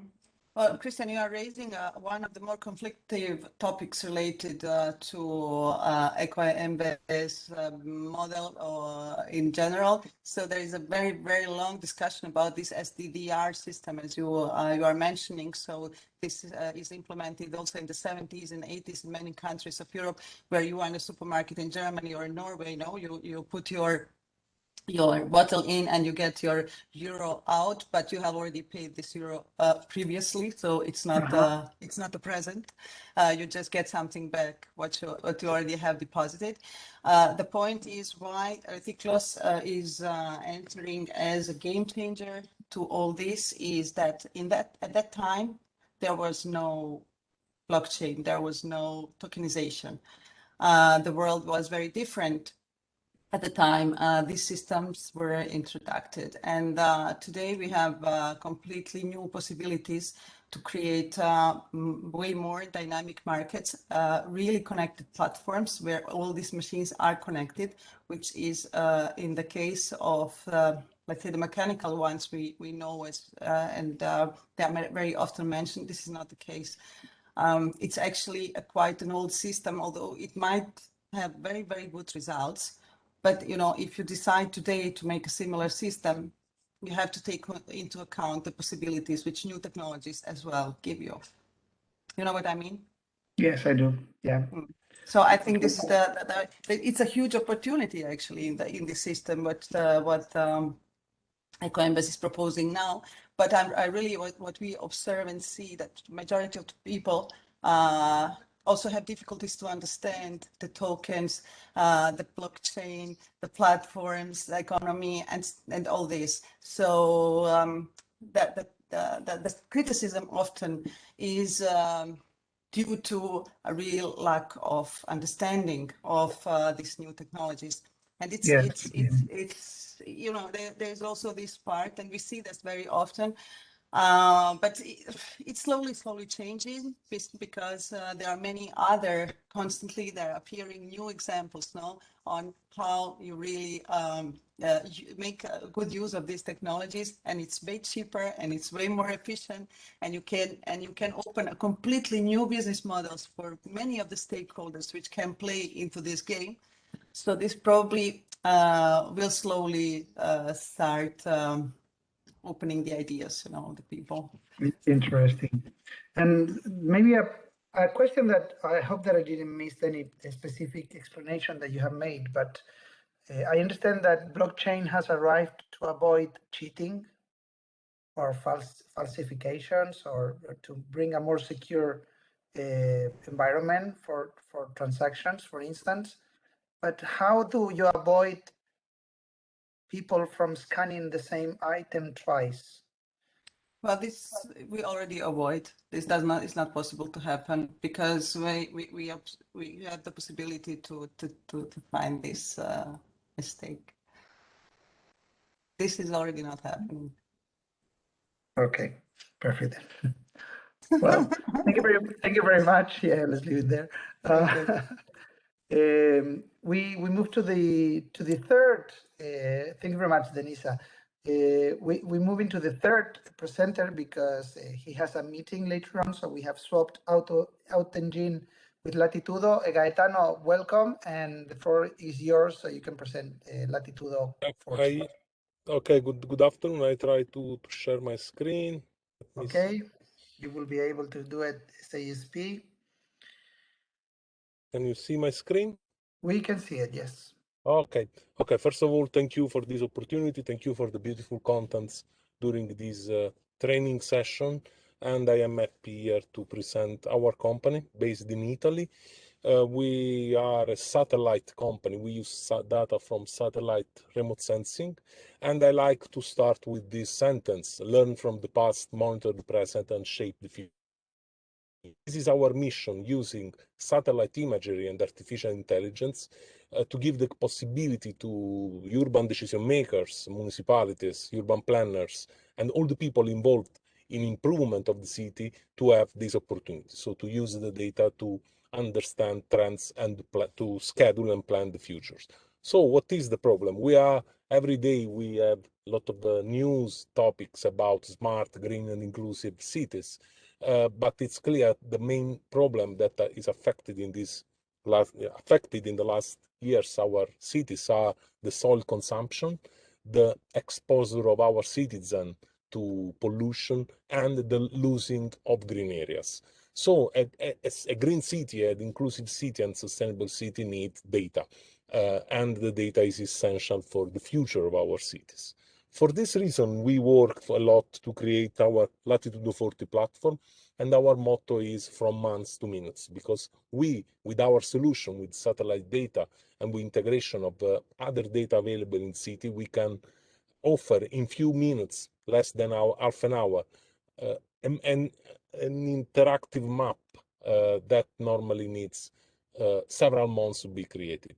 Our solution is a cloud unified data analytics platform that extracts information from the satellites, process this information using artificial intelligence and machine learning, and offer the capability to analyze actionable insight through our smart dashboard, or using connectors, integrating this data in any other application, e-government application. It could be a GIS, could be an e-government platform, and so on. It's important that our platform has not only connection with satellite data, but using the FireWire context broker, we can integrate in our analysis any other source of data. So the open data of the city, the public data from statistical office or from all other source, and also any kind of data source. The FireWire connector help us to integrate this platform in our elaboration. So you see again that all data can be provided in dashboards, API integration, or interactive GIS map. But what is our value proposition? We create a constantly updated digital version of the real world. And with this digital version, we help to understand the dynamics of the urban evolution. Our value proposition is based on 4 main pillars. First of all, map the area, identify the area to analyze. Then analyze the trends that can affect this area, create a risk analysis, and offer the capability to simulate the action. So identify what happened if I plant new trees or I change something in the city. Down in the slide, you can see the main topic of our analysis, that are green areas, the urban islands, the building footprint, the roadmap, and also objects in the city like pools and green energy or cars. I show you a couple of use cases. The first one is a work that we are doing in Barcelona, and this is related to the urban island detection. So we can identify with very high precision where the city is affected from the problem of urban islands and how we can solve this problem with new trees or other aspects. The other one is a project that we are doing together with Torino City Lab after our acceleration project in Techstars, and this is an analysis of the evolution of the green areas of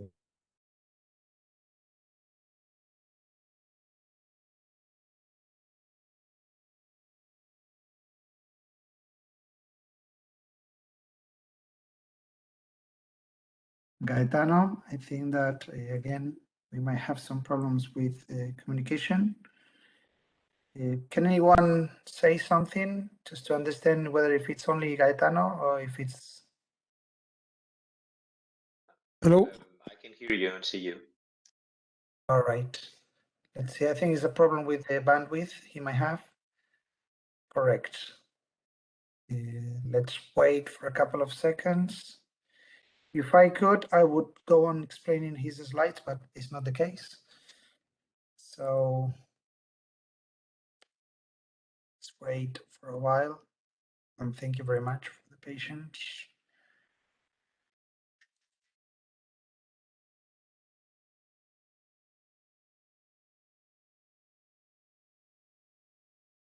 Okay. Emily, can you confirm if you see Gaetano connected?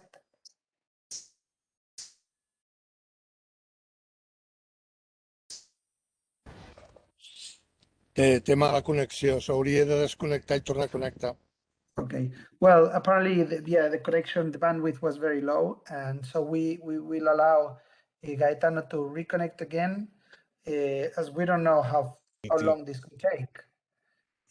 We are moving. Oh no, he's back. Gaetano, are you back?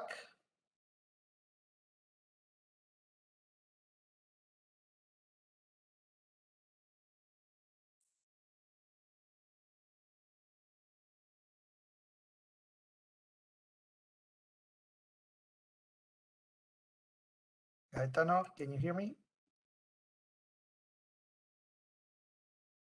Okay.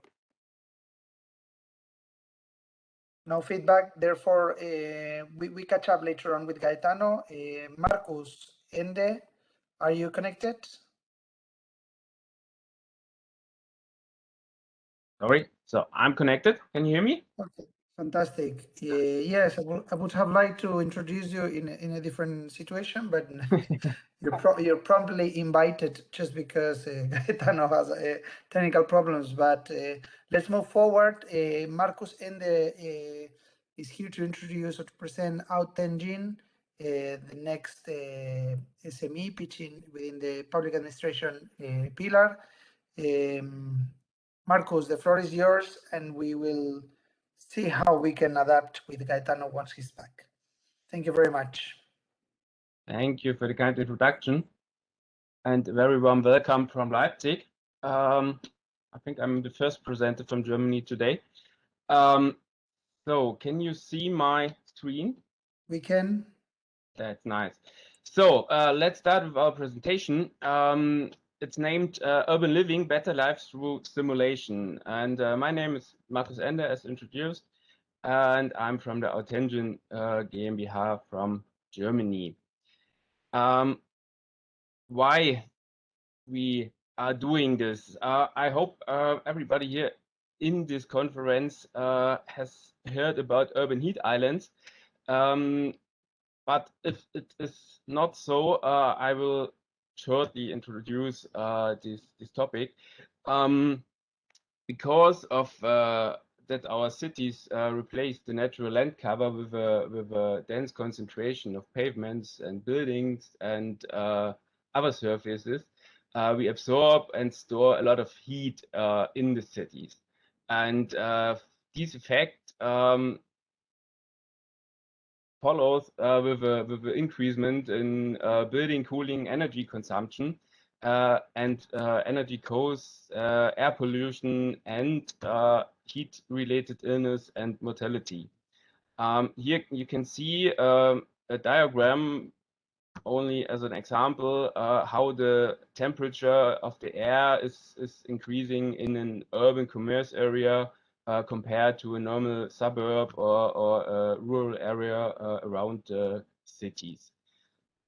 So why that's the problem or where these effects come from? That's the first question. We have a lot of building materials and low heat radiation, which is storing a lot of heat. We are trapping the solar radiation in the street canyons, so we cannot reflect it back to the environment. We have a reduced heat dissipation through a reduced urban ventilation. We are using more or less vegetation in the city, depending on the city, and this leads to a lack of evapotranspiration. That means the plants are cooling themselves and giving away a lot of H2O, which cools the environment. And also we have a concentration of humans normally in cities, and so we have an emission of the well-known anthropogenic heat. That means everything which comes from human, starting from cars and technique, going to everything which is emitted by humans. So, and how can we solve this? Bernardo Scheinkman introduced a lot of concepts. Let's make green spaces. Trees, green roofs, vegetation can help to reduce this impact of the heat islands in cities by several effects: shading building surfaces, deflecting the solar radiation, and releasing the moisture to the atmosphere. But the problem is, where is the optimal location for such green parks, and how is the effect? To get this information, we are using simulations, complicated 3D CFD simulations, to investigate how the city is here as a comparison with a lot of asphalt and concrete. And what you see is a temperature for the field heat. And on the right side, there are some introduced park areas, and you see that we are decreasing this value a lot, and we can evaluate these different plantings and the measures in front of the plant settling. So we know where we have to position our parks. And another thing we could do is smart urban planning, because you not only can do a simulation of parks, you also can do a simulation of building with green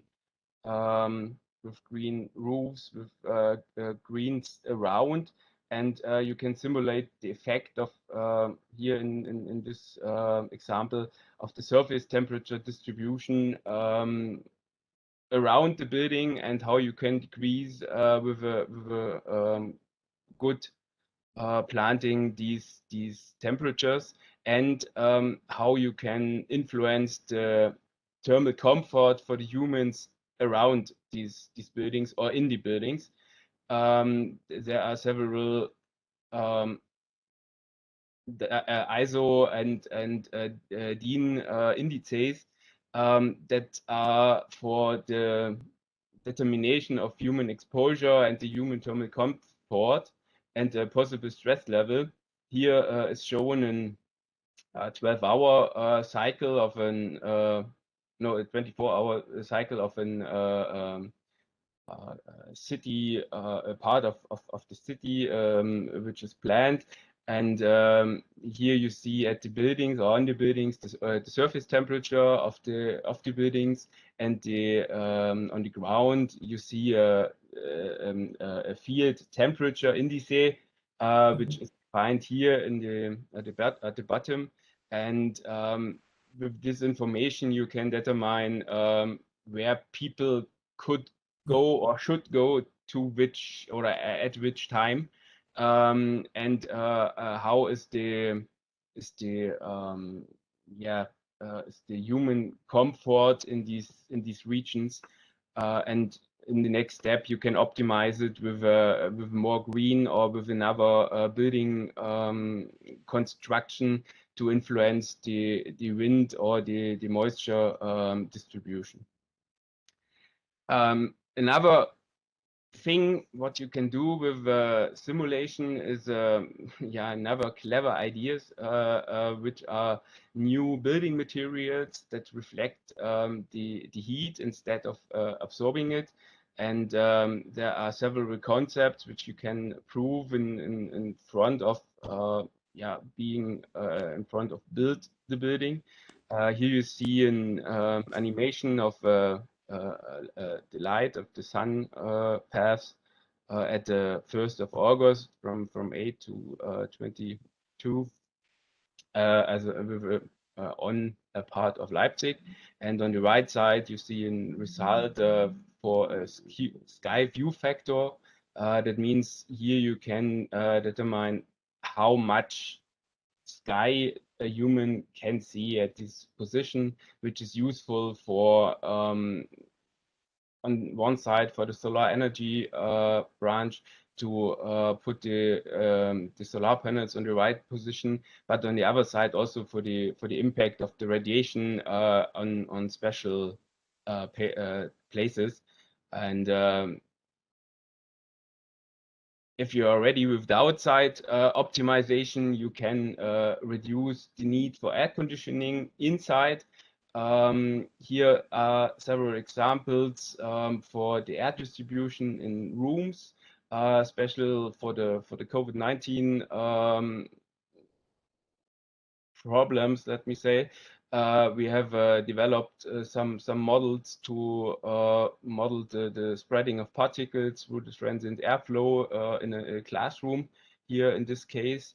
And here is an example of a human comfort in a concert hall where you can optimize the comfort regarding the energy usage of the climate exchanger of the HVAC system.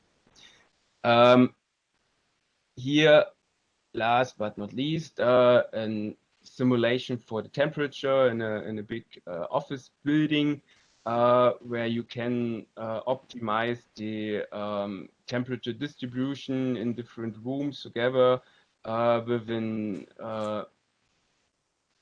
energy efficient cooling or heating system and positioning of the heat exchangers. And after that, I will introduce the attention a little bit vice versa, but the attention is we are an engineering service provider for simulation specialized. We have an experience over 20 years now for CFD, FEA, and acoustic simulations. We have a large number of different expert softwares in use, and we have an in-house high-performance cluster system here, specialized, as I said, in 3D simulation of heat and energy flows, and we are also doing tool and software developments for specialized and customized solutions. And yeah, we are positioned a little bit below Leipzig, in the south of Leipzig. And what you get if you are doing such simulations with us, we are getting improvement of the indoor and outdoor comfort, energy and water usage efficiency is a big issue, environmental performance, extreme heat resilience, because you can prove some measures, and also many more other things. One mentioned is acoustic improvement, which is also possible with our simulation techniques. We can calculate and predict performance of various design ideas in advance. This is cost effective, and we can develop with that high quality designs.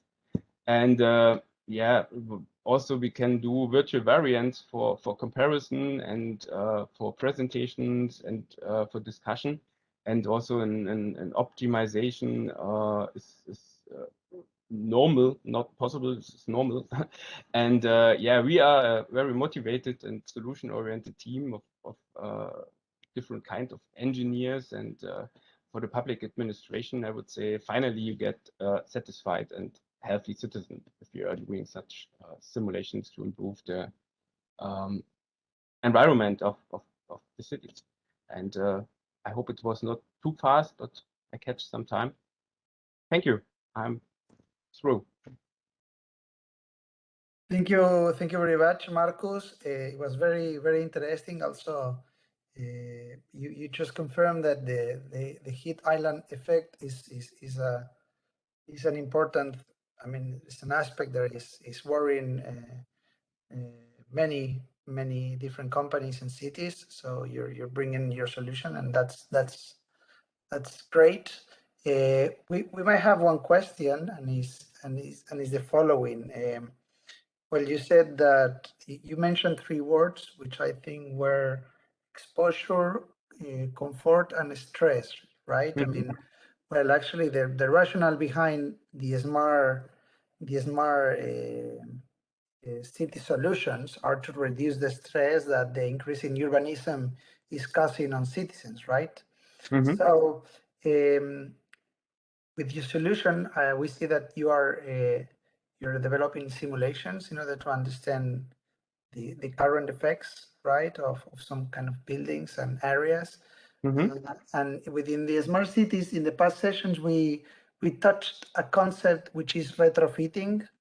And I don't know if you're familiar with it, but is the process of transforming a current city with devices, with materials, with infrastructures in order to become smart. So I know that currently there is the BIM trend in terms of building information modelings to analyze these kind of concepts, but you putting that stress on also on the green part of it.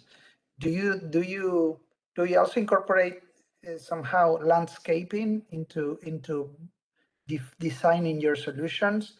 I mean, also landscaping is an art or a science that has been forgotten for a while, and in the last decades has gained a lot of interest, especially from urbanists and architects, and is the training of landscapers is growing. So do you see where I'm going? I mean, what's the overall perspective or approach? You bring in landscaping, material analysis, simulations. Yeah, so we are one part. We are these guys who are who developed the virtual model, and we can bring in the landscape part. We can model trees. We can model green areas and the effect on the moisture and the effect on the temperature, the effect on the wind, and so on. And we can also model building materials, different layers, the heat conduction through these layers, and such things to get an best exact result of the measures you can do, and to check for instance, actually we have a project to check the water cycle. That means that we are trying to develop a small part of the city which try to use the water which comes from rain as most efficient as possible. So we trying to store it and use it again for the green, and this in a very cycle to get less gray water and such things. And there we also model the trees, and we also model the green for this urban part of the city, this small part. Interesting. Just one last question. We see the potential of simulations. So how far or how much is it implemented in developing new projects? Do you think that simulations are are used enough, or you are still in the first phases of using this kind of simulations in order to project this? My personal opinion, because my history is I'm coming from the automotive industry.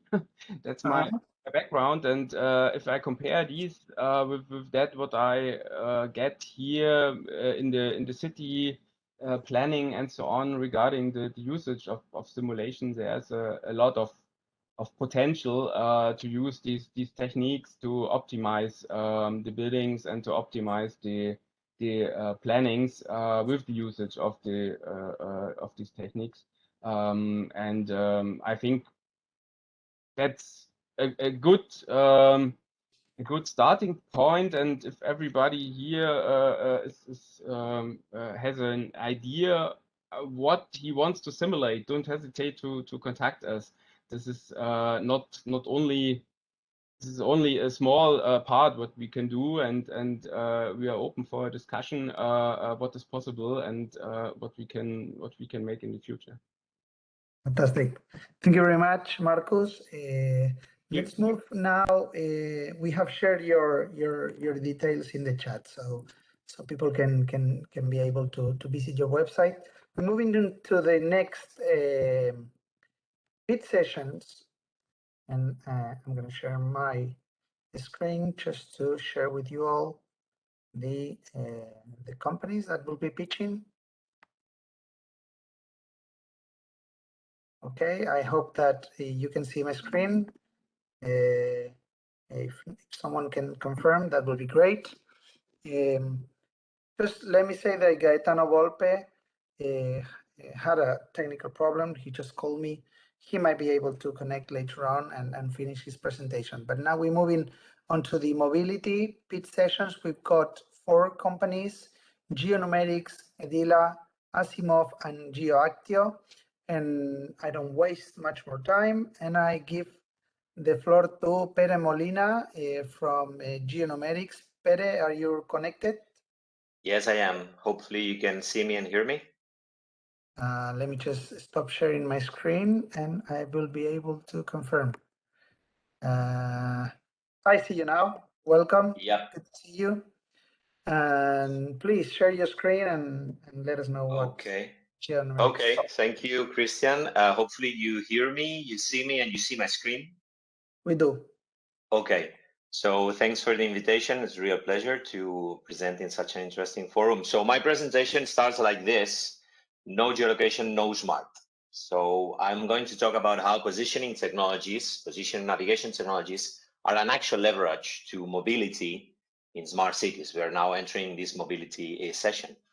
And to do this, I want to really make sure that you understand the importance of positioning. And for that, I thought it would be the perfect time to actually play a game with you.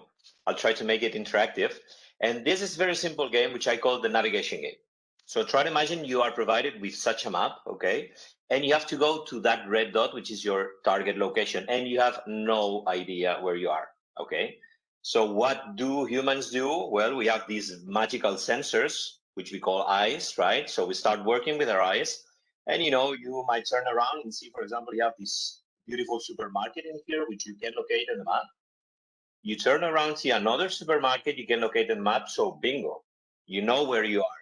You can put a position on yourself. Well, this is no different from what very advanced technologies do, as, for example, space missions. If we remember the Perseverance mission going to Mars, there is a first phase in the approach to Mars, which is based actually on seeing a crater in there and recognizing that crater, right? So the problem to that approach is that it requires a bit of a priori info, call it supermarkets, call it craters, okay? So what happens if we go to a more difficult scenario like this one? No supermarkets, no craters, you have nothing around. Same goal, you have to go to the red point. Well, you still got your eyes, that's true. And maybe here you need some other skills, like for example, drawing maps, a bit of a cartographer skills, because what you probably should do, start walking around, recognizing the terrain. And once you're done, try to match this terrain, this walk that you've done to the map, right? Well, if you do so and you succeed, you hopefully can find yourself. This is actually, again, part of advanced technologies, such as, for example, the personal navigators from a very famous brand, TomTom, that actually do this technique called map matching. So matching your position to a road, because they assume, of course, that you are traveling with a car or vehicle, and then you have to be on the road. This is called map matching. But okay, let's go back to the difficult version and now pay attention to this technology. So you have a smartphone and you have GPS. Then a magical blue dot appears on your map and you're done. So you can just relax. You are safe, you know where you are, okay? Well, this is true. It is a very convenient technology, but I'm gonna try to talk about how also difficult it is to use this type of technologies in mobility in smart cities, okay? Just a reminder or a terminology hint here, we know it by GPS, Global Positioning System, which is actually a part of a more general thing, which is global navigation satellite systems. There are several around the globe. And this is a part of what we call positioning, navigation, and timing infrastructure, which is actually critical in many applications, as I will show you. So at this point, I make a stop here, and just to present ourselves, my company, Geonomerics, we're a small R&D company with long experience, more than 30 years in the field, and our mission and our markets are the geomatic and navigation market. So everything that has to do with geo applications, and especially with navigation and positioning technology. So we do software, commercial off the shelf, but we also do tailored software, we do feasibility studies, etc. And in the chart, you can see a bit of the fields of our expertise. We are cartographers, we come from geodesy, remote sensing. We have a very international footprint as well, and we master some of these technologies that I just mentioned. So one more chart about us, 3 representative private projects that we have done. I have actually sorted those from the height above ground. So we say that we do navigation on ground, air, and space. For example, working with a Brazilian company doing orientation of container-based radars, or working for aerial mapping with a Canadian-US group, or participating in a project for space missions. Here you see the Vega launcher, which is the European one, together with a Spanish company. So these are sorted according to the height above ground.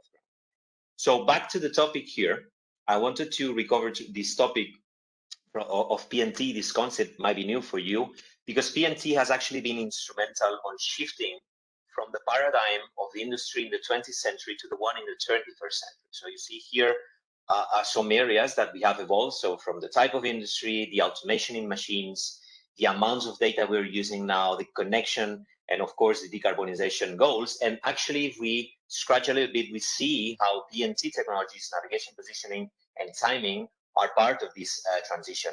Here I mentioned to the timing application, which is the fact of having very accurate time for synchronization of processes, which is, for example, capital in banking processes or data exchange communication. This is a chart from the European Space Agency.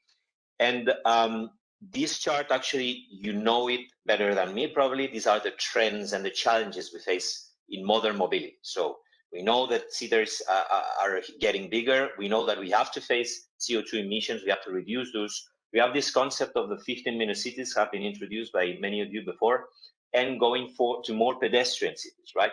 And these trends and challenges, they have to somehow trunk with technologies that are appearing, and they are, succeeding along. And some of these are really new, and some of these are actually new traditional, so things that were before, but we are kind of recovering and fostering. Those technologies are also dependent on how much we share of infrastructure, can be dedicated infrastructure or shared infrastructure. But at the end of the day, we might ask a very fundamental question, which is, how does PNT fit on this panorama, okay?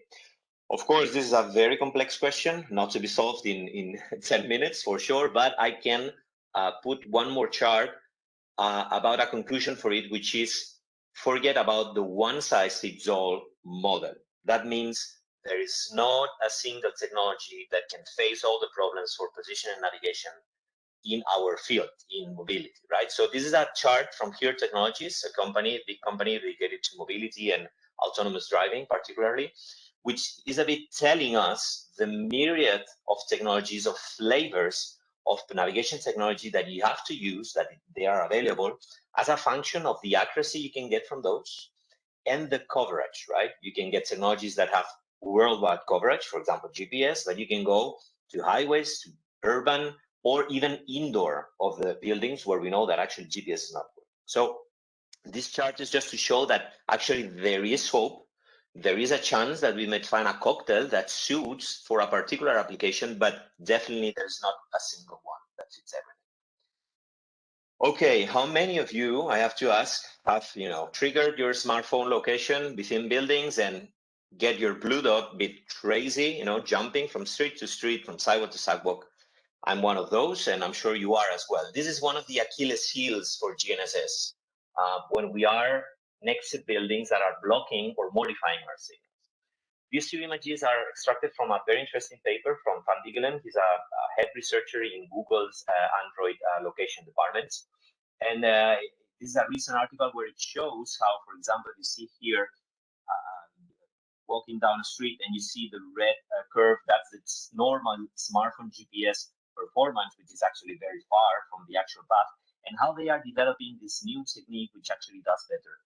This new technique, I'm talking about lens, actually, GNSS, so navigation satellite, with the use of 3D building information modeling, so the models of 3D buildings around you. When this is an interesting approach because it's transversal against some technologies which are key in smart cities.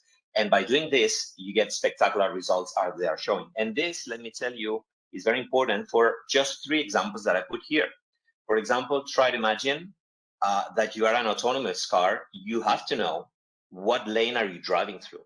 This is of key importance because otherwise, you know what the consequences can be. Knowing also on which side of the road you are, that's important for ride-sharing services. Imagine you are asking, your ride, and you are on this side of the sidewalk, 8 lanes, and the Uber or whatever cab is going to the other side. Well, that's a degradation of the service, right? You don't want this. And also, for example, would be important knowing in which floor of a tall building you are. Imagine a skyscraper, 20 floors, and you have an emergency, and they have to locate you within the building. It gets more important to know where and which floor you are. Okay, just 3 examples about how accuracy matters in cities. Okay. We may end up with congested cities at the ground level. So this is why there's this concept of urban air mobility, looking upwards to find solutions to not just the taxi drones, which I know it's something that it's a bit, let's say, still futuristic in our minds, but definitely the scenario of package delivery. For example, package delivery with drones is a very consolidated use case for medicines, for the medical use case, in which it is dramatic to do fast delivery of goods in this case. And this, of course, is a complement to multimodal mobilities at the regional level, probably. And we will see by 2025 full regulation deployed, at least at the European level, to regulate such scenarios. Okay. So just a final note that we as a company are participating heavily in R&D, European R&D frameworks well, in these fields of application, these very few same fields of application you see on the slide. First of all, let me mention one project that we coordinate. Will end up in November 2021. It's called Reality, and it's about assessing the benefits of European satellite navigation systems for safe navigation for drones, because we will see drones getting closer and closer, and we want we want to study how safe navigation for these drones have to be. Second one, it's called DeLorean. It will end on there is a typo here, on May of next year. And it deals with urban air mobility. So these 2 cases you see on the slide, and we are again studying the challenges for deep, let's say, urban navigation in these scenarios, okay? So I think I got the picture done. Hopefully you got to understand who we are and what we do and the challenges of PNT in mobility applications. So thanks for your time and glad to take any questions. Oh, thank you very much, Pera. Very interesting, to the point and on time. So that I really thank you. Okay, thank you.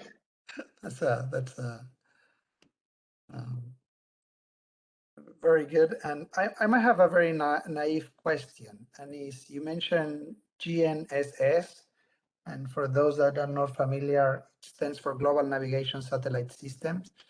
Obviously, you're talking about mobility, but you are gathering, you showing systems that can gather a lot of different data. So how much the development of smart cities relies on satellites? I mean, because for us is something. I mean, talking about satellites is like science fiction for so many people, right? But especially, for instance, when we talk about G5 or telecommunications, we still know that there are antennas in the cities, but not anyone really knows the infrastructure behind all that. So yeah, I have to. Yeah, I fully share this impression with you. I mean, humans are made this way. You have to see, you have to touch, to really know that things are close to you, and to understand technology at some point, right? Which is unfair, because if we take a smartphone, there's hundreds of processes that happen outside that box, and still we'll get it to the terminal, right? But satellites are definitely one of these. Like, they're far, they belong to the space, which is not Earth, but are supporting so many services on Earth. That's not a new thing. It's actually, we've got now tens of years with communications based on satellite TV, for example. And now the thing is that, for example, in Catalonia, there's this initiative which is called the New Space, which is actually a group fostering the uses, the combination of satellite uses with digitalization, right? And here we have to think about plenty of these. For example, all the Earth observation services that we got. We got a presentation, unfortunately, cut by the former colleague there. There's satellite navigation indeed. And there's also a very interesting thing that will happen in the satellite world, which is what we call the LEO satellite. So acronym for low Earth orbiting satellites. Most of the satellites are orbiting, pretty far, but now they're launching smaller satellites, lower cost satellites, and they are closer to the Earth. Okay, this is what we call LEO. That will be massive, a massive step, because it will, we will have very many more satellites, let's say, orbiting, and that increases, coverage and functionalities. For example, for navigation as well. When we have LEO satellites, it will not happen that we lose GPS satellites and we're somehow masked, because there will be, thousands eventually. That will not be the case anymore. We'll have, availability of the service everywhere. And that's coming, and that's definitely, regarding to navigation, something that smart cities have to use and will use. In terms of mobility, of course, mobility is a major case, as I presented in my slides.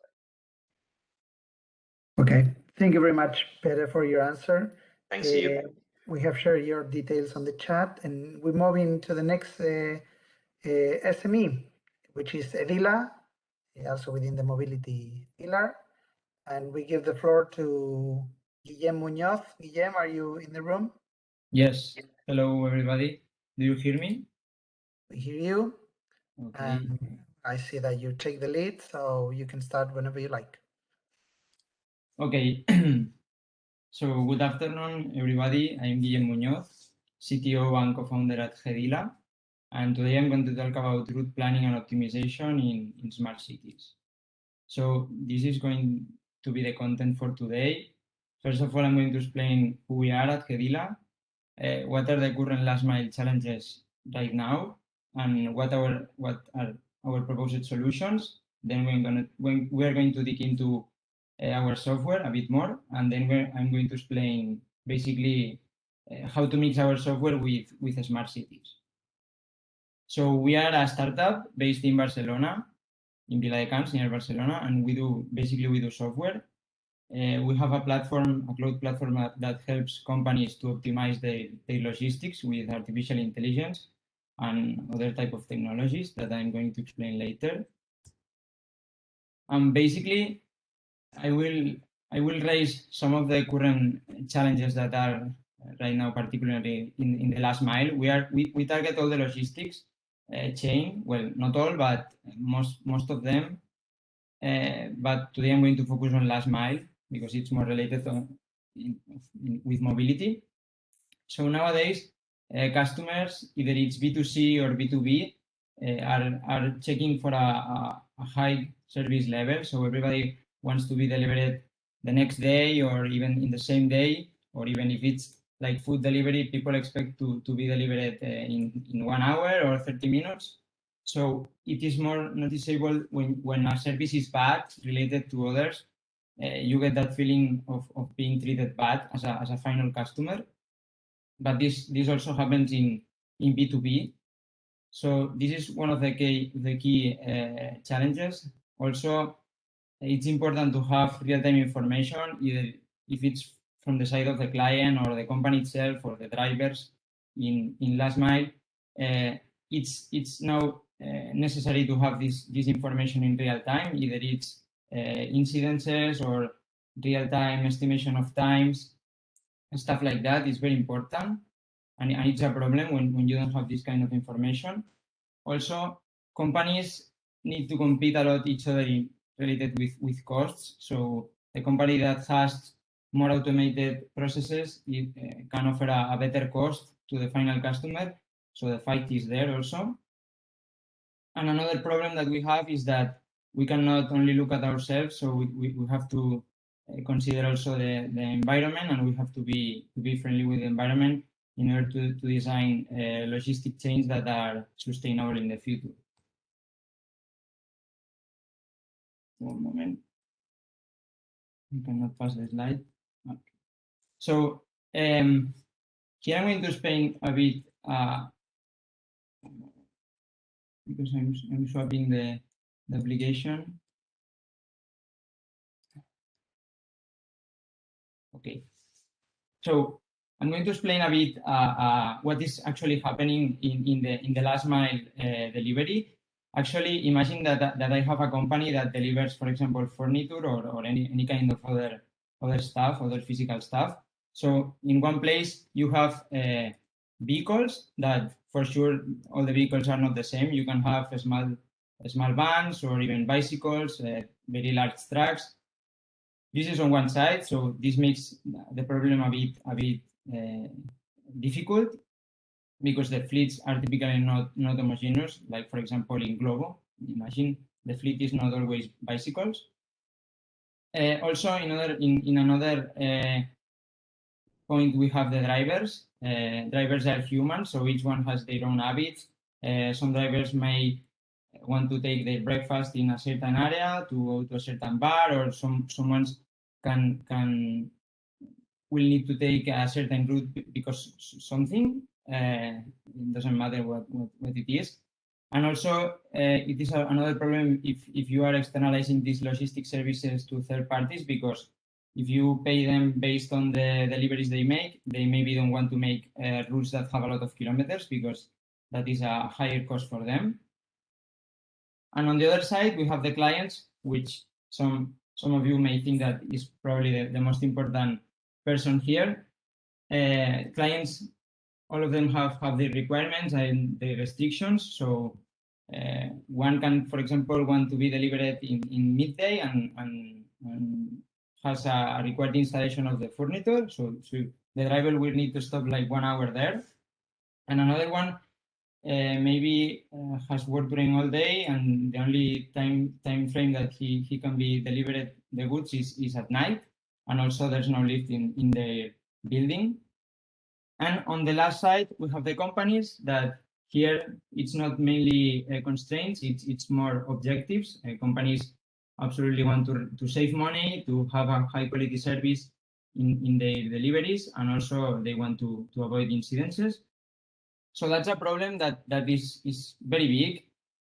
When you have a small fleet and you have limited customers, you can go the traditional way, but once you start having like an amount of fleet of, for example, 5 vehicles, and you start to have 200 clients or some numbers like that, the problem gets difficult and more difficult, and it's impossible to be solved in a traditional way, like, for example, with pen and paper or with even Excels. So to solve this problem, it's mainly solvable with 4 pillars. One of them is adaptability. Nowadays in companies, you need to be integrated either with the system, the IT system of the company, and with the business side of the company. So you have to integrate it in the decision-making process. Also, it's very important to have that traceability that I commented before. It's important to have the real-time information and a good visibility from all the agents involved in the process. It's very important to automate processes. That doesn't mean to replace humans with machines, but to automate the process that don't give value to the company or don't give value to the value proposition of the companies. And on the other side, we have to be more efficient with fuel and CO2 emissions in order to be sustainable. So our software is basically a modular software in the cloud. We offer more solutions than this, but this is only the solutions that are targeted to last mile. Our core is mainly route optimization. So our target is medium and large size companies that have a high amount of restrictions, and also there are a lot of particularities that you need to take into account in order to design efficient routes. Also, we do all the tracking related with deliveries and fleet tracking, such as, for example, communication with the client to send them the incidences in real time, also real-time positioning, the data from the tachograph, temperature, stuff like that. And also it is possible to see a digital twin to, for example, simulate what happens if we get more customers in a certain region, or, for example, we reduce the fleet or we change the type of vehicles. So this is some of our numbers. These are not numbers of a particular company, but in general. So can vary. For example, related to time spent in actual driving and CO2 emissions, our software can help to reduce this amount to 30%. Also, logistic costs related with the cost of vehicles, of drivers, and of external costs can be reduced to 20%.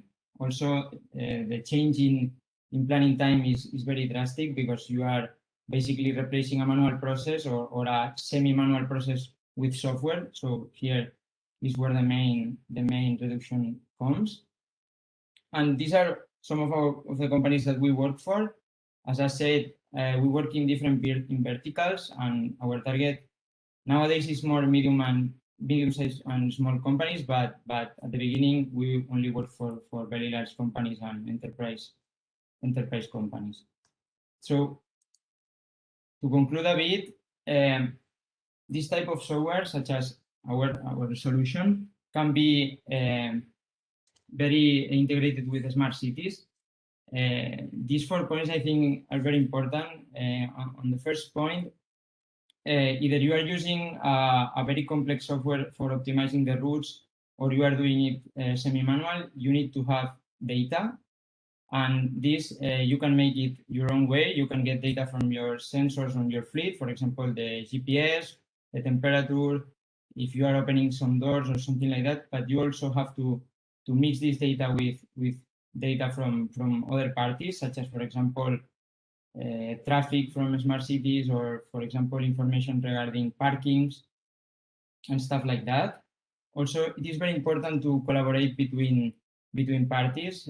Sharing data with providers can help a lot. For example, do not go to the same client the same day with 7 different vehicles, and share this type of information in order to be more efficient.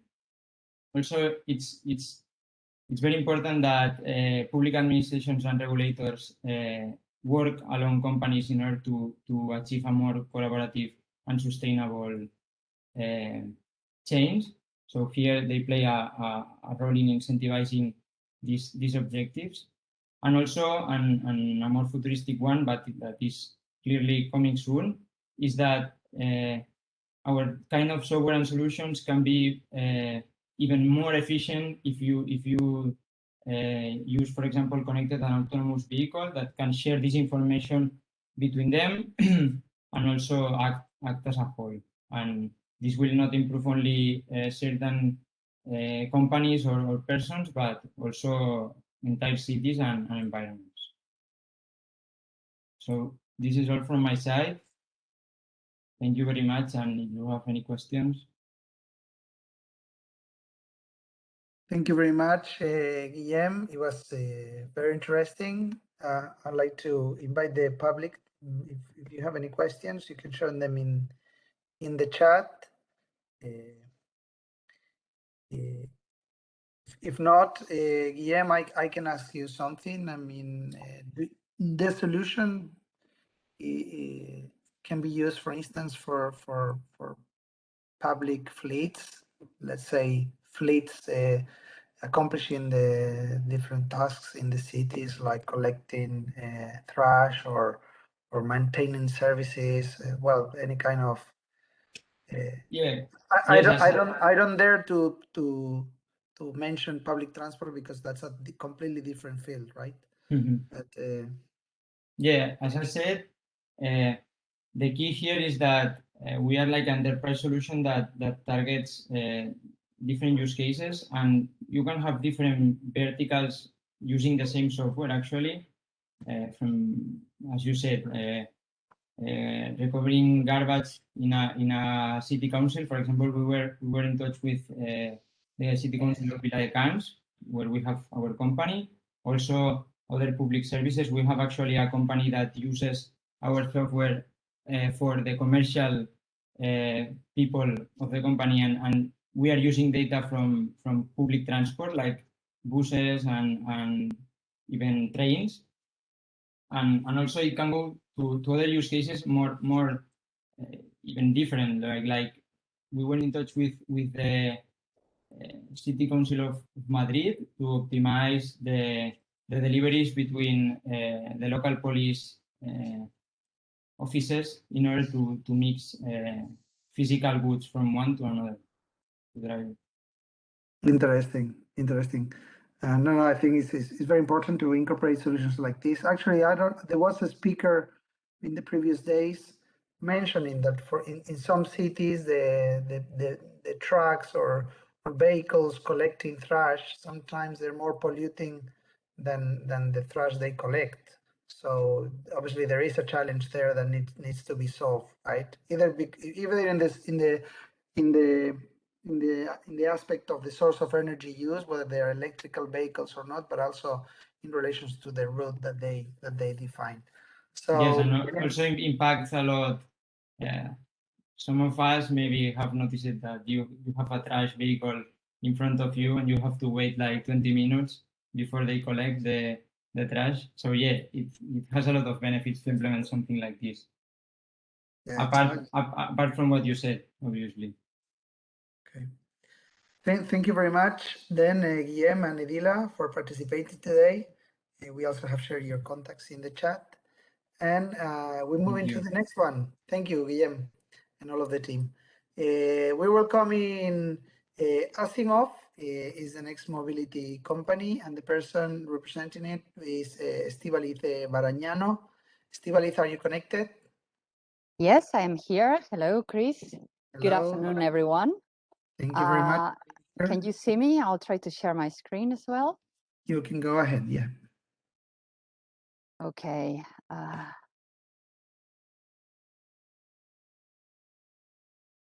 Maybe this one.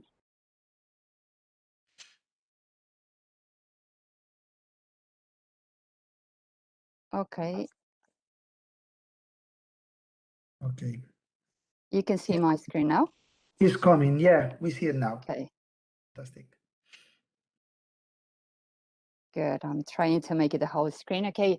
Good afternoon, everybody. As Chris said, I am Esti from Asimov, and we focus on street and on road safety. Right now, many smart cities have ITS system, intelligent transportation systems, for traffic regulation, for enforcement, but that's usually for the main arterials of the city. The rest of the city, basically, there is no technology to keep that especially the traffic signage, which is the most widespread way of guiding, warning, or regulating traffic out of the main arterials that have traffic lights. Sorry. So traffic signage today in most places is done via visual inspections. It's just somebody driving along the street, just looking and checking that everything is okay. Whatever they don't see or they don't remember is not reported and is not repaired. So visual inspections are really not very efficient. And after each inspection, there is no evidence that the condition of the streets of the signage was the correct one. Of course, the local authorities are responsible for this, and they have limited budget, and maintenance is quite expensive.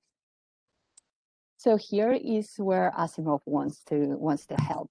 We want to use technology, available technology like IoT, machine learning, computer vision, to help these visual inspections and make them more effective by automating some of the tasks.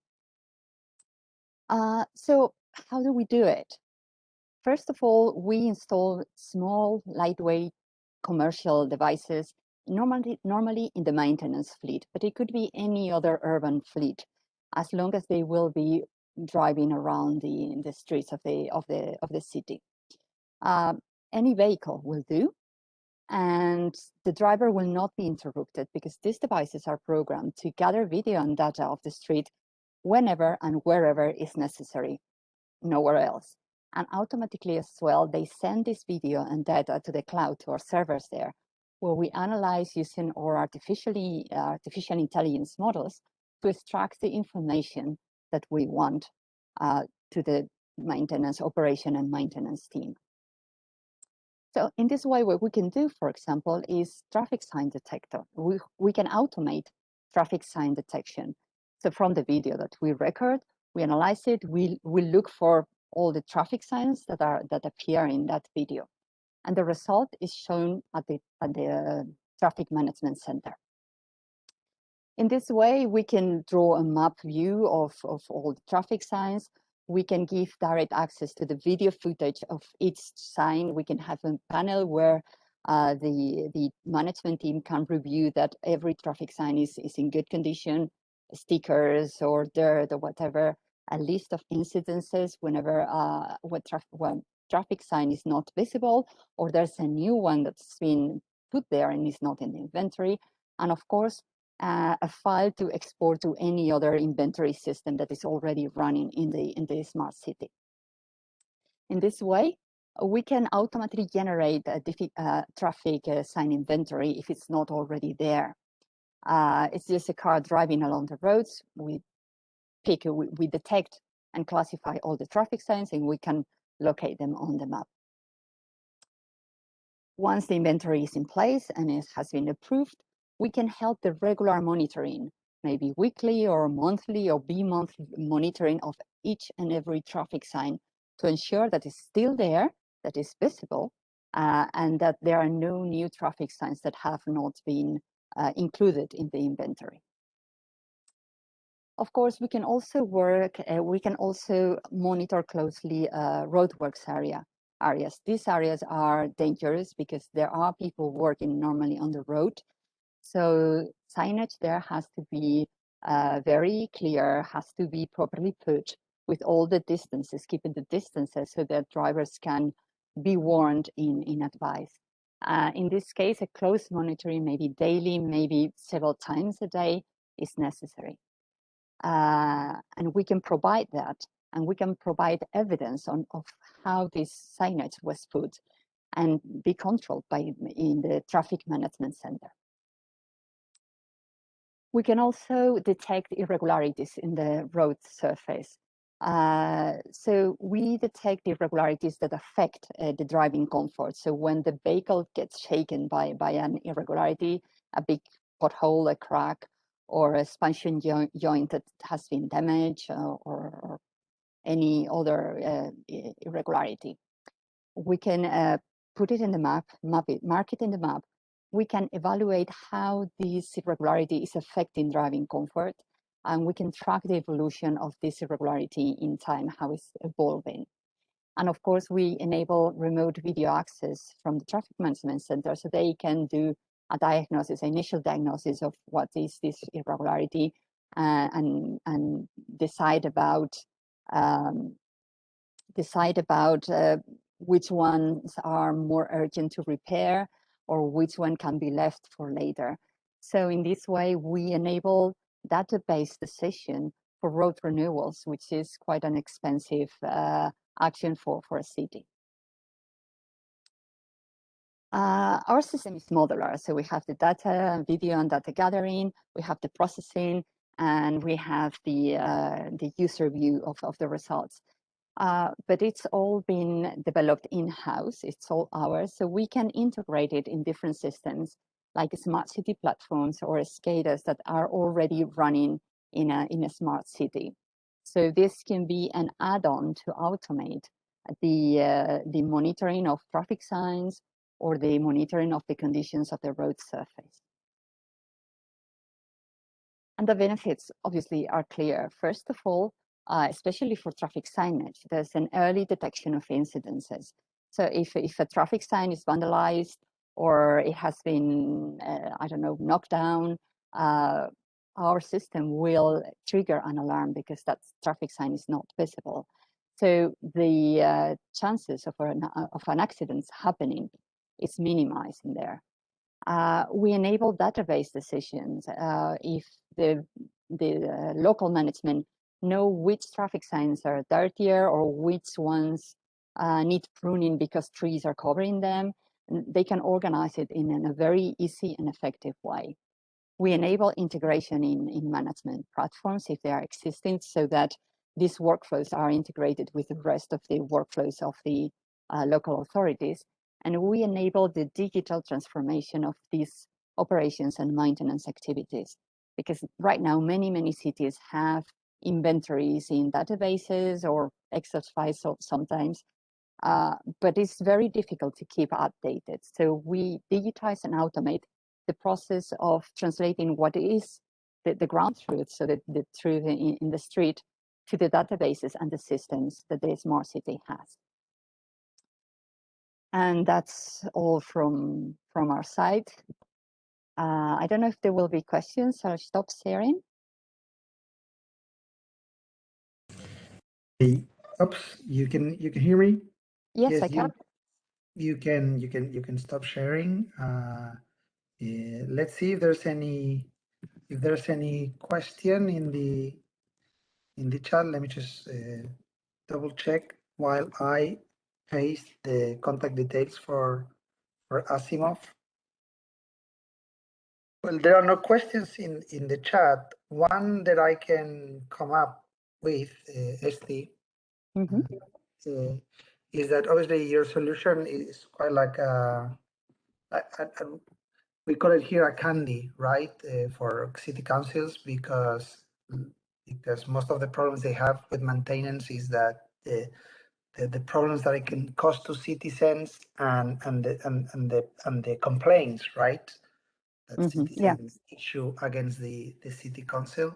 So do you have any figures on how your solution benefits the city councils in avoiding these kind of problems? Or No, that's a very, very difficult number to come up with, because it's usually not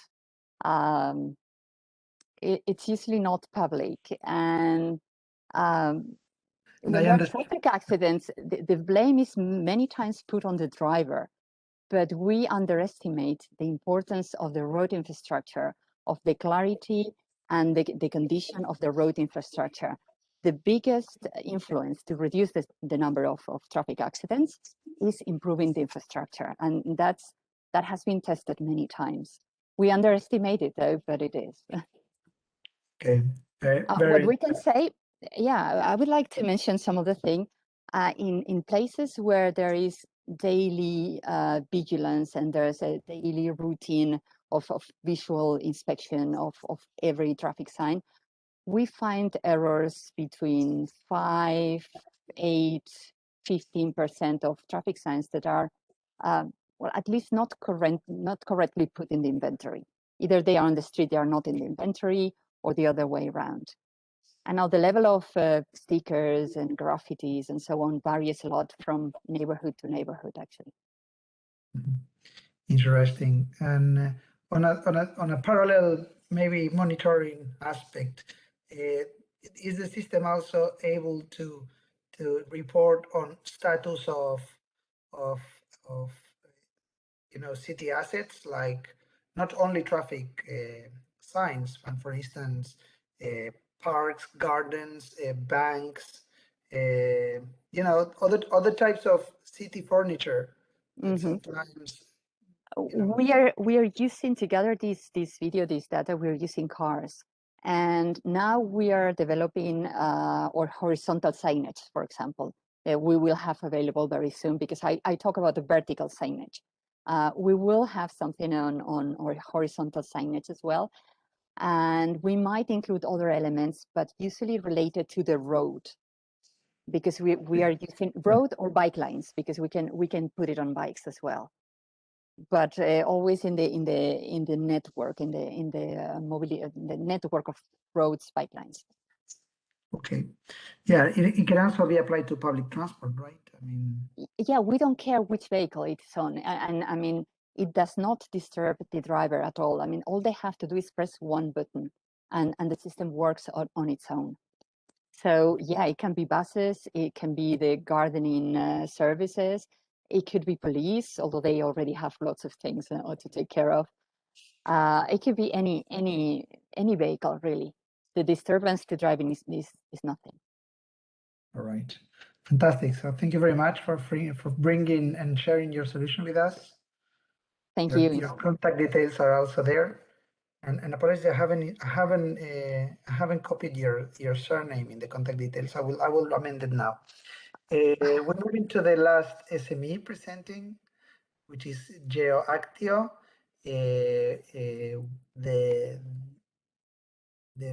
partner or representative from GeoActio is Juan Barrera. Juan, are you connected? Can you hear me? Yes, we can hear you. How are you? Thanks. Fine, thanks. Nice A to little have you bit here. pressed up, as I was told to give this presentation this morning, so I've been in a hurry to get to time, but hopefully I can give a good explanation of this presentation. Okay, fantastic. Thank you very much. The floor is yours. Let me check. Can you see my?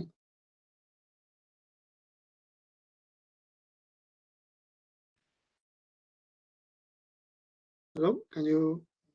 Yes, we can see it. Well, this is well, sorry.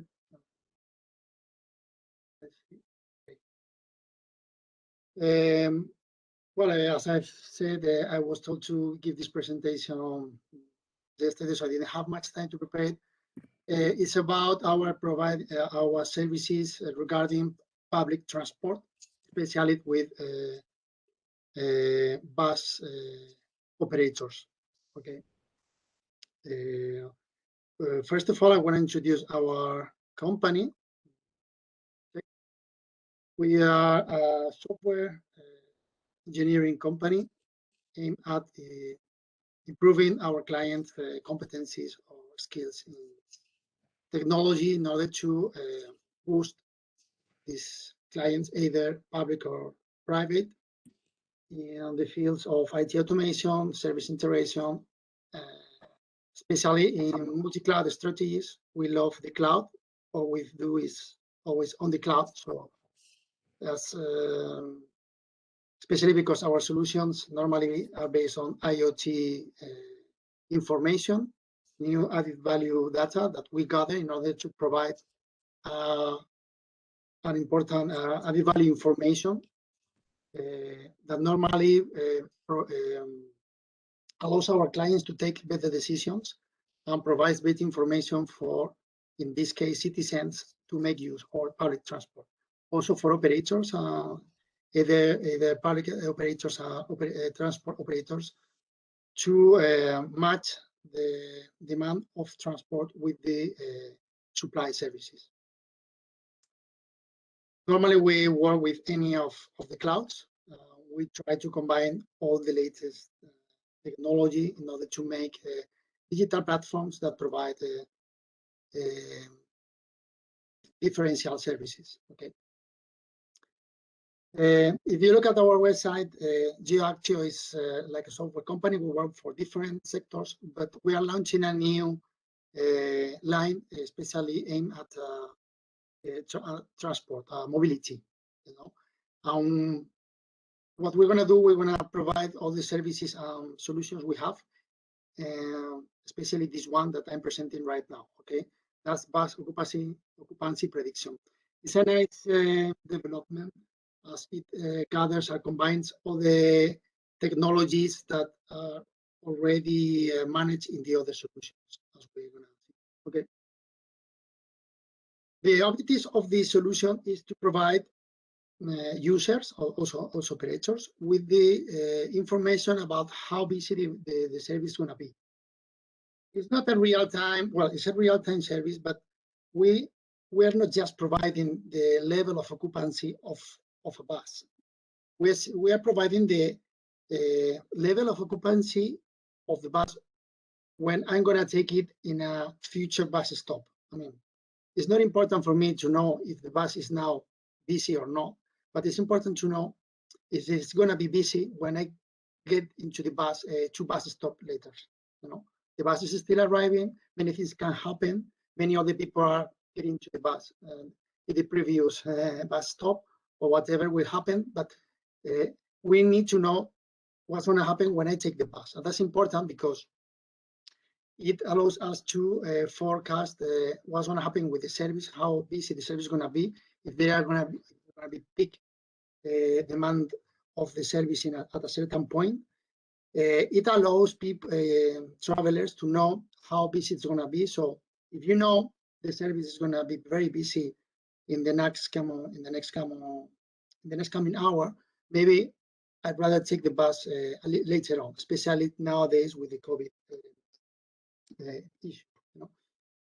It also allows operators to adjust the service, the planification of the services. If they can forecast how busy the demand is going to be, they can provide reinforcement of the service.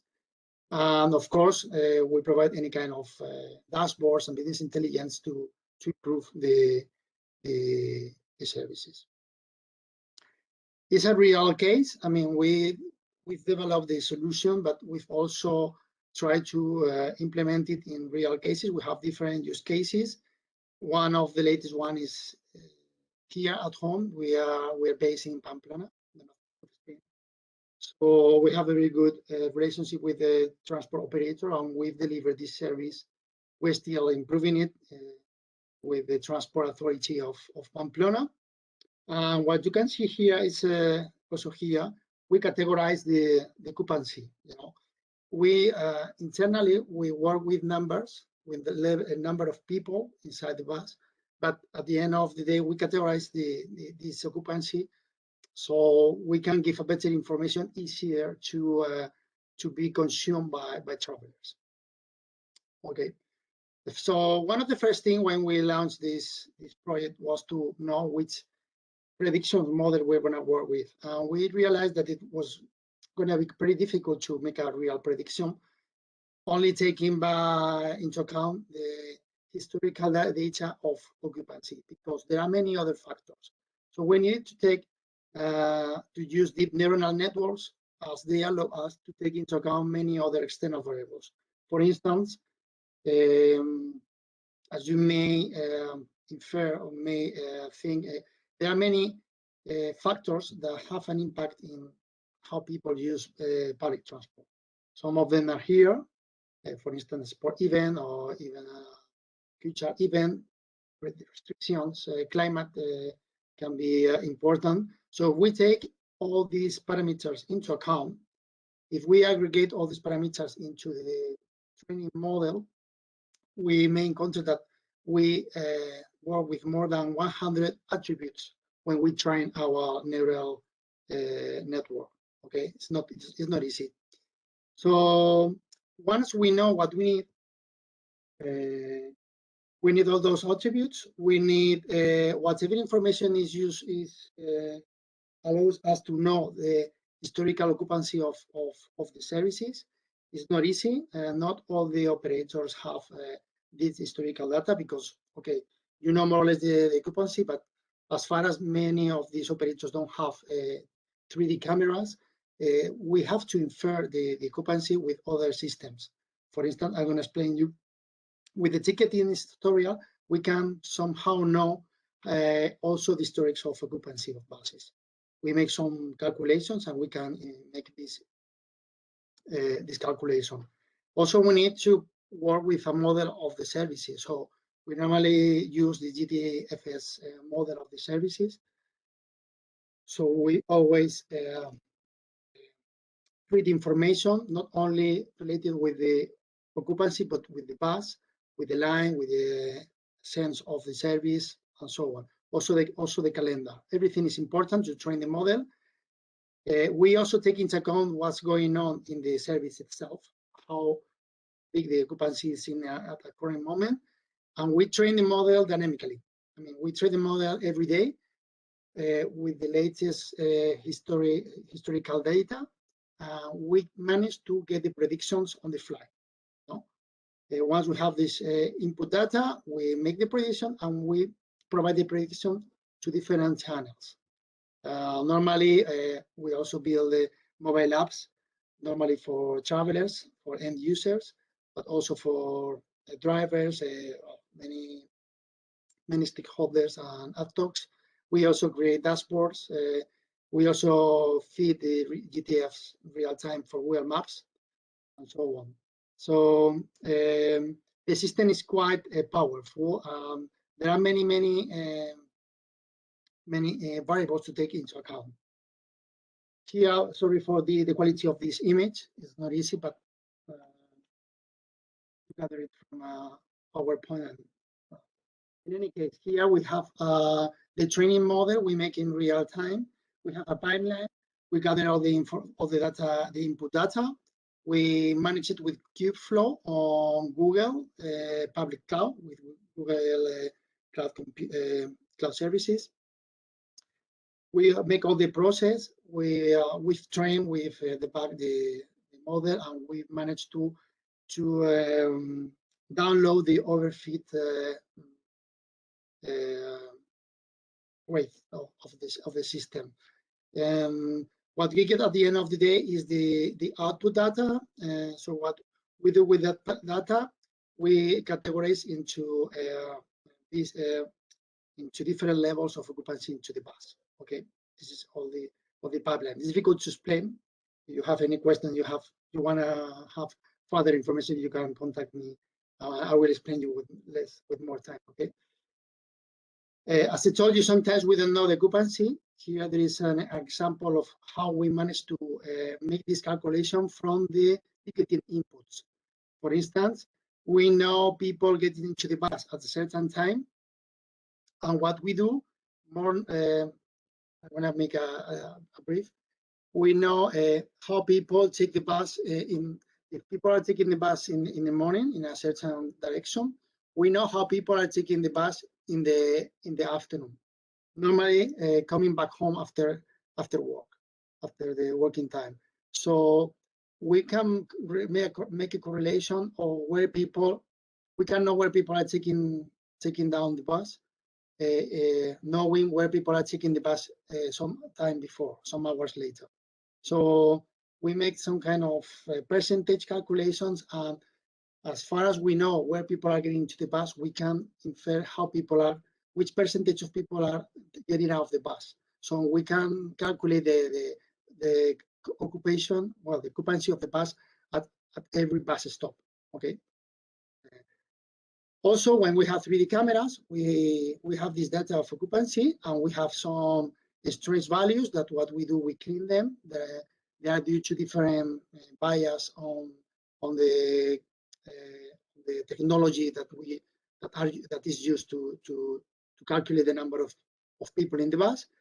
Well, at the end of the day, we have this strange number of people inside the bus. Also, we have these cases, and we debug them. We sometimes we trust that data that is not useful. We just take the data that is already clean for our calculations, and we can. Well, this is difficult to explain, but we can, in using the data of occupancy of the last 3 months. Always in relation with the GTFS model. I mean, today, Wednesday at 5 o'clock, if we know what's happened in the last 8 Wednesdays at the same time, in the same line, at the same bus stop, we can calculate what's going to happen today. Also taking into account other variables. Maybe today is a bank holiday or there is a cultural event. So all these variables are taken together by the algorithm. And we managed to get a prediction of how busy the bus is going to be. And we managed to get real good results. This is for a service line in Pamplona, and we managed to get very good, amazingly very good results. Which is a way of knowing if what we predict and what really happens is the prediction is good.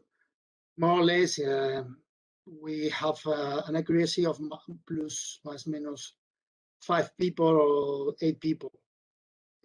Okay, and at the end of the day, what we can do is we can use the occupancy level here. We have a very good level of accuracy on that. You know, and also I want to show you very quickly. We also build dashboards with this description level of occupancy. When we are cleaning data, we see that some lines we have to clean, we have to send to trash a lot of data because maybe the occupation system is not giving us a good information. Sometimes, besides all this very useful information for the operator, sometimes for a given day, we know in advance. For instance, for tomorrow in Pamplona, we know that for this line, at this time, the level of occupancy is going to be higher than 100%. I mean, we can say either the operator or the public transport authority that maybe they should provide better supply services at this time for this line. Okay, we managed to get to this point. And this is it. I don't know if my time was, if I was quick enough, hopefully. I don't know if you have any further question.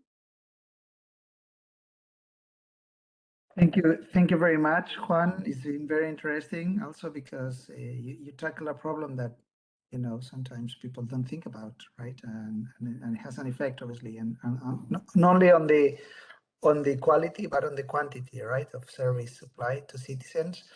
One question that I might have, and sorry, it's a tricky one, is can this be applied to subway, to underground, for instance? Yes, the same way. Always to regular services. As far as we may count with historical data of occupancy. But you train a model in which you know the historical input data, and that's important. So for subways would be the same, exactly the same. Okay. And another question: the implementation phase is long, or is something that can be? We are working on standardization of the solution. The main problem has to do with the source data of our clients. The quality of the data is always the same. You have very good quality historical data. It's pretty easier than if you don't have this historical data of your occupancy in your service, you know. And that's important. Some operators in small cities, normally operators don't have the technology to know how busy the buses are at bus stop level. You know? But this we're working on that. I mean, I think it has to do with the modernization of services. Sorry. Yes. I understand. Okay, so thank you very much, especially for being able to prepare it in such short notice. Thank you. Thank you very much. And well, we have arrived to the end of the session. We really thank everyone, especially the ones that had stayed so long. It's a full day program today, and that's the hardest part, you know, to keep you entertained and interested during the whole session. We would like to thank not only the speakers in the morning, but also all these SMEs that have dedicated this time to prepare the presentations and share them with us. Within the project activities, we will generate a report with the information summary of each company, and we will share them with the participants, okay? And also with the city representatives that have been here this morning, and obviously the stakeholders that participated in the the 4 first days of the program. That was in June and beginning of July. Carles, I'd like to invite you to the floor. Before I explain this slide, I'd like to thank you personally, because it's been great having you today, and also, you know, have your contribution in order to navigate the debate and the knowledge shared by the experts in the morning. It takes professionalism to do that, and we thank you for helping us out to bring this program together.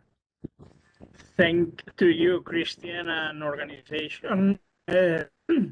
Just to say thank you to all participants, speakers, people who is connected now, all these days, and put in value the ideas, projects, and conclusions, and encourage you to share, exchange, and implement it.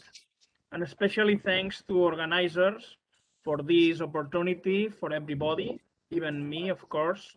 And I hope some kind of continuity for this community that you have created with this program. Finally, I think that now some of organization, I don't know, Christian, Joan, have to close this program. Yes, correct. It will be me personally. Obviously, the rest of partners are invited to participate. But answering one of your comments, there are upcoming actions within the project. The project SmartCTClusters is conducting different types of activities. One is this program that responds to the module 2 that you see here listed, which is about smart cities. And you've been exposed to what we have been sharing during these days: speakers, knowledge, strategies, experiences, use cases, future trends, ideas, debate, and questions and answers in order to advance and progress in the development of smart cities. We also did in the beginning of the project other training modules that had to do with, as you can read here, cluster economics, sustainable business models, and strategy design, smart specialization. Why? Because the project, what's trying to do is to develop a collaborative network of clusters that are experts in smart cities and are able to activate a joint strategy agreement for the future. This is the joint collaborative partnership strategy that we have listed below. And this gathers the outputs of different tasks that we are conducting in the project, and that Mirko mentioned this morning: the analysis of value chains, the identification of opportunities and initiatives, to define KPIs or results that we would like to reach, but most important, to develop and implement a roadmap for this strategy. And that will include incorporating not only the partners of the project, but also additional clusters, additional institutions, and additional actors. And we have mentioned that there is public actors, there's private actors, but there are especially citizens, end users, people. And these are one of the main actors in everything that we've been discussing during these years. So including this elements, these personalities, and defining this roadmap will allow us to make further actions for the future. So we encourage you to not only to the interesting invitation that Carles said, but we invite you to follow us, to visit our webpage, to follow us in LinkedIn, Twitter, to send us an email to the address that we have just pasted in the chat, because we would like to share everything we do with you. We will be sharing the outcome, the videos, the presentations for the whole program, but we will like you to be also connected for the future strategy that we will develop. So this is the closure of the program. Thank you very much to everyone, to all the participants, to the partners, especially to MLC Cluster in Euskadi, to Torino Wireless, to Netzwerk Energy Umwelt in Germany. Mirko had to leave because of a personal issue. And Evik, also from Sofia, Bulgaria. Ilya, I think you're still connected here. So that's all. We are only 11 minutes past the schedule, so that's an achievement. Thank you very much, and hope to see you soon in a new event. Bye. Thank you very much. Thank you. Bye. Thank you. Bye.